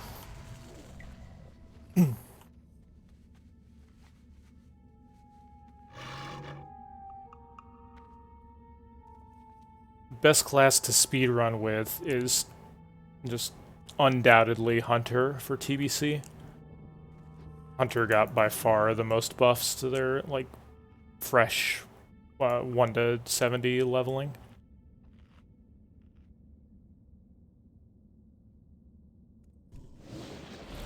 To the point where they kind of had to change the leveling cups for TBC, like the hardcore cups and stuff going forward, are going to be comparing classes to each other, because everybody would just be playing Hunter otherwise.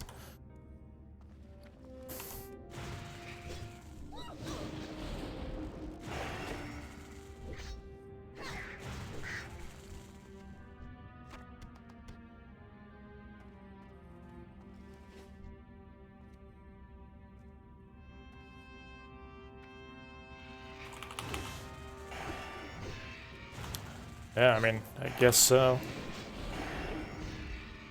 Maybe something like that. I'm still not sure how much time all these levels take, 50 to 60, because I haven't actually done this before on the Alliance side.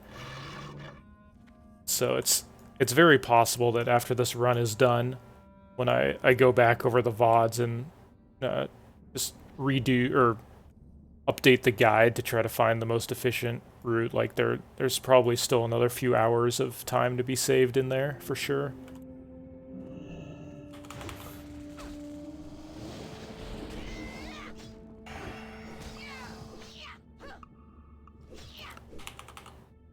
And I'd say the run's been pretty good so far, but definitely not like perfect or anything. There's a couple spots I'm gonna update in the guide that I think could have been a slight route change to be faster in the future.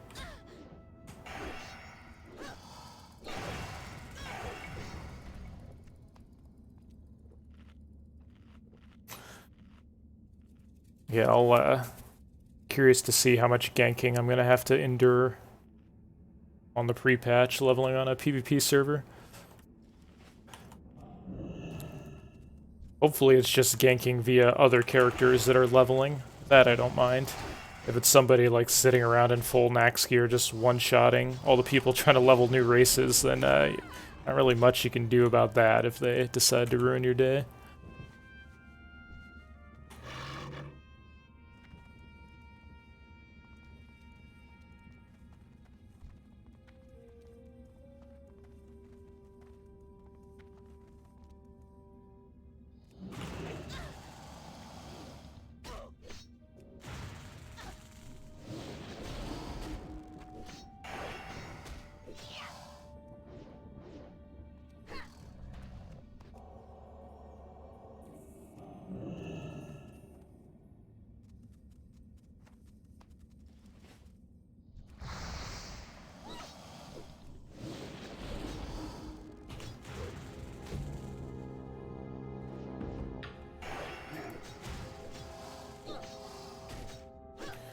Yeah, I'll stream the pre-patch leveling. Definitely plan to.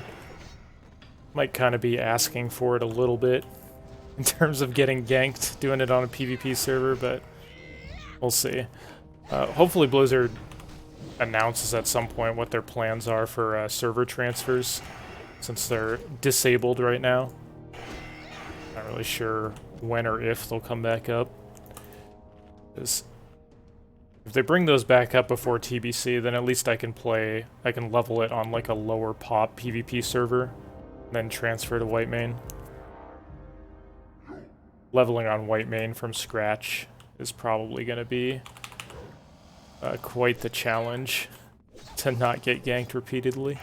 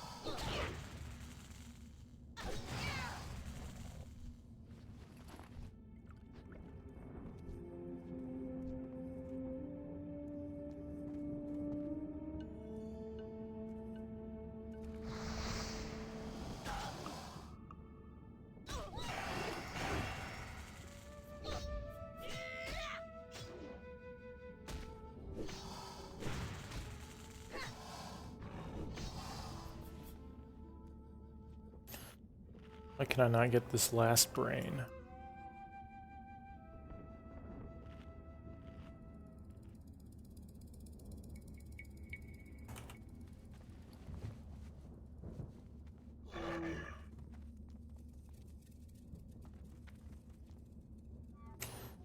I still need 2 of these as well. Okay, so I guess I just need 1 brain and 2 of these gizzards. Hopefully I have enough of all the other stuff. But a long day of family stuff for Mother's Day, so I don't really have the energy to do the math right now.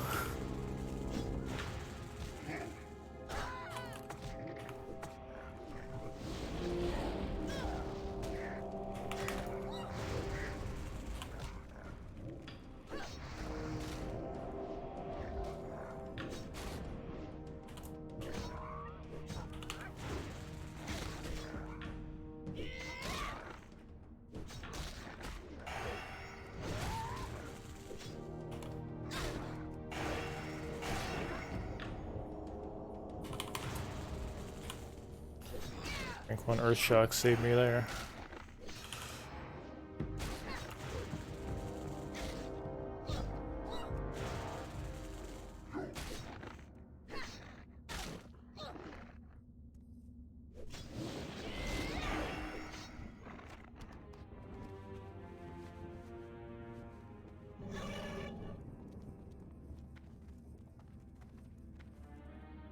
This is what I get for thinking I was doing pretty well on the drops. The last few you need always take forever.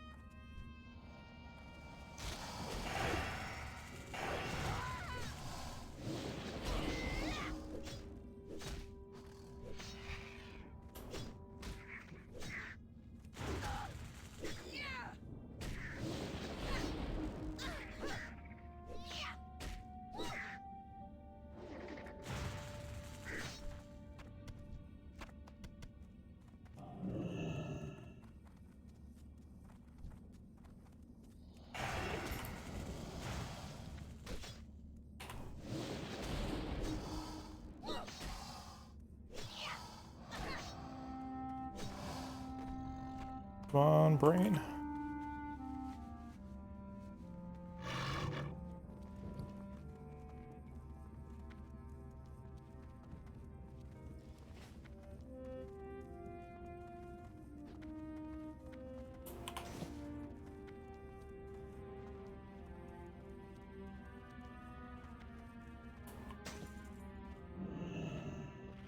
I feel like these basilisks owe me a Draenei crystal at this rate.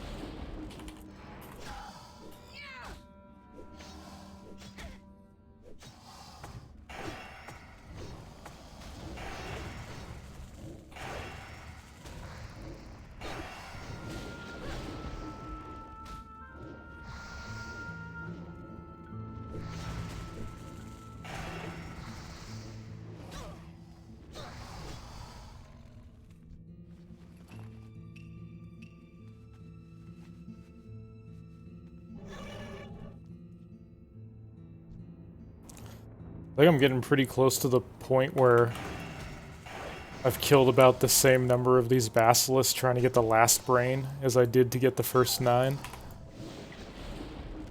There it is. Just gotta throw in a little bit of complaining. That takes care of it.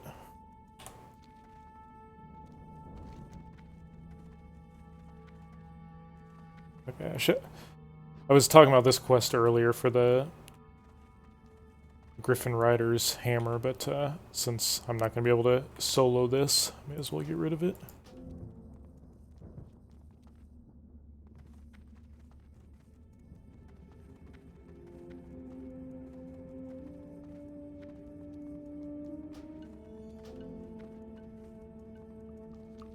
Yeah, still have to turn in petty squabbles up here at the Hero of the Horde as well.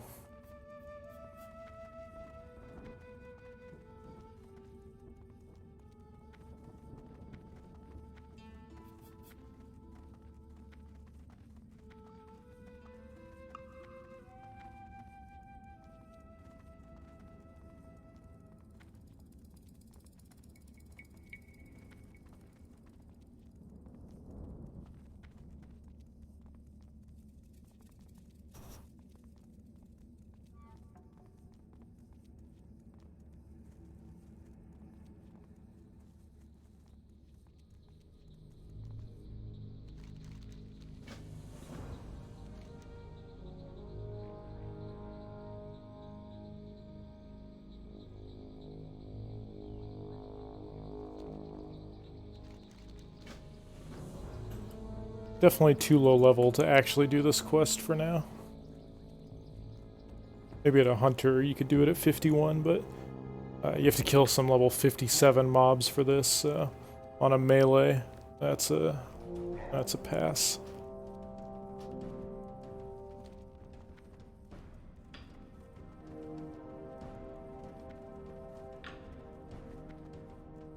A new Belore Delinar.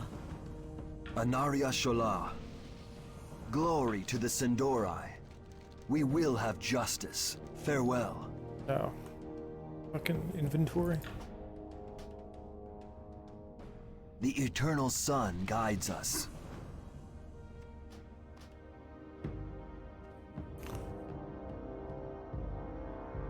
Wait, why do I only have 2 buffs on? Didn't I turn in 4 of these things?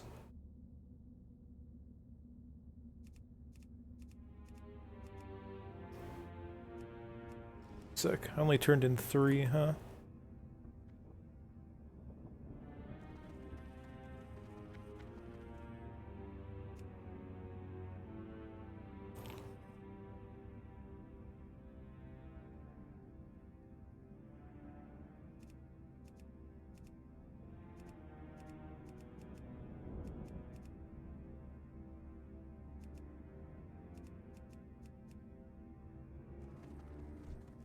Wait, what the hell am I missing here?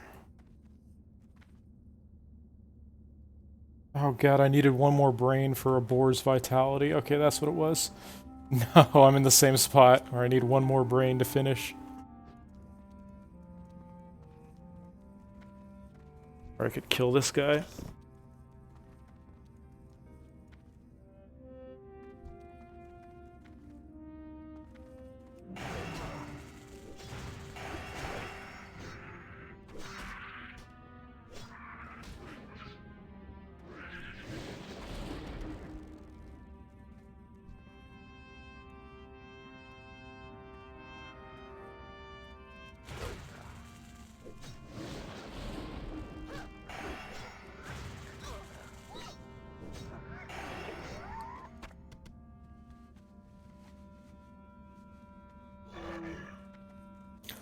This guy's zoning me off the Basilisk pretty well here.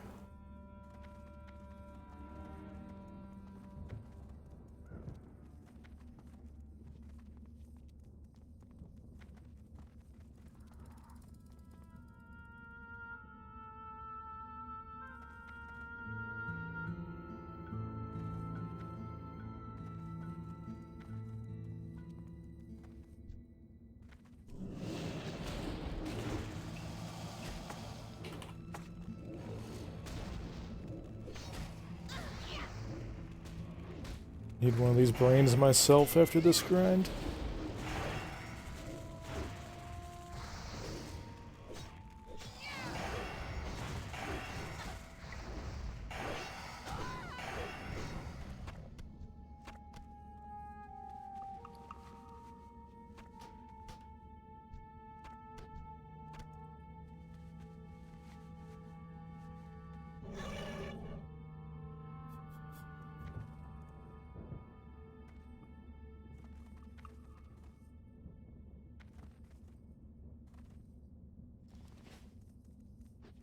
Oh, do these not stack? Okay.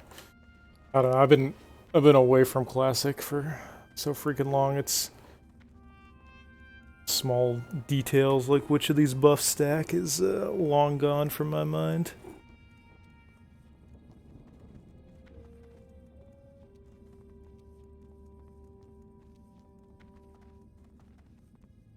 I think 1 to 60 enhances considerably faster than Elemental. 60 to 70, they're close enough that I would just play whatever you prefer, or whatever you have good gear for. The dark times will pass. A new Belore Delana. Oh my god. I'm just getting so trolled by my inventory. The dark times will pass.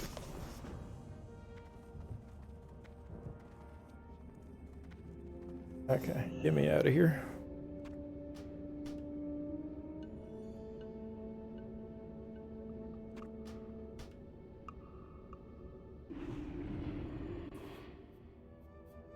What can I get for you today?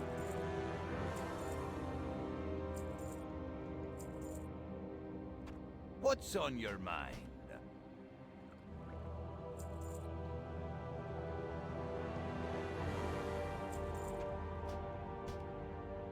Oh god, this Torch of Retribution is still in my inventory too.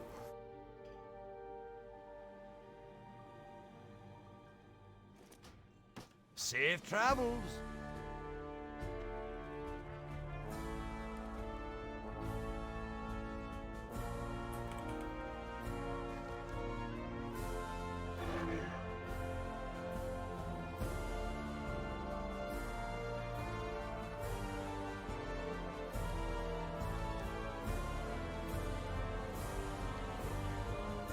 Wait a sec.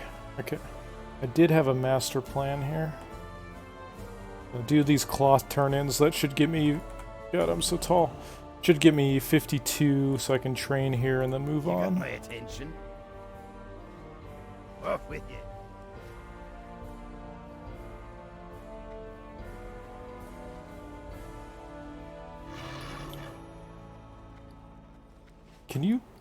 Can you buy those quest items? I'm actually not sure if you can or not. I didn't bother to check if they were soulbound as I was destroying the extras. Guess I could just look it up on Wowhead.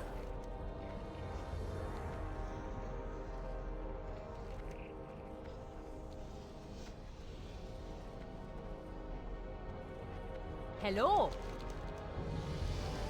Safe travels. Alright. Glad chat's coming through with the knowledge. A little bit of a sleepy Pepega at this point, especially after that long-ass grind.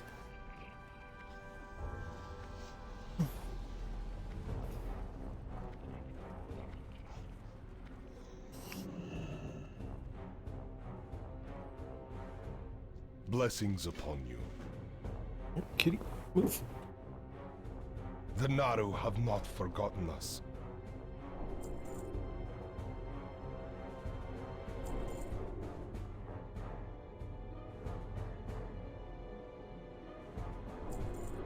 Good health! Long life.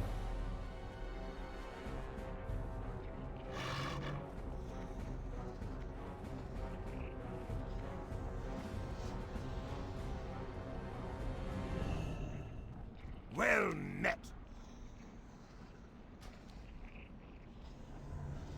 Be good.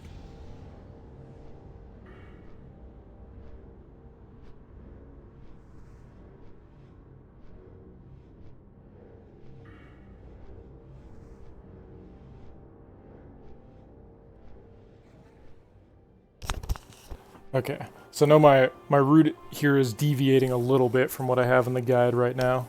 Or I did decide right before I started here to push back part 2 of Feralus until right before we go to Ungoro. So I could just do them right next to each other without having to do a bunch of travel in between.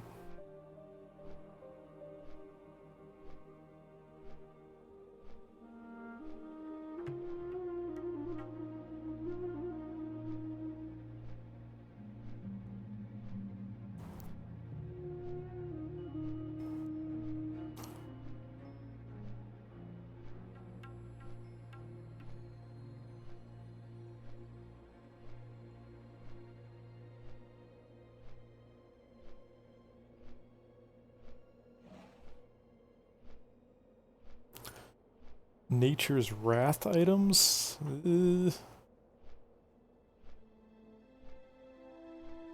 Doesn't seem like a great use of time for leveling a shaman.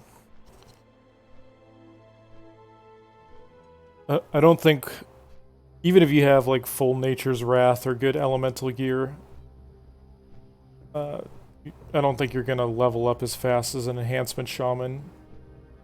Even an Enhancement Shaman that has kind of random just quest gear like I have here.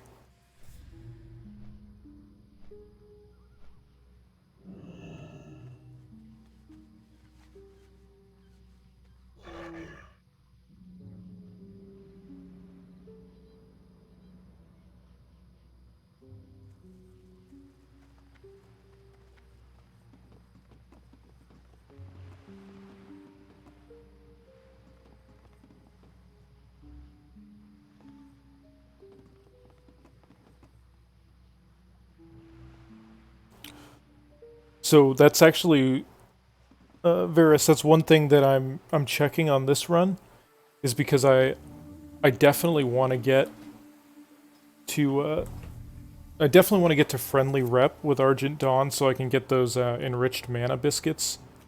They restore a lot more mana than the normal food, 1 to 60. So I think through doing those early, if you do all the early Cauldron quests all along the Watchtower, clearing the way, and then you just kind of like grind out some undead mobs plus those Scourge turn-ins, like I think that would get you there or really close to friendly.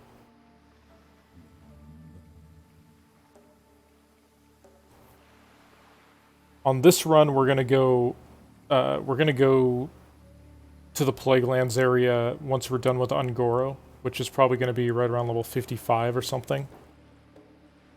I'm going to see how easy it is to get to friendly for those enriched mana biscuits, and if it does end up being pretty easy to get there, then I might do it a little bit earlier on my route in the future, so I can get that food upgrade ahead of time.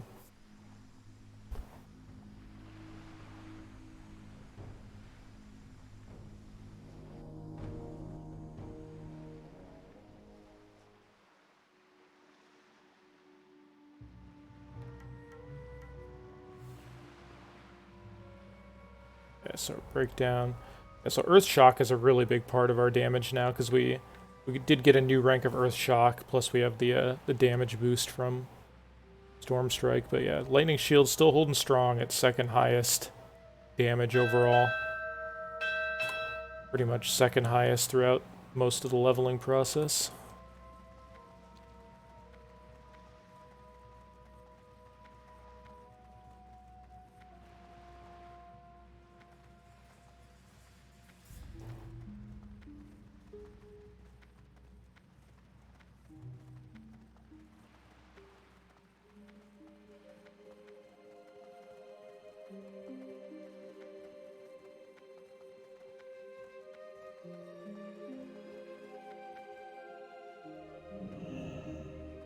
Ishnu Allah, be careful.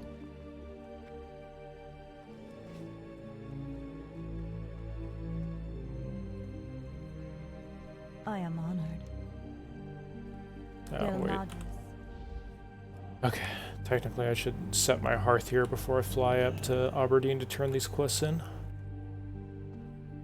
Elune be with you.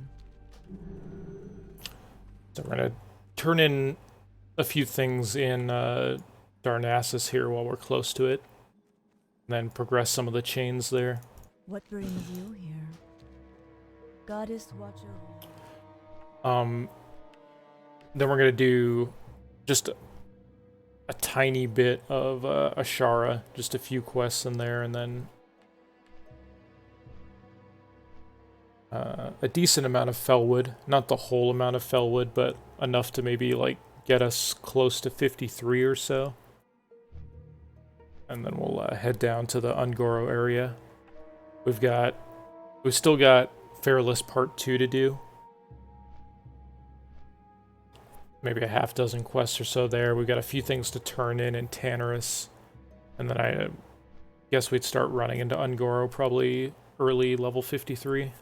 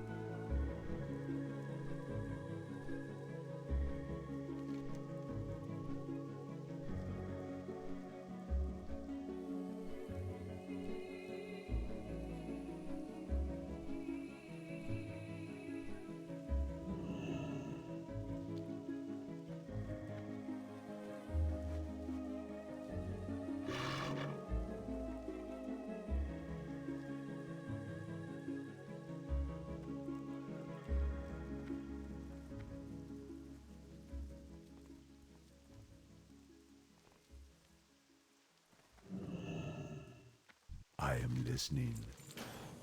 And that's the quest we turned in, or we picked up all those feathers on the ground in Hinterlands. Greetings. That was the one where we took a picture of that named turtle. The follow-up to that quest leads us back to Fairless for another quest chain, which we'll be going to another level or so.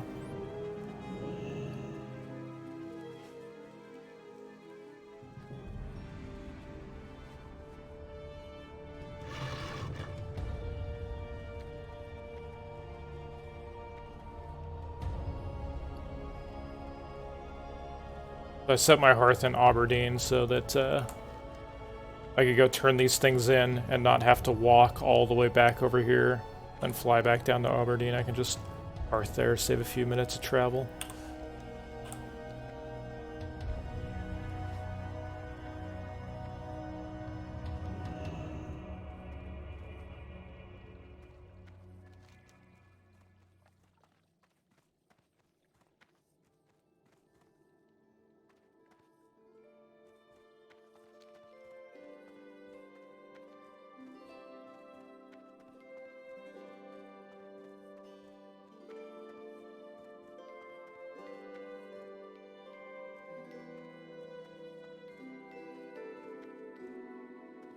So that was the wrong way to run. I should have gone around the other side.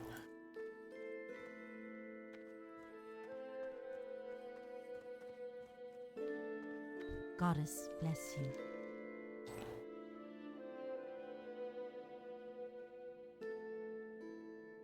Guess these are May the stars guide you. slightly better.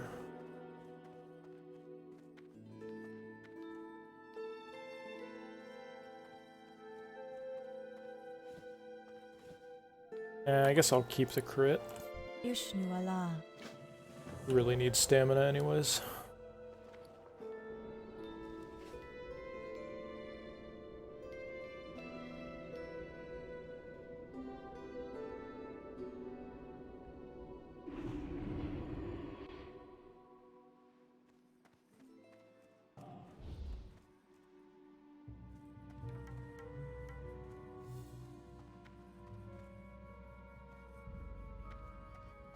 How may I help?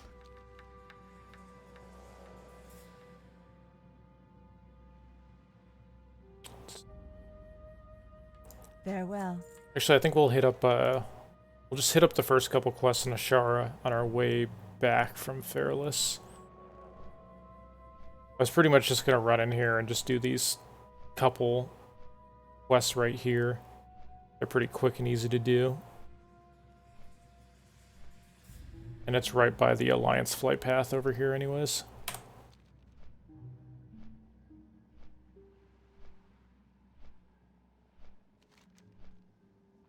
There's another Alliance quest that has you go into this Naga area with all those runes around. I was thinking about doing it, but I think I have enough XP that I don't really have to. It's kind of weird because after you do that quest, you have to run all the way down here into like the middle of nowhere to talk to some guy, and then you have to go back to Ironforge to turn it in, so it's a little bit inconvenient, the amount of travel you have to do for that quest.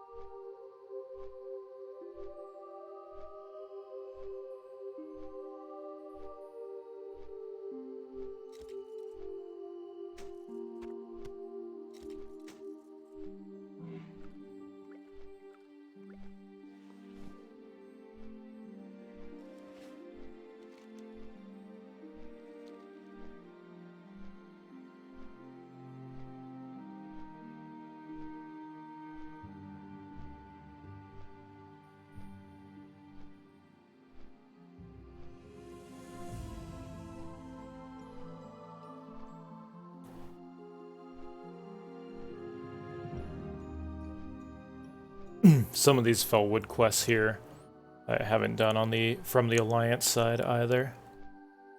But when I was looking up the ones to do, they didn't seem too complicated or anything, so that should be fine.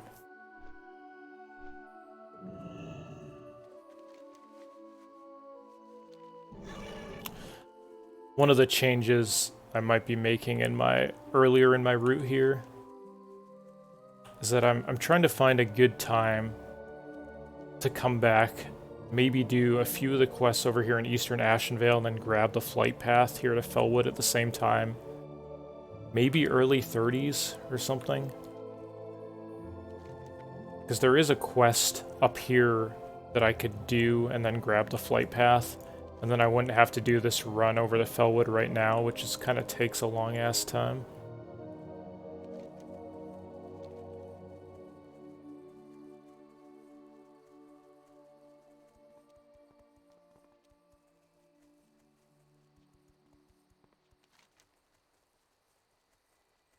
If I could just fly directly here from Aberdeen, it would definitely be more convenient.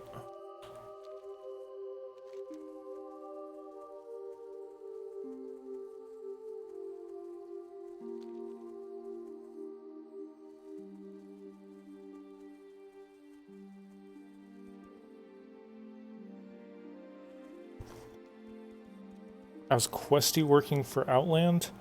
So when I saw other people doing Outland runs, it seemed to be working about as well as it's working in the other areas right now. It's like probably 95% of the quests and stuff are showing up fine. A few quests here and there will either like be partially missing or not show up as completed on your map. So I know there are questies working to get as much of that stuff done before pre-patch launch.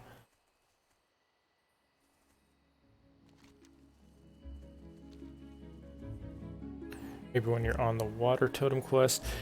Yeah, like, so when we're doing the water totem quest here, it's about like 24, 25. And that's too early for a shaman to actually do these quests over on this side. I could come back here like late 20s, early 30s, and then I could actually do some of the quests here. There's a quest from this hub over here that leads to this area. Where am I going? That was the quest I was thinking of, where I could run over here, do it. There's actually 2 quests you can do in this area right here. And so if I did that late 20s or early 30s, I could run over here, do both those quests, run into Fellwood, grab the flight path, and then like fly back and turn all that stuff in.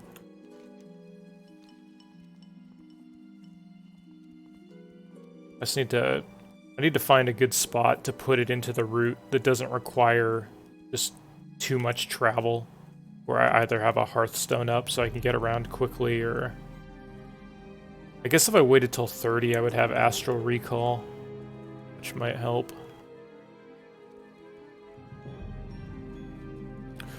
We go to Ungoro about, we'll be somewhere early into 53. On this route we're doing part of Fellwood right now, and then like just 2 quests in Ashara real quick because we have the flight path and it's right next to the flight path.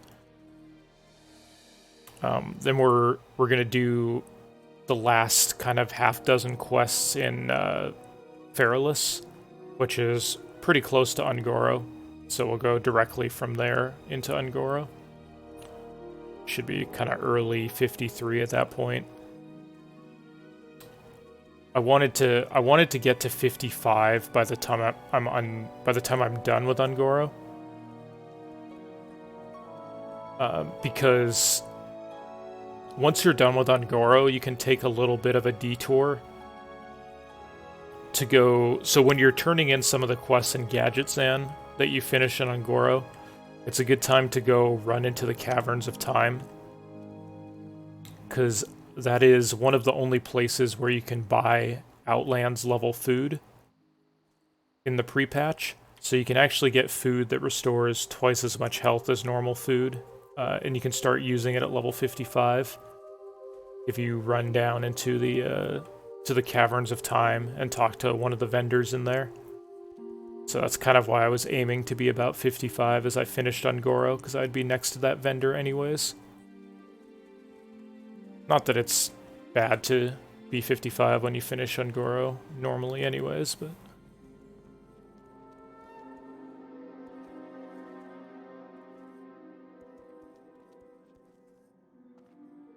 The Oni buff gives 130% crit, oh my lord. That's right, they changed it all to rating, huh?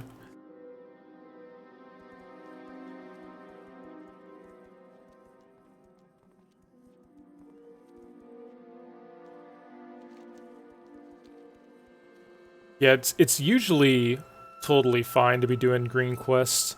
You don't lose XP from quests until the quest is 6 levels below you.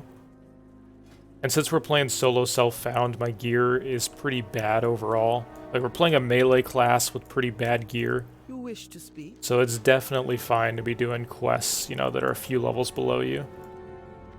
In fact, it's probably ideal.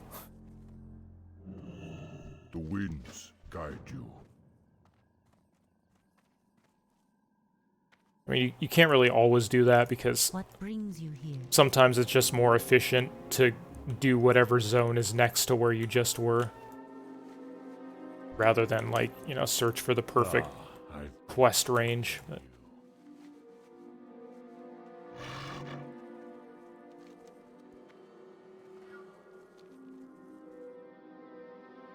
Wait a second. I thought this quest giver was further north. What the hell? Alright, I'm just gonna trust Questy. Did they... Oh... Okay, I see. Alliance just have their own version of this. Okay, so the Horde equivalent to this quest giver is, like, further up here. So I kind of just ran by her on my way in, because I was thinking, for some reason, the Horde quest giver would be giving me that quest.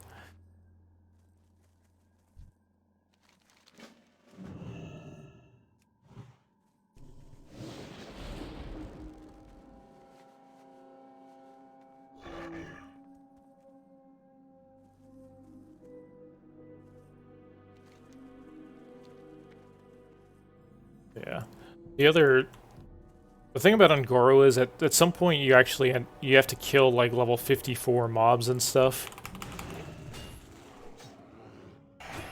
So it's not that bad, but I wouldn't really want to be like a melee class that's level 52 or something while you have to kill level 54 and 55 dinosaurs at the very end of the zone. If you're like a hunter or warlock or whatever, then like, yeah, it doesn't matter. You can kill mobs that are above you in level and not care, but as a melee class with mediocre gear, it's not ideal.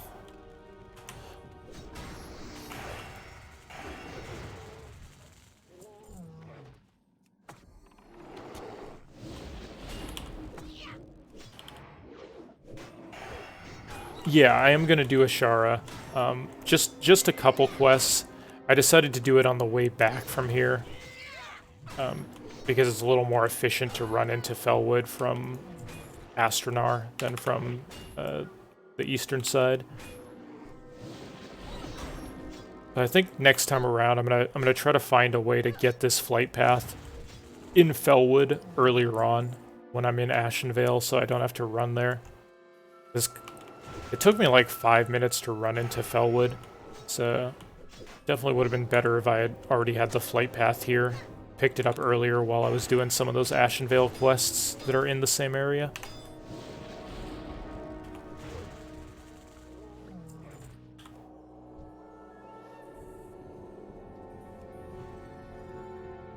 There's like barely any quests in Azshara from the Alliance side, so I'm just gonna do those ones that are really close to the zone entrance.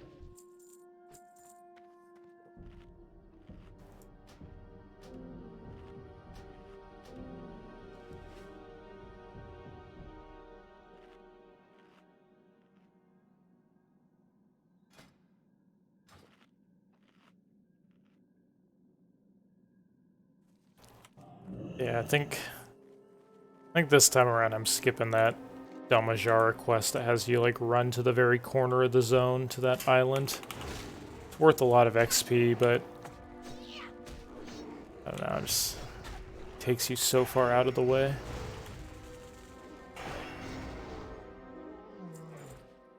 I'll have to reconsider later if it's worth actually having that in my route or not.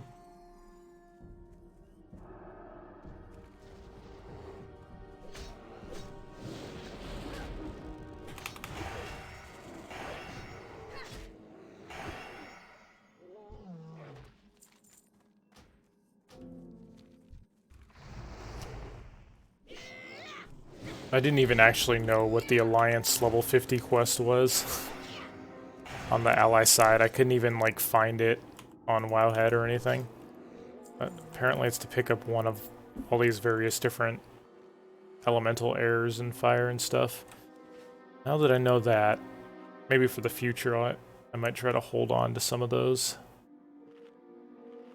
if we happen to pick them up as we go.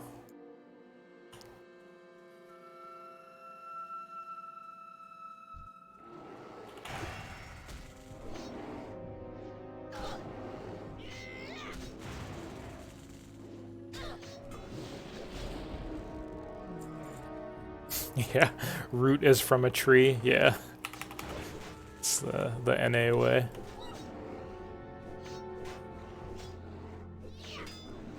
You're not the first person to be confused by that, though. I've had people in the chat asking why I keep talking about entangling roots or something. I'm just like... God, I just love that spell so much.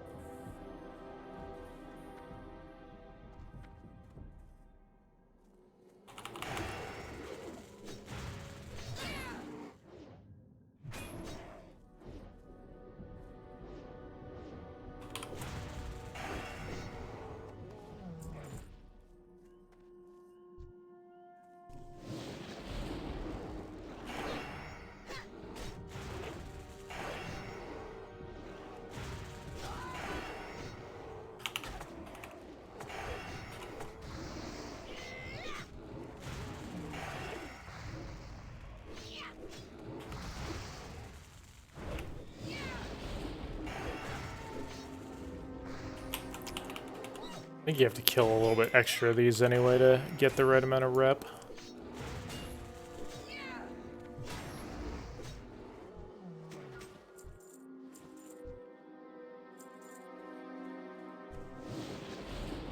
We're not going to be going into winter fall yet. Or I guess if we do go in there, it'll just be for like half a second.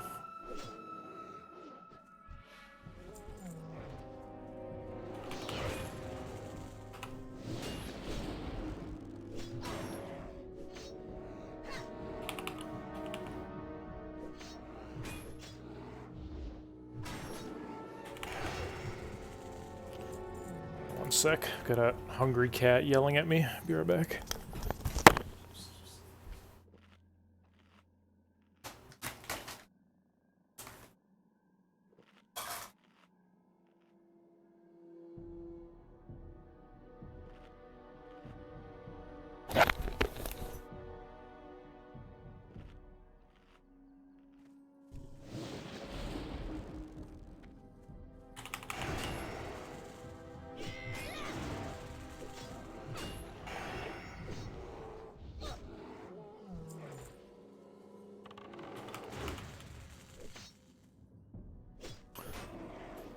Oh, did I let a spell or something go off? If I did, then the answer is yes, I should have Earthshocked. But at this point in time, Earthshock's actually just part of our damage rotation. Since we have Storm Strike, which puts the extra nature damage on things, as soon as we get a Shamanistic Focus proc, we basically Earthshock. So sometimes it's just not up to interrupt things. Or I might have just missed one, which is possible as well.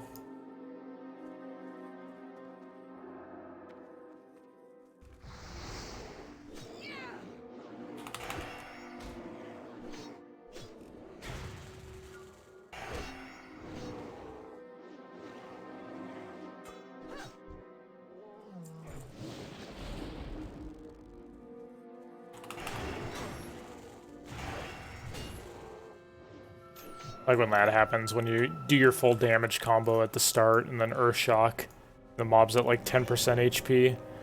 Occasionally they'll get a heal off if you just like miss a bunch of attacks at that point and your shock's off cooldown, but that's the way it goes sometimes. Shaman damage can be really, really bursty at times, and it can be really low at times when you just get no procs. It's kind of random. Let's see. It's actually better. Very, very slightly better, I guess. Give up 4 attack power for 4 stamina. Slightly more armor.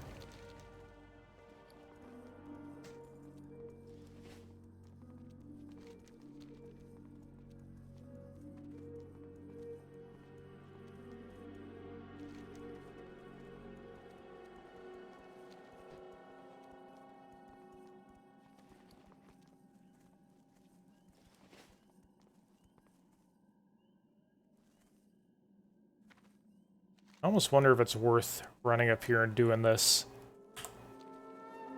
And then getting a Songflower buff before I do the rest of this zone. I don't know, it would be an extra travel to get up there.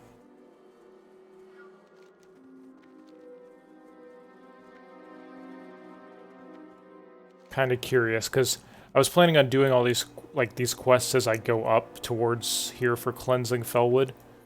I don't know, maybe the best way to do it is just to straight up run here, up there right at the start, and then look for a Songflower so I have that crit buff on as I do all the rest of the quests here.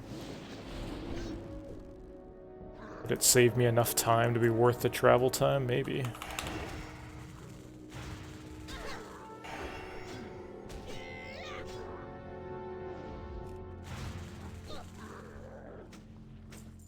Oh, what's this?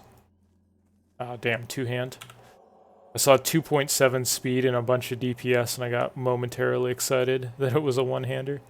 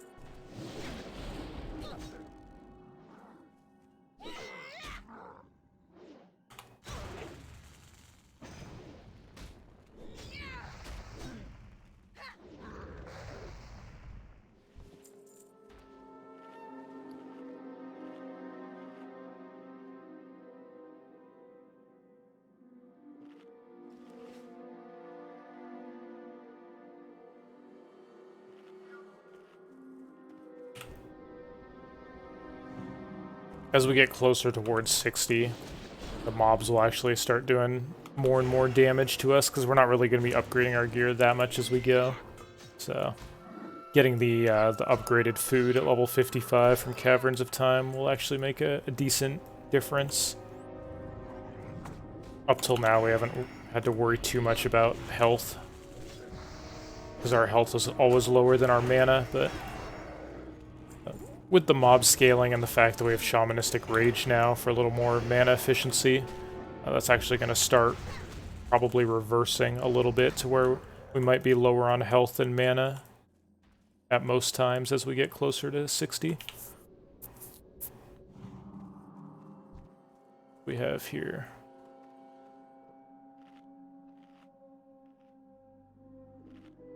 No, that was, I mean, I wish it was. That was something that only worked in, like, the really early days of TBC. I think they fixed that pretty quick, didn't they? It was definitely fixed by 2.4, which is the patch that they use for most of the stuff on the beta.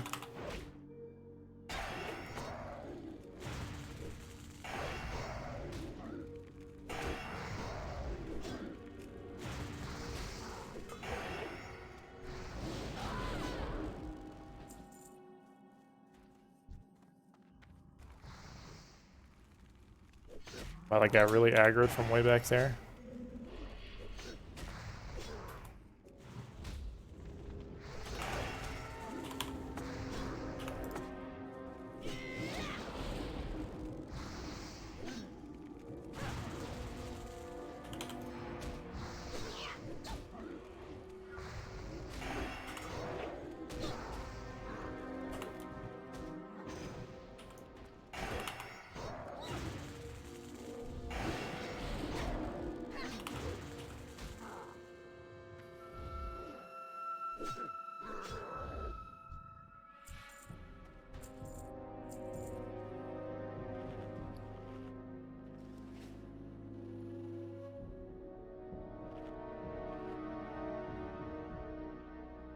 This is Totemic Call. It's a new ability they put in with TBC. You get it at level 30.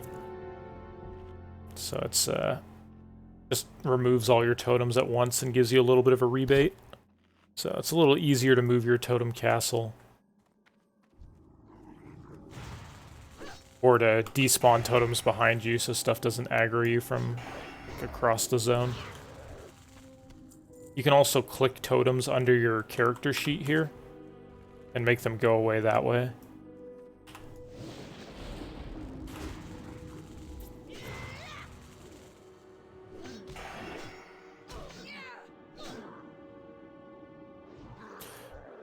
Yeah, man, I didn't realize that Shaman pulled so much aggro until I pugged Karazhan as well, and that was without even the double Wind Fury ranks. Just from like a couple weeks ago. Just like, what the hell, Shaman? But yeah, when you get those just random bursts of damage early on in the fight, end up doing a lot of face tanking.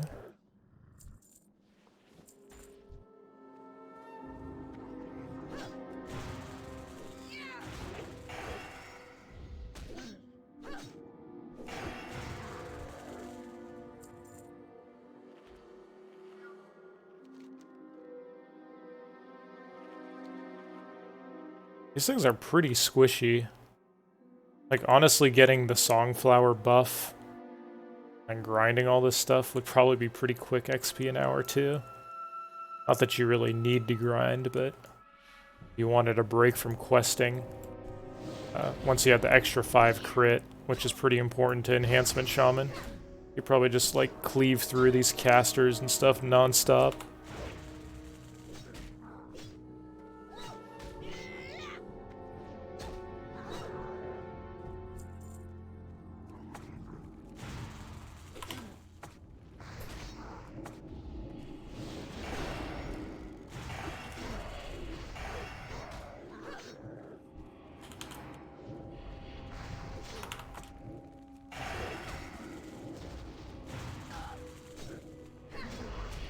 Wait, how did this guy over here aggro?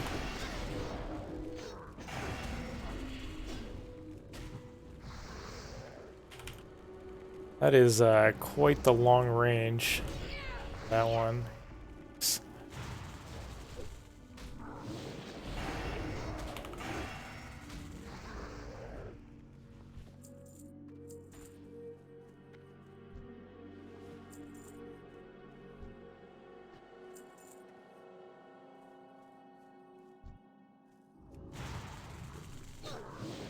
These guys drop runes? I think they should. I mean, I know the ones to the north definitely do. I don't know if these ones have a lower drop chance or... Oh, there's a Fellcloth in the money now. All the playtime stuff is up here. We're at slightly under 47 hours right now. No, you still get dicked by roots. I mean, you got like insta-cast Ghost Wolf with talents and stuff now, but unless there's a way at a later level to get out of roots, as far as I know, there's no way to do so.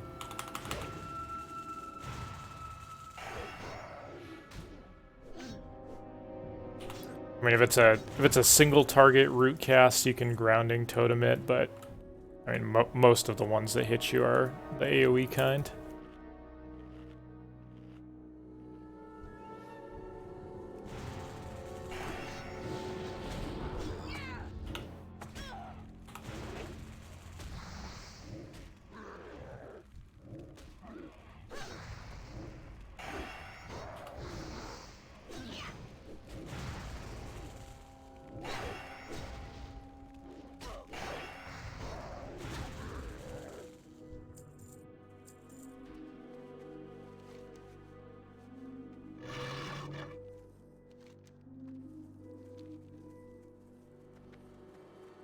Okay.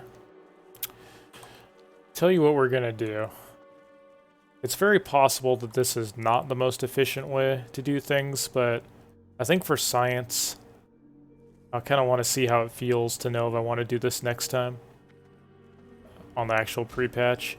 I think I am gonna skip over all these quests here for now, and then just like run straight up to do Cleansing Fellwood. See if it feels like it's worth it to get a Songflower buff before doing all these grindy quests over here.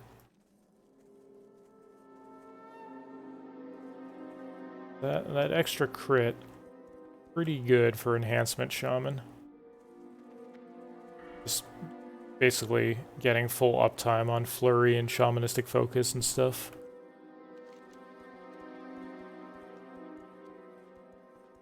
I did get the flight path here, didn't I? I'll just hope so. Otherwise it's going to be a long, embarrassing walk back.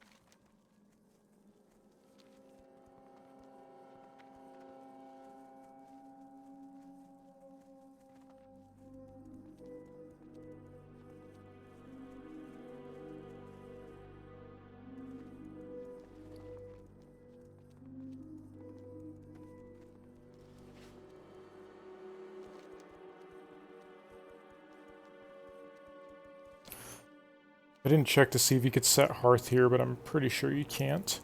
I know there's an Alliance town up here with a flight path. I have no idea if they have an inn at this town up here either.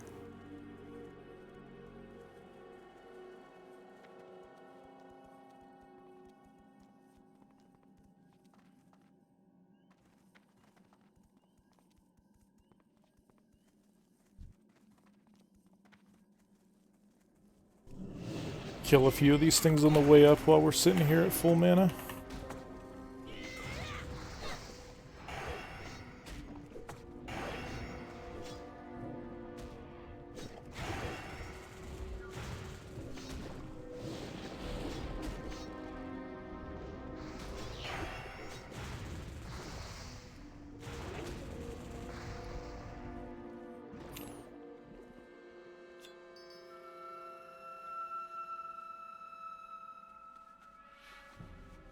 Oh god, these things take forever to fill up.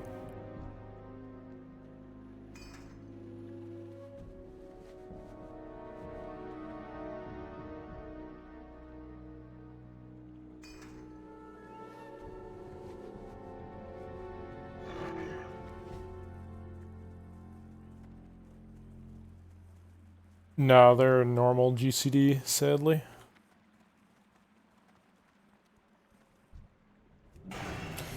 So you kind of stop using totems once you get your heavy burst damage in the 40s when you're only fighting like one mob in the area. Still fine to set up a totem castle if you can pull like 4 or 5 mobs into the same area, but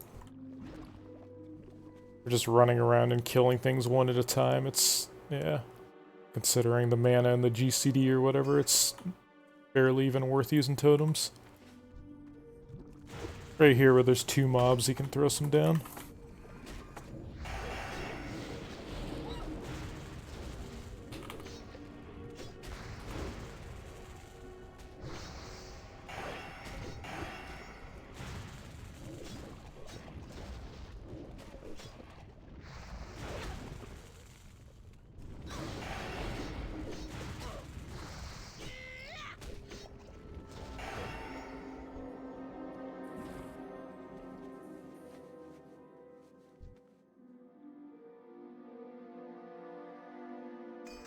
Is it? It's definitely possible that I'm wrong, because I mean, I've been learning Shaman over the last few weeks. I definitely wouldn't say I know every little thing about him. Let's... Okay. Wait a second. Oh my god. I think you're right. That did feel faster.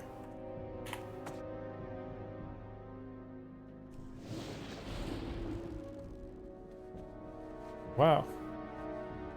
Oh, looks like I'm learning things.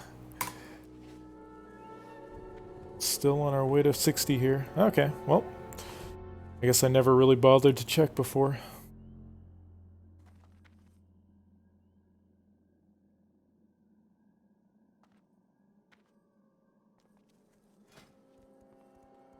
Let's see, how are we doing on... Oh, there's 3 pieces, no int so far. Let's look at base stats. I only have 11 int from gear. This is the only piece I have that has int on it, so I guess most of this mana is just natural.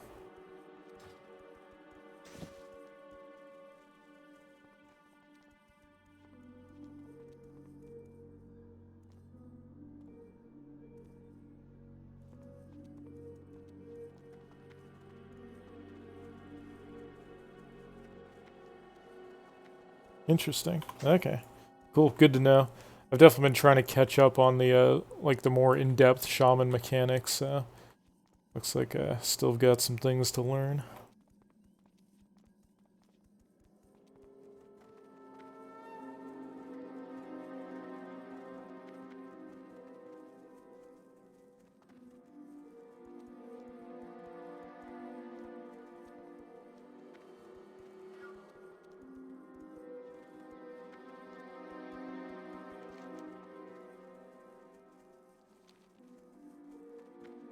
Okay, let's find out if this was a huge waste of time to come up here first. I'm still only 90% sure I grabbed this flight path too. Which would be a real tragedy if I forgot that one.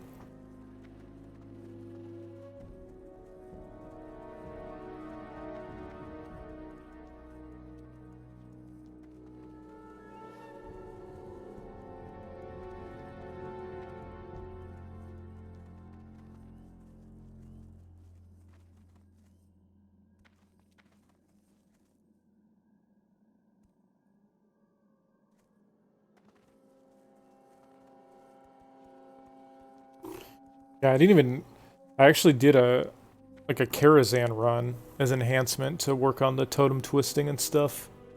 I didn't even notice that totems had a different GCD at that point either. I just never even thought to look for it. From my memory, it was only rogues that had the lower GCD back in the day. I had no idea that shamans had that.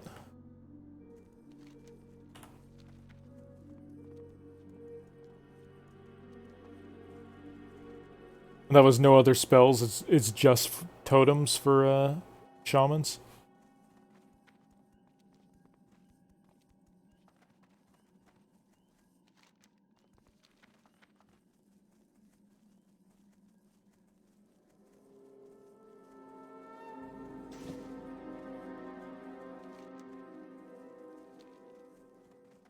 Yeah. I mean, we put down like two... Once I actually thought to look for it, once he mentioned it, and we put down a couple totems, you're like, oh yeah, that's clearly a lower amount. I just, like, never even thought to check before. I thought that was something they only added in, like, later versions of WoW to non-rogue classes. But looks like I'm behind the times on Shaman newsletter.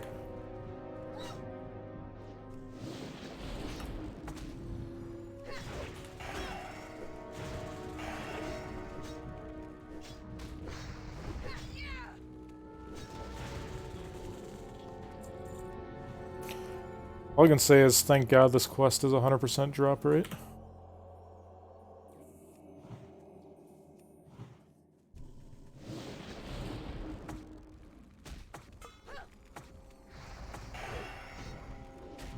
Okay. I'm a little more inspired to make totem castles now that I know it's faster GCD.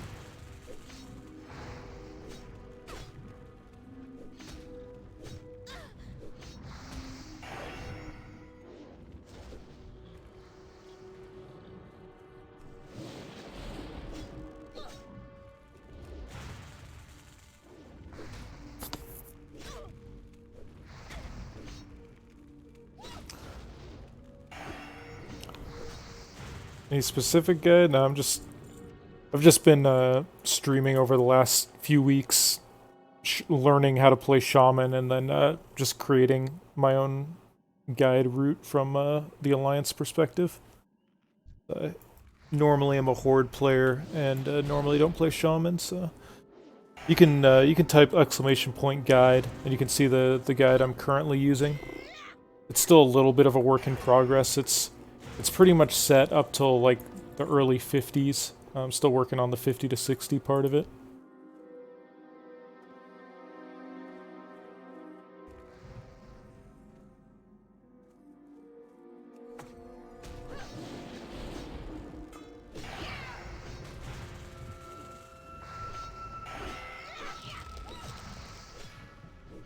"15-second route? Oh my god. I guess I need to hold on to my Earth Shock to interrupt that or something.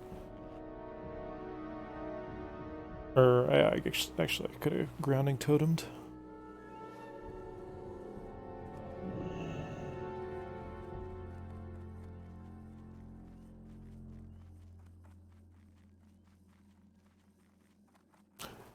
How geared is your Shami gonna be before TBC? Not very. I mean, I'm gonna farm up the rank 14 weapons when I hit 60 on the pre-patch, and then, I mean, after that, I might get like a random raid or two in, but I'll probably be in like half questing gear or whatever I buy off the auction house, and like half rank 14 honor gear, since the PvP honor gear is pretty easy to farm on the pre-patch. Just won't have that much time to do it before TBC hits.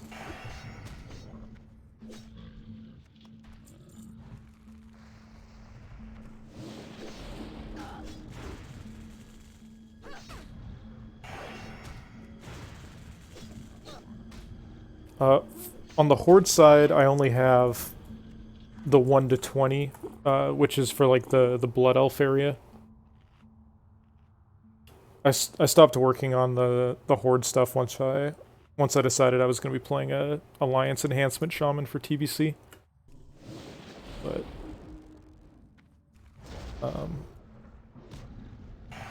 I did a Horde 1 to 20 run in under 5 hours earlier on the beta. The VOD might still be up on Twitch. It's up on my YouTube. And then you can still find the guide for that as well. The guide for that run should work for any class. You pretty much just have to change the class quest around.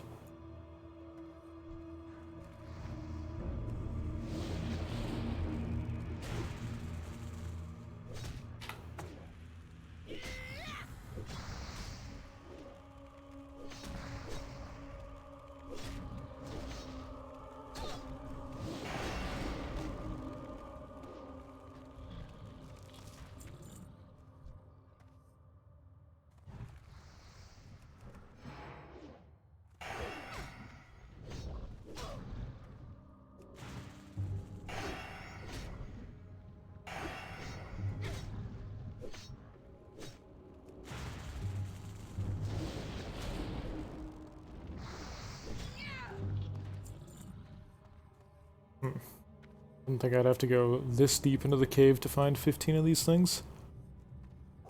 Hopefully I don't hit the respawns on my way out.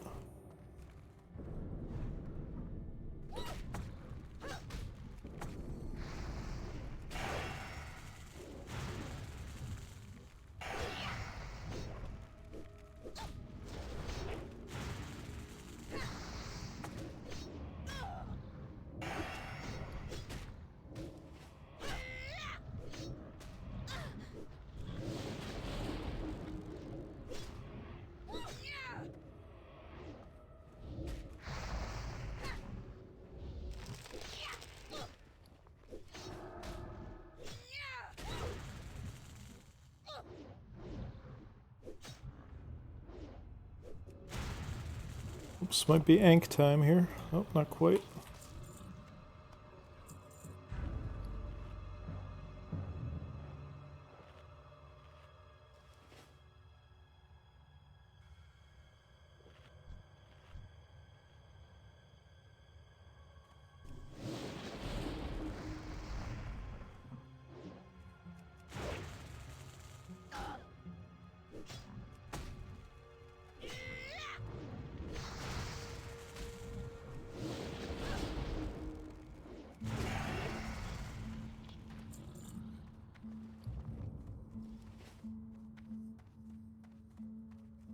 Alright, time for the true moment of truth.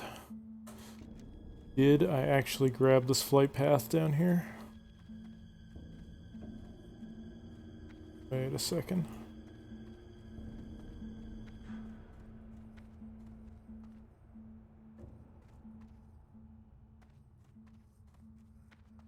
Getting freaking lost in this cave.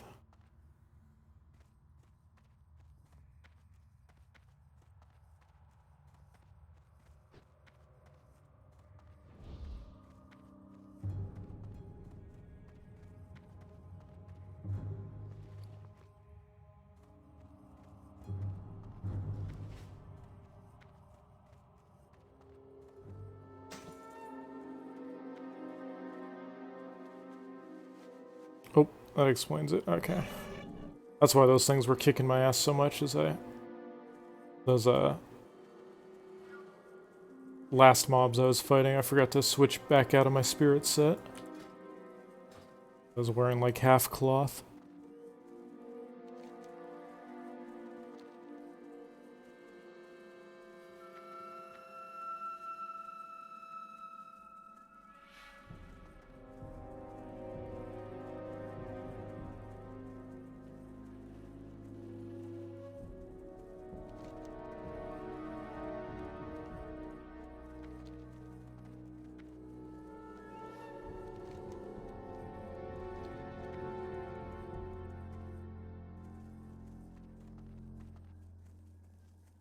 See.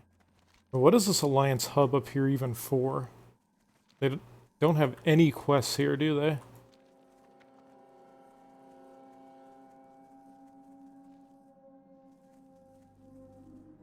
I swear Alliance has the weirdest towns. They're just like these random desolate towns that have somewhere between 0 and 2 quests.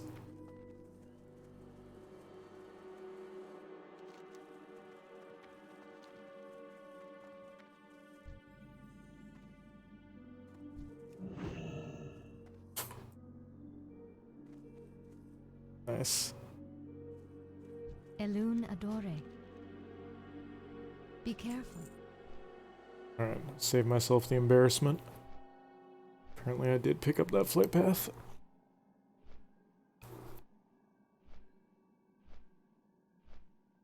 What add-on do you use for your splits? It's just called Speedrun Splits, made by a guy called Carmond. You could find it on the normal add-on sites like CurseForge. I don't think it's been updated in a couple years, but it still works just fine. Even on the beta here. There's some like options for changing things around where you'll want to you can show how many levels of the run you want. I guess it's not showing my earlier ones for some reason. Maybe it was a different... Might have been because there was like a different beta patch or something. And you can adjust at what level it starts saving your times to compare against. If you're doing 1 to 20 runs, for example, you would want to switch this down to 20 from 40. So every time you hit 20, it would save those times to compare your future runs against. You can also just manually choose to save all your current times.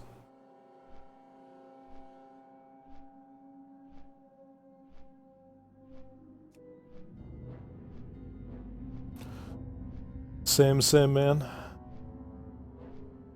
I'll also be starting out from scratch on a PvP server with no money or characters. Just send in the full YOLO.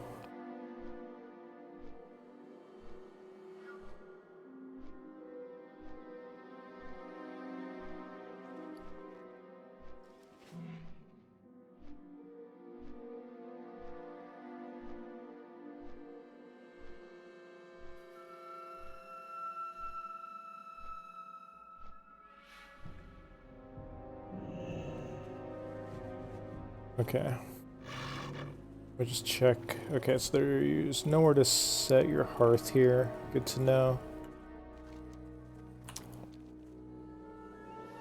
Let's go turn this in so I can start collecting shards to get some salves. See if this mad science trip was worth it. To kind of go way the hell out of our way here to get the Songflower buff as quick as possible.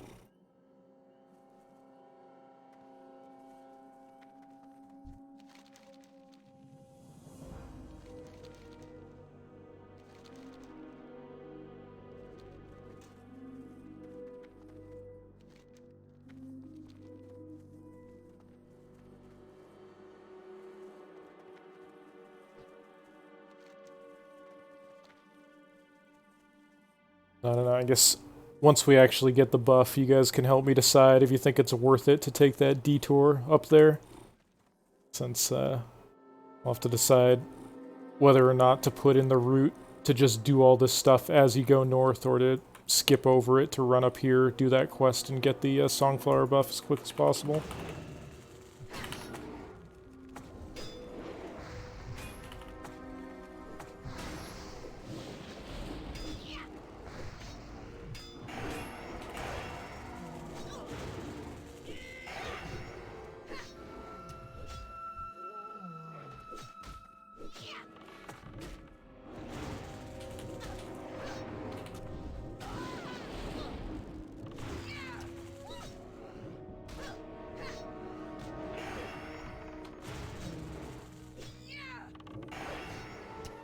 Where did this guy come from?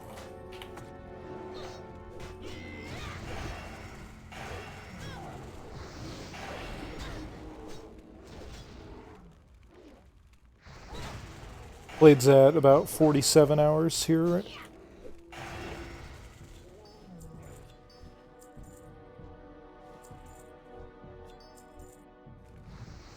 We're honestly making better time than I thought we would. Considering I haven't actually done a full 1 to 60 run here on the Alliance side. This is the first time I've gone... We did a trial run up to 45 a couple weeks ago. And then I started over for the full speed run, and I was aiming to get under 3 days of played, but we're actually kind of crushing that time at this point.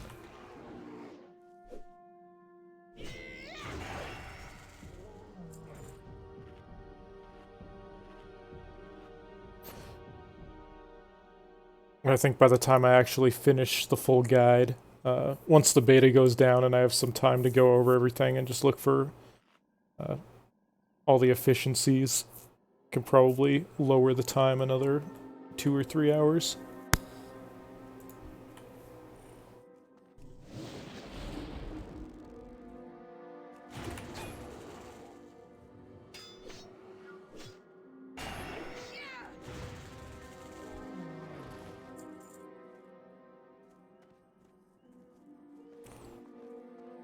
Okay, so I need 6 of these things to actually get some of the plant salves, and then we can go try out a Songflower.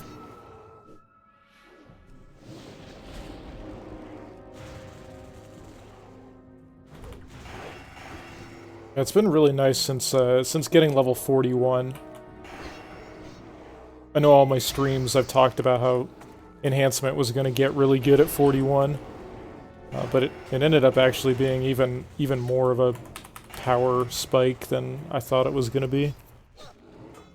Pretty much hit 41, then stuff just started blowing up for the rest of the run.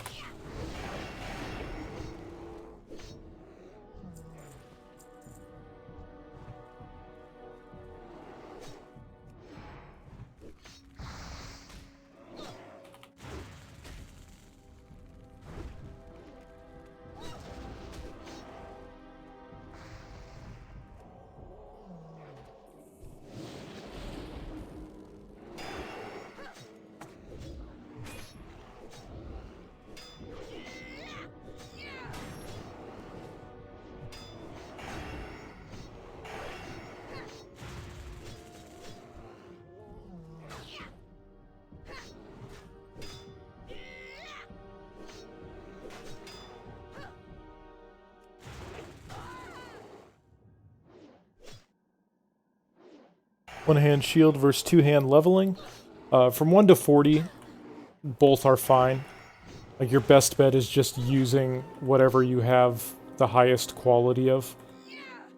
Like, on this run, we switch back and forth a lot between one-hand shield and two-handers, just depending on what the best available weapon from quests and stuff are. It's kind of a 50-50 mix, 1 to 40. From 40 onwards, you just want to use dual-wield one-handers the whole rest of the way.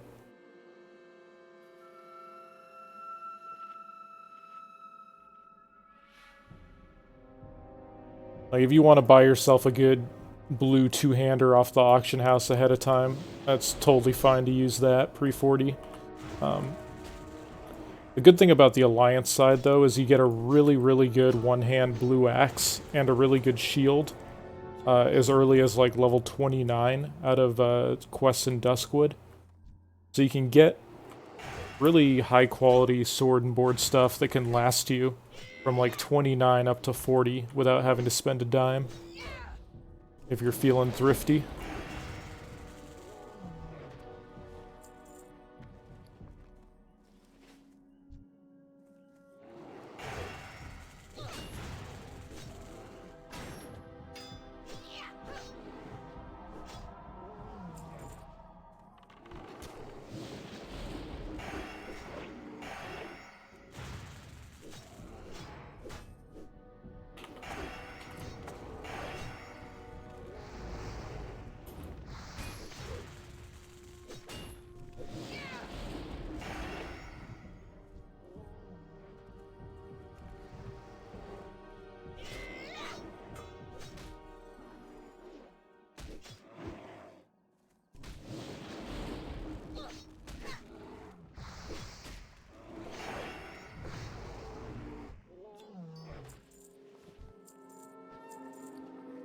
Oh god, I still need one more shard after all this massacre.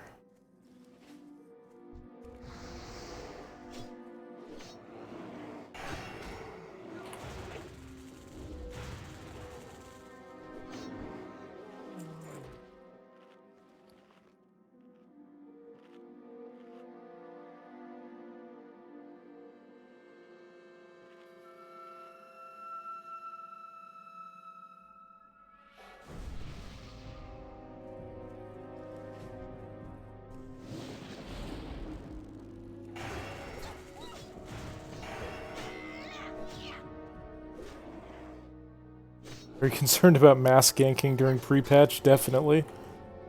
I mean, it could happen, but I don't really know a way around it. Like if I'm... When I originally thought the pre-patch was going to be, you know, 4 to 6 weeks like everybody else, I was kind of considering, like, maybe I just level this shaman real fast on like a non-PvP server, just to do the run as quick as possible for fun, you know, try to be the first shaman to 60 who's, you know, playing solo and not getting boosted or whatever. But since we only have 13 days, I mean, I kind of just have to send it, since I'm playing my main on a PvP server. I don't really know any way around it. Like, ganking's probably going to be an issue, but what are you going to do?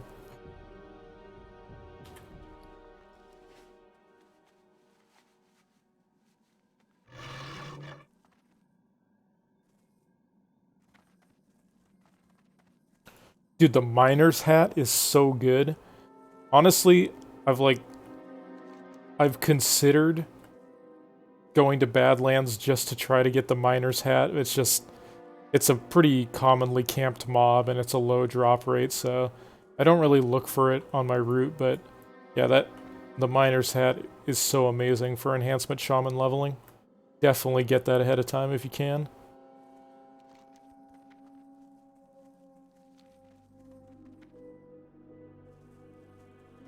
Well, the problem is you can't, yeah. I'm going to be playing Enhancement Shaman as my main in TBC, and I'm playing with some friends on the white main server. And so you can't transfer from PvE to PvP. So it's going to be a little bit awkward. Definitely might be some unavoidable one-shot ganking going on a heavily populated PvP server.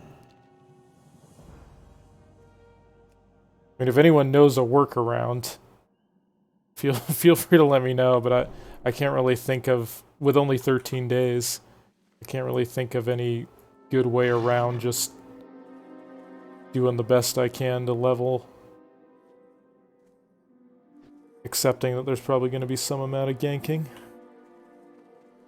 Probably a lot, actually.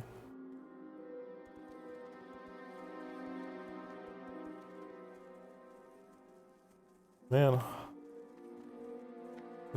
There you got it. Riptide TV. He's gonna be ganking me. You heard it here. You playing Alliance or Horde, Riptide?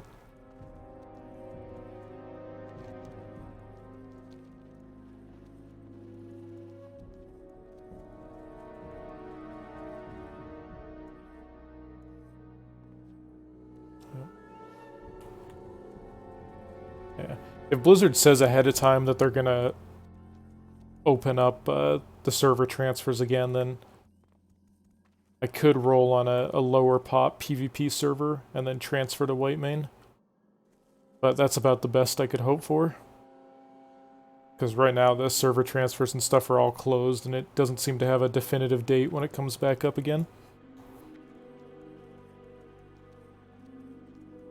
I just don't really have the time with the 13-day pre-patch to do a full speed run on a PvE server and then level the PvP shaman like I thought I was gonna have. I was kind of thinking of like leveling a PV, or just doing the speed run on like Blood Sail or something, and then after that was done, leveling my PvP shaman. But it's 13 days. I mean, just not enough time.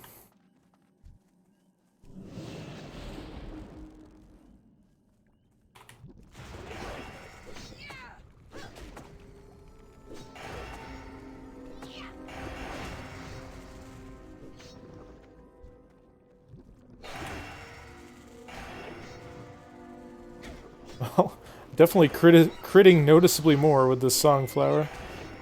Oh, because it's giving me more than 5% crit rate because of the rating. Oh, so the Songflower is actually better now on TBC as long as you're under level 60.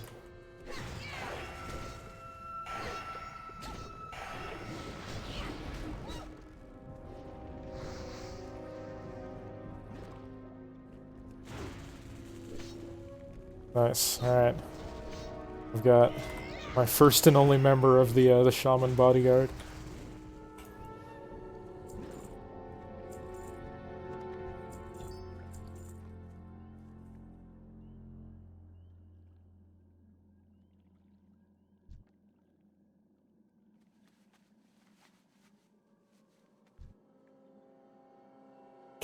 These jars fill so slow.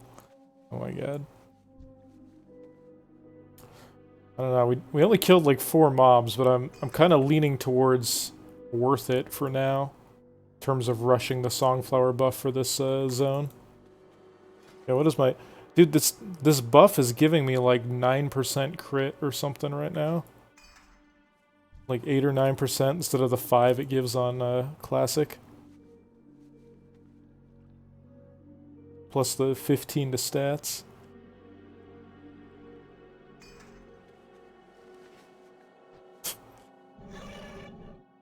The rest of my route is about to be go to Fellwood, get Songflower, grind to 60, send it.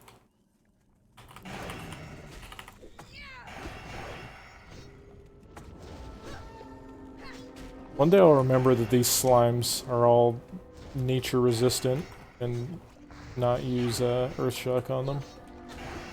That day may not be today though.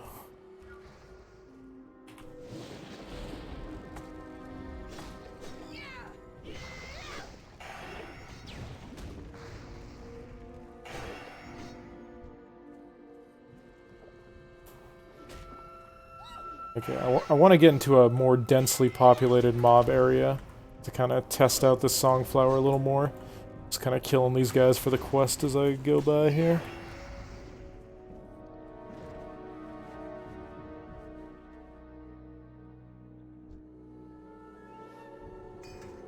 Of course, on a PvP server, you're gonna get ganked and lose your Songflower right away, unfortunately. A PvE server... So it's feeling pretty worth it right now.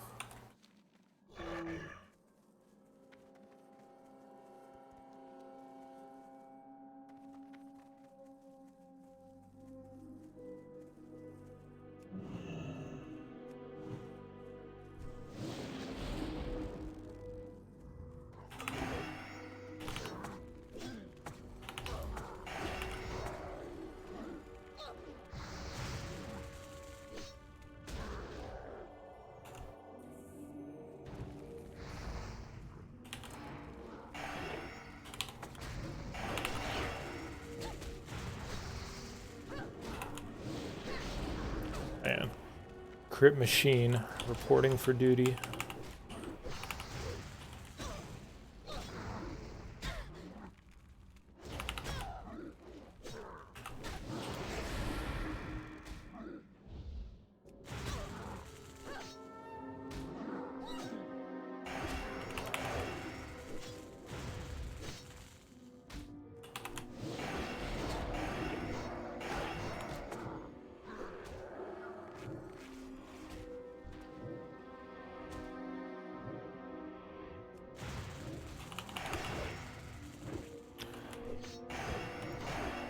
As far as I know, you can, yeah, you could get summoned to them early on. I think you have to be level 48 or 49 to pick up the quest that lets you do them yourself.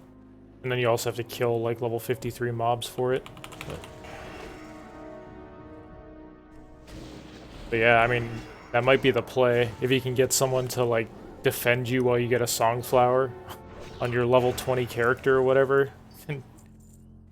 Probably have like 90% crit. Or honestly, it's probably like 100% crit. Maybe that's the new meta of leveling. We're changing the game here.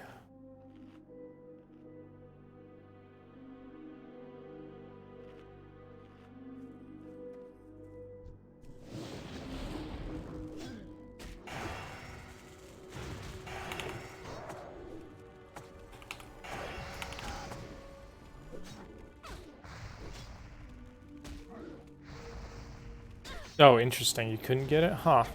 I wonder what they use to, like, determine who can actually get the Songflower.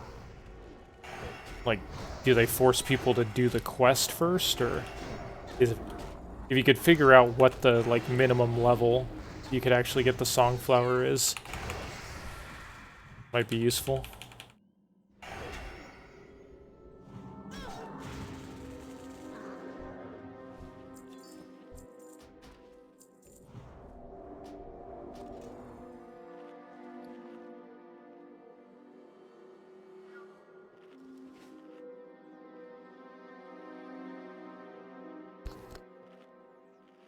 Ah, level 50. That's too bad. We almost just broke the meta of leveling.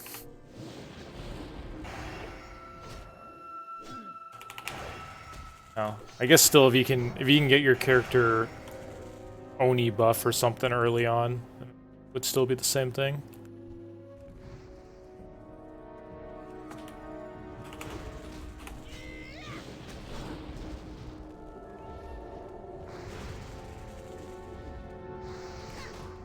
This isn't the best grinding area. Enhancement Shaman want to kill casters as much as possible.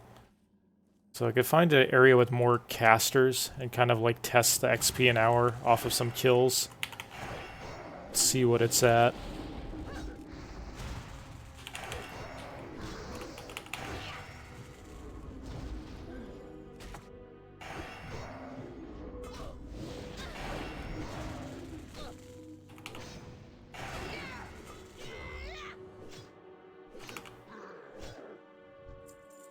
I mean, I guess imagine if you were like super twinked out, had like Axe of the Deep Woods or something as a main hand, and got the Songflower buff. You could probably just like grind 53 to 60 with the Songflower and Fellwood, get as much XP as you would get questing.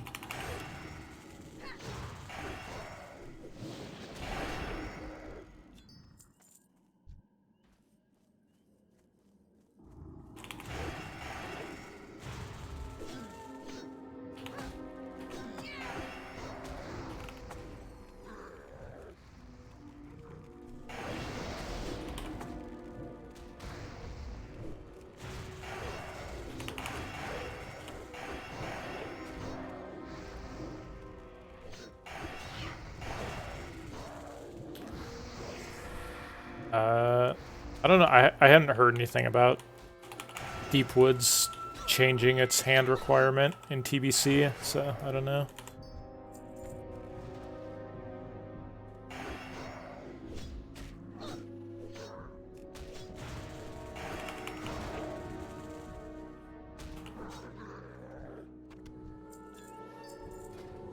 Me and my level 34 axe here definitely seem to be doing a number on these things.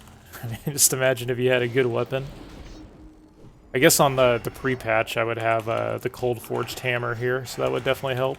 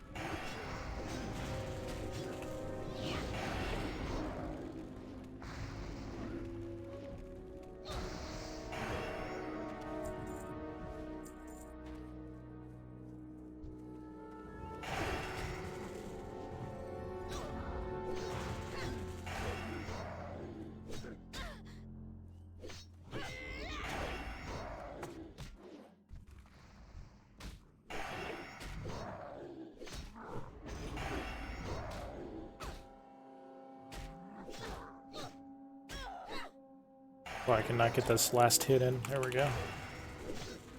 Ooh.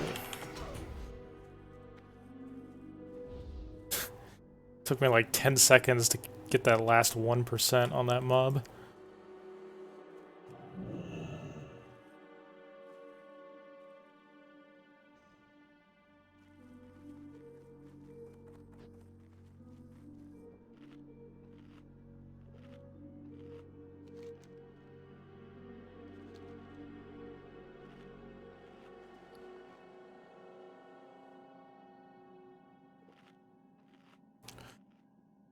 Yeah, normally for now when we're not playing hardcore, don't care too much about dying if I have my Ankh up, because, I mean, yeah, who cares? These things are cheap, but I don't want to lose my Songflower buff.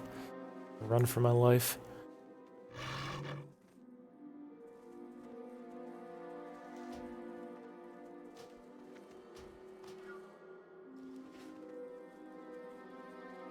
This buff is more important than my life.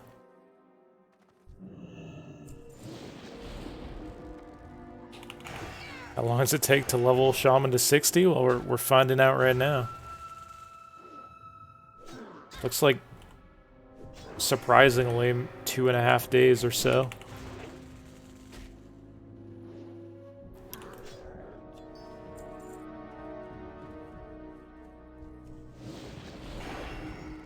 You have a reasonable route, kind of know what you're doing, and then if you have better gear, like you buy gear ahead of time, it'll be even faster.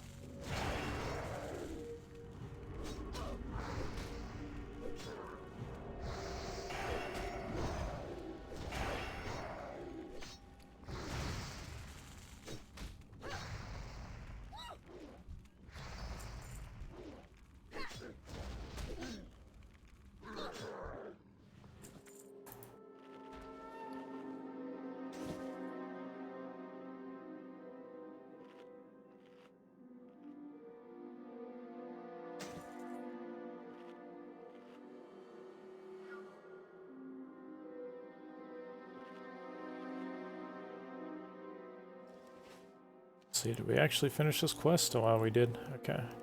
Ooh, now here's a good spot to go, up here. Some of these mobs up in the Forces of Jadenar area are real squishy.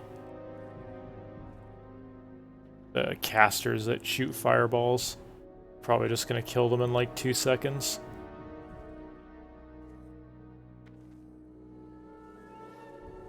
Assuming my Storm Strike doesn't get parried or something.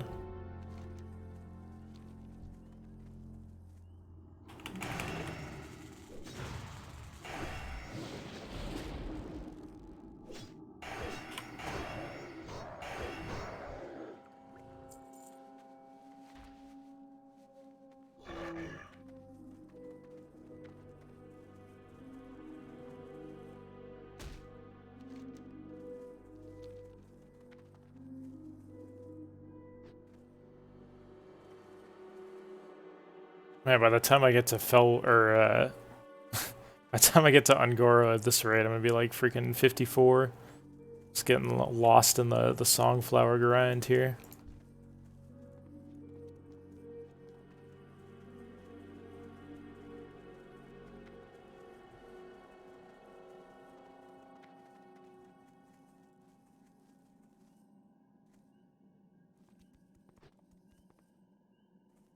Yeah, it's too fast.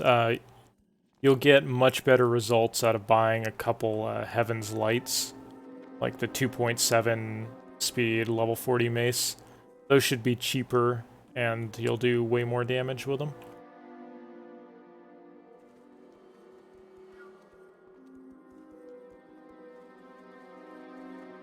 I mean, I wouldn't even offhand a Flurry Axe if you can avoid it.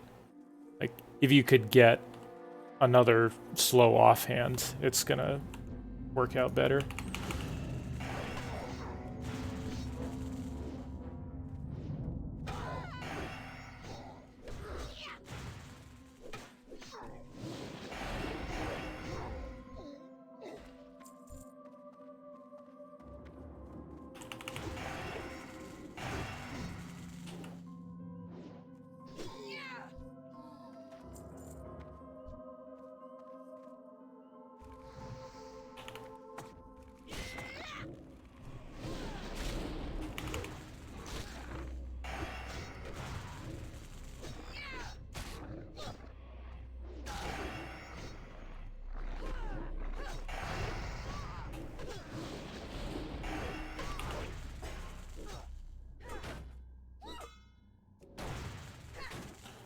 See. Yeah, I mean, if it's just a green, it's probably gonna be pretty close between that and the flurry axe. I mean, if you can get a blue one-hander that's like 2.7 or so, somewhere around there, that's definitely the ideal. The one-hand mace Heaven's Light, or the one-hand mace off of Whitemane, or the level 37 one-hand mace that's an old man zone drop.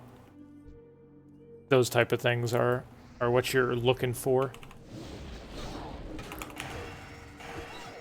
Like, those weapons can pretty much last you all the way to 60 if you want. You can upgrade them later on in the 50s if you really want to, but like a couple Heaven's Lights will be good enough to get you 40 to 60, no problem.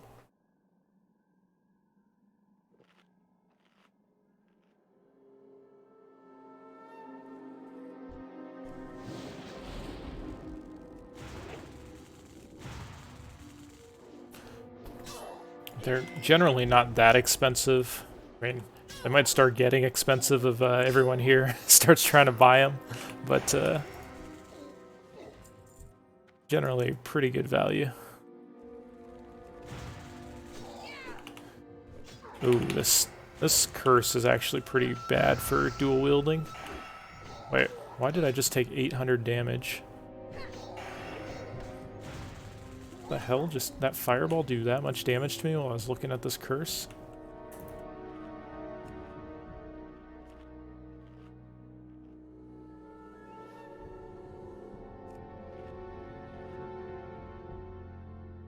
Oh, okay. He fireballed and then fire blasted me for 850. Okay, good to know I'm not insane. I did actually just take over 800 damage in like less than a second.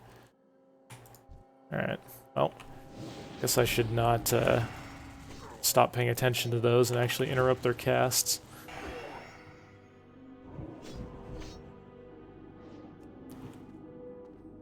Oh my god, resist.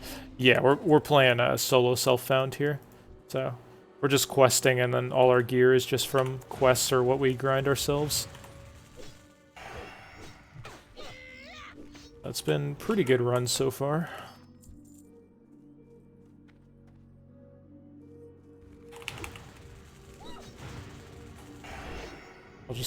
I'll be adding in a little bit of a gamble when the pre-patch hits, and just taking a little detour to run an AV at 51.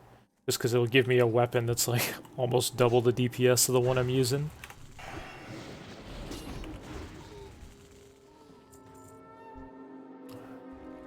And I'll be killing these things even faster.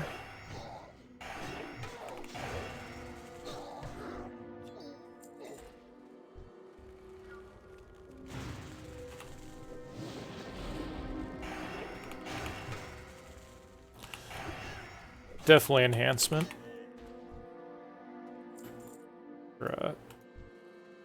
From 41 onwards, enhancement got mega buffs for leveling in TBC. All the new talents they got and the talents they got buffed, they all kick in like 40 to 60.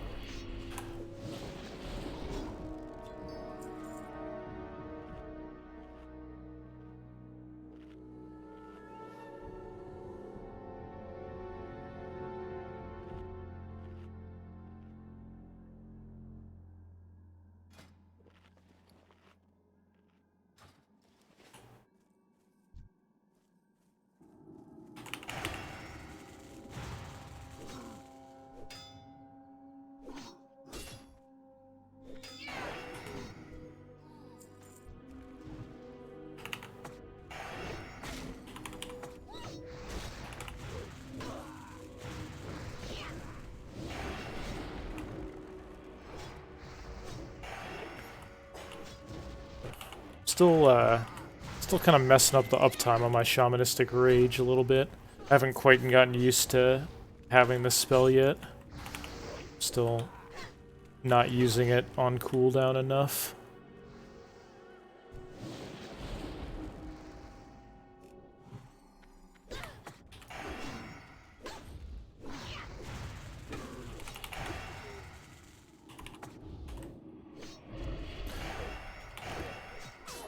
One to 40 is closer. I still think enhancement's better from 20 to 40. 1 to 20, it doesn't really matter what the hell you do, because all the shaman early talent tiers are pretty crap. You can do whatever the hell you want, 1 to 20. The reason I think enhancement gets better from 20 on is this new talent that they got. It's 11-point talent, Shamanistic Focus. Really big for your mana efficiency, which was one of the holdups of enhancement before. And also, Ghost Wolf is instant cast when you put 2 points into it now. So, I mean, that's pretty useful. So those are both things that were not the case back on Classic.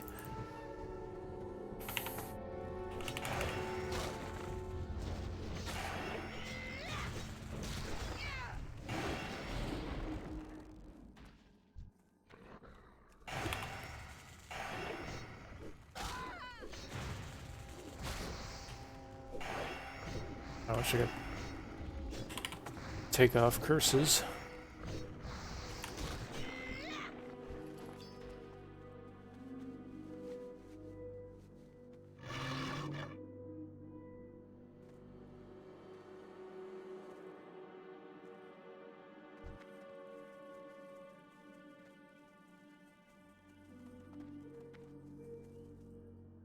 Hopefully there's a respawn over here for the Adept.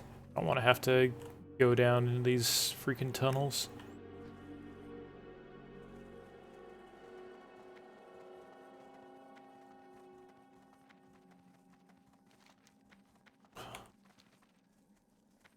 No respawn yet. I guess we're killing some slimes.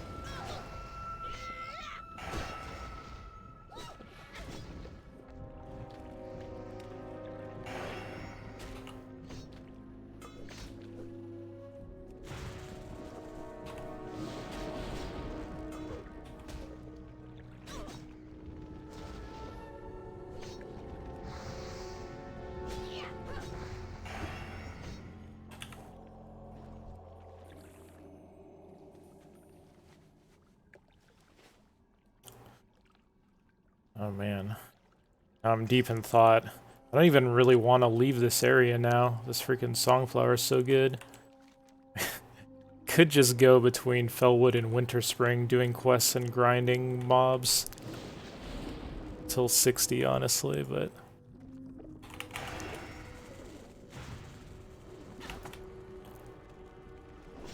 might not be the best way to do it on a PvP server. As soon as you get ganked, it's gonna mess you up. I'll probably still go down to Feralus and Ungoro here in another half level or so.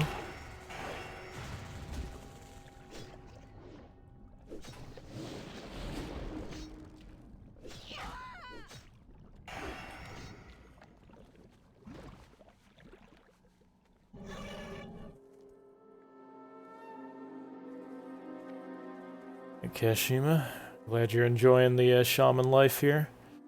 You get a little sneak peek on how good it gets on the pre-patch pretty soon.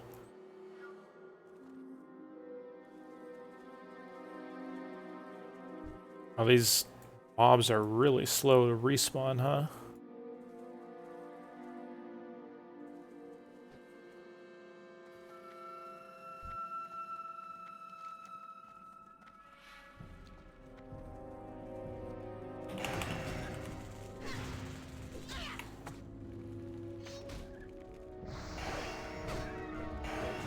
You getting your shaman all the way to 60 now, or are you just getting it to like 30 or something to level it fast when the pre-patch hits?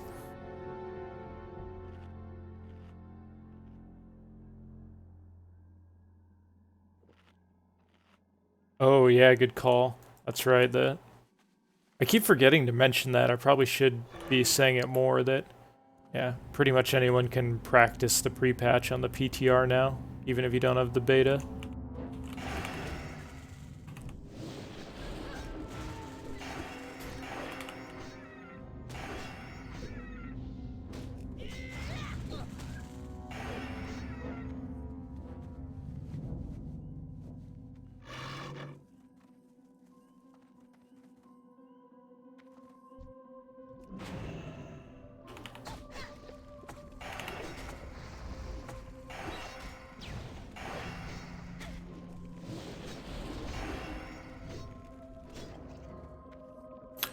I did both of them.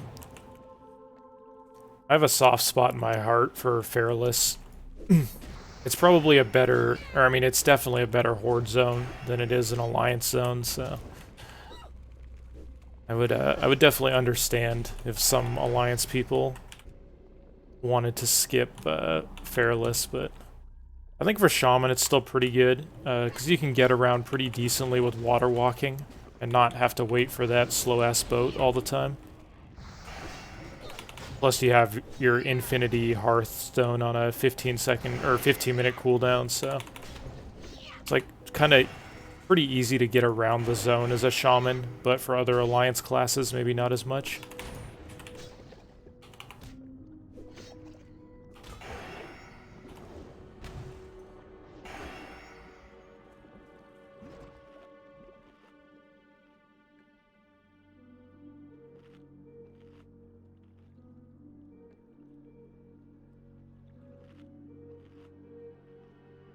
What's the difference between PTR and beta now? I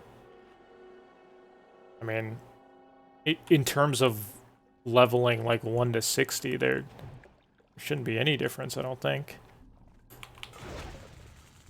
I haven't actually gone onto the PTR, so I'm just going off of what people said, but they have the pre-patch and the new races and stuff, don't they? Or are the new races still locked on PTR? Yeah, just no Outland. Yeah, Shamans actually have better than 15-minute Hearthstone. So you have Astral Recall, which is your Hearthstone on a 15-minute cooldown. And you still have your normal Hearthstone as well. So you can actually just Hearth twice in quick succession. So it's, you essentially have infinite Hearthstones on a Shaman. Yeah, these things are just finally now starting to respawn. I don't know why these have like a 12-minute respawn. It's kind of weird.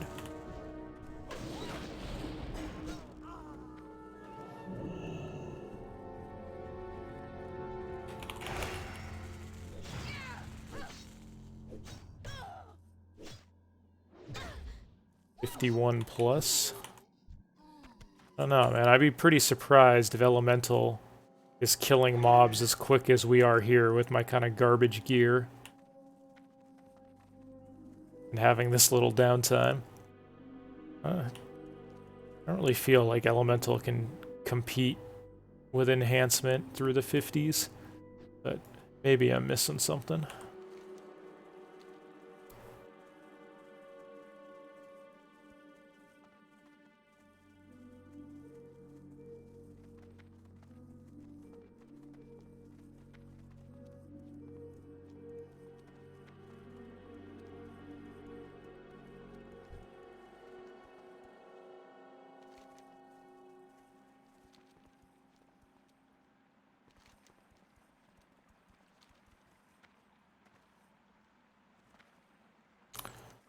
I thought I had a quest up here. Maybe it's a follow-up to one of these quests. And to turn these ones in first or something. Oh.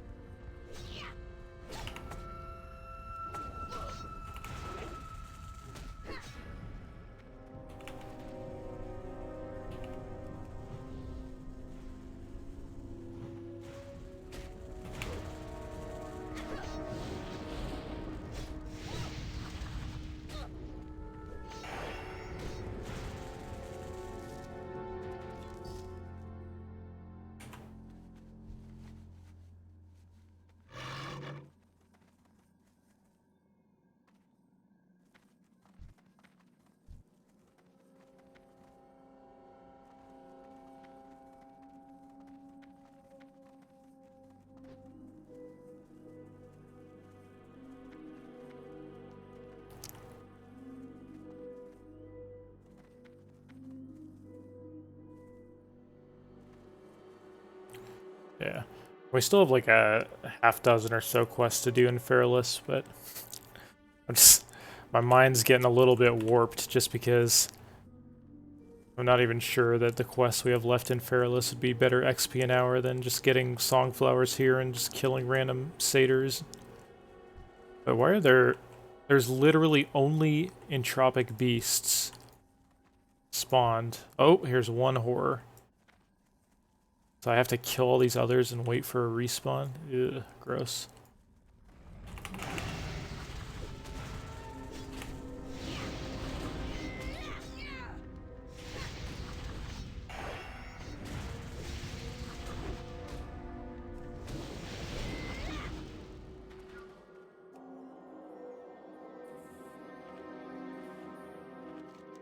How is there only one of this entire mob? Feel ripped off.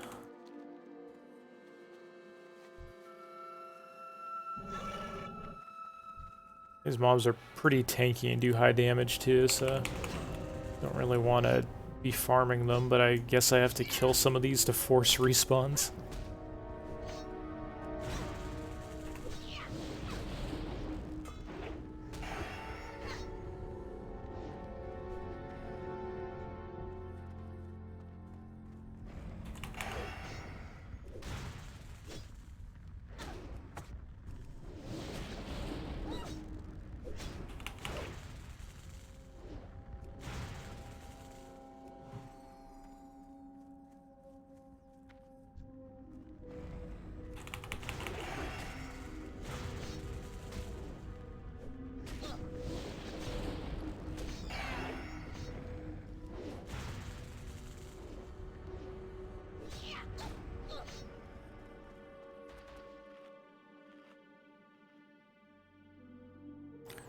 Probably. Are these actually immune to fire? See, my mind got warped by all those, like, fiery things in Searing Gorge. Those mobs that are, like, on fire, but they're immune to nature and still get hit by fire. My mind still hasn't recovered.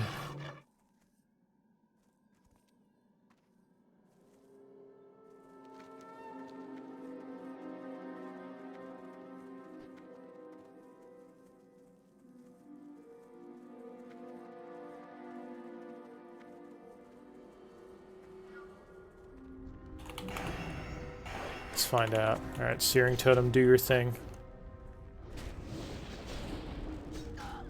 It's not really doing much of a thing, is it? Is it just not shooting because they're immune? Or is it lazy? Okay, I guess it's because they're immune, it just doesn't even try to shoot.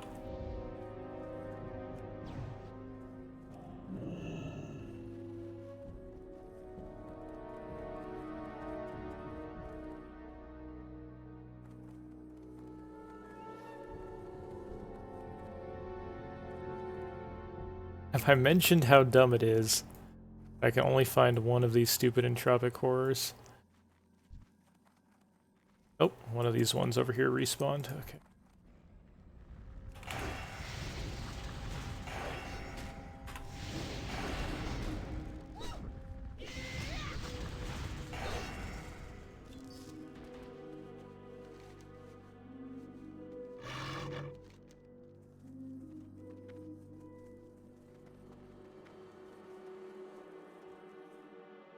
Okay. Yeah, I thought I had a quest for up here, but I guess it must be a follow-up to one of these ones.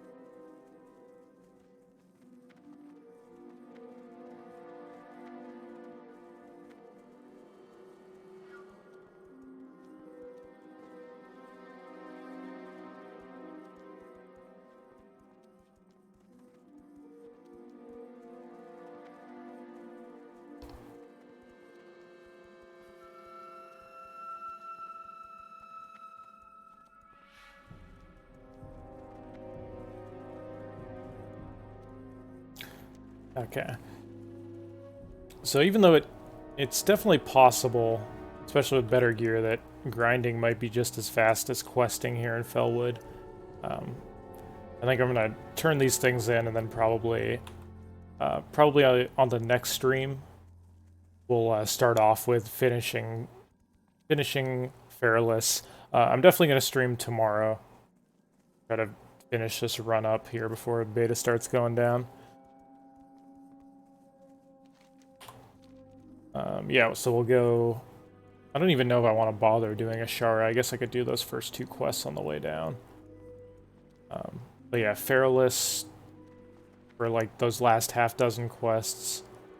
Into Ungoro, probably like 55.5, maybe even close to 56. After Ungoro, we can pick up the level 55 food from Caverns of Time. Then between Western, Eastern Plaguelands and Winterspring, like those zones alone will be more than enough to get us to 60.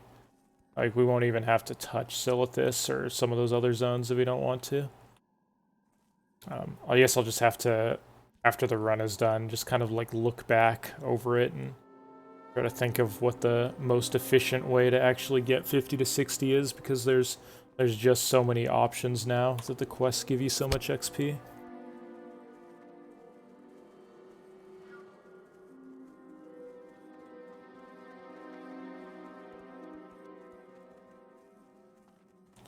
Oh, yeah, you are 100% correct.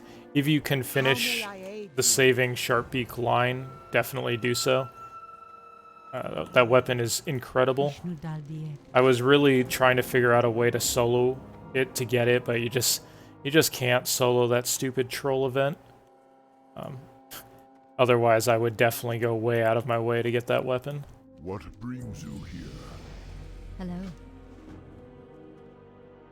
Alright, so right about 2 days of playtime, just dinged 53. Honestly, I have enough freaking experience at this point. I'm not even going to get rested. I think we're just going to log out right here. And we can continue the questing path tomorrow.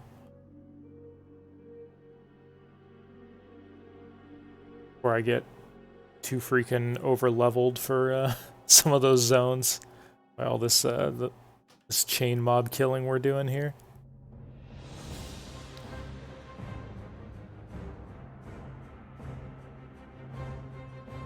Even without world buffs pause, I mean maybe you could at a higher level with Shaman. I don't know. Like if someone could figure out a way to do it on a level 50 Enhancement Shaman, I would love to be wrong. I would love nothing more than to be wrong and for it to be soloable. I just don't know how you deal with like those 24 trolls charging up the stairs at once by yourself. Like you don't really have the AoE damage output as a Enhancement Shaman, because that weapon is super good. I would love to be able to do it. But yeah, if anyone's a true hero and figures out a way to solo that early on, be sure to let me know, because I will be quite impressed and probably steal your tactic.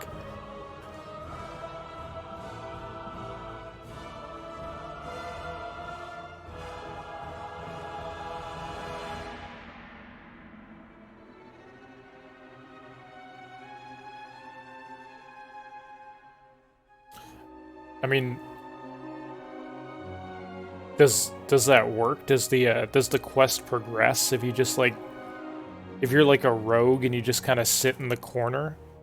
It doesn't progress the quest, right? The trolls just like run up the stairs and they kill those NPCs, and then because you actually have to kill one of the bosses that spawns after the troll event to progress that, right? And again, I would love to be wrong, and for it to be, if you could just like manage to sit there and somehow progress the quest, and then like run up and kill the Necrom guy real fast and progress, like that would be pretty cool.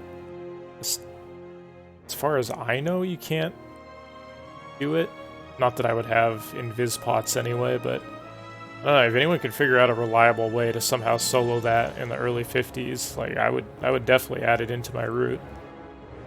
Seems like it'd be worth it.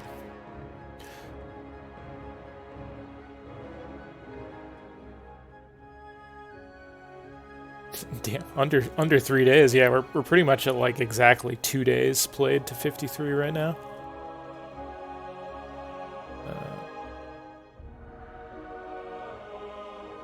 I don't, maybe once we get to 60, like I might try some of this stuff. Like I don't know, just going in there. Like I think we can maybe do it at 60, but yeah, if we can figure out a way to somehow do it in the early 50s or even late 40s, yeah, for sure. I'm definitely interested though. Like if people have good ideas for how to solo it, like once we get to 60, you know, I'll try it out. Or maybe like boost to level 58 or something and try it out on there. Okay, so that's it for tonight's stream. For anyone enjoyed it, go ahead and give the channel a follow. Appreciate everybody tuning in. We're gonna send you... Actually, I haven't seen Tactics stream in a while because he's been working on the guide. So let's go raid Tactics, see what's up. I think it's been a week or so since he streamed.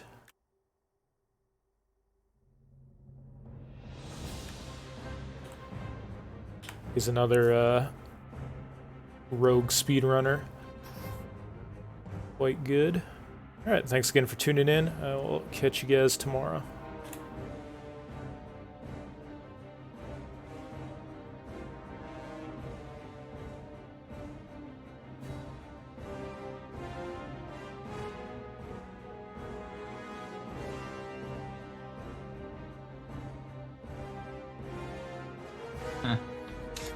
Yeah.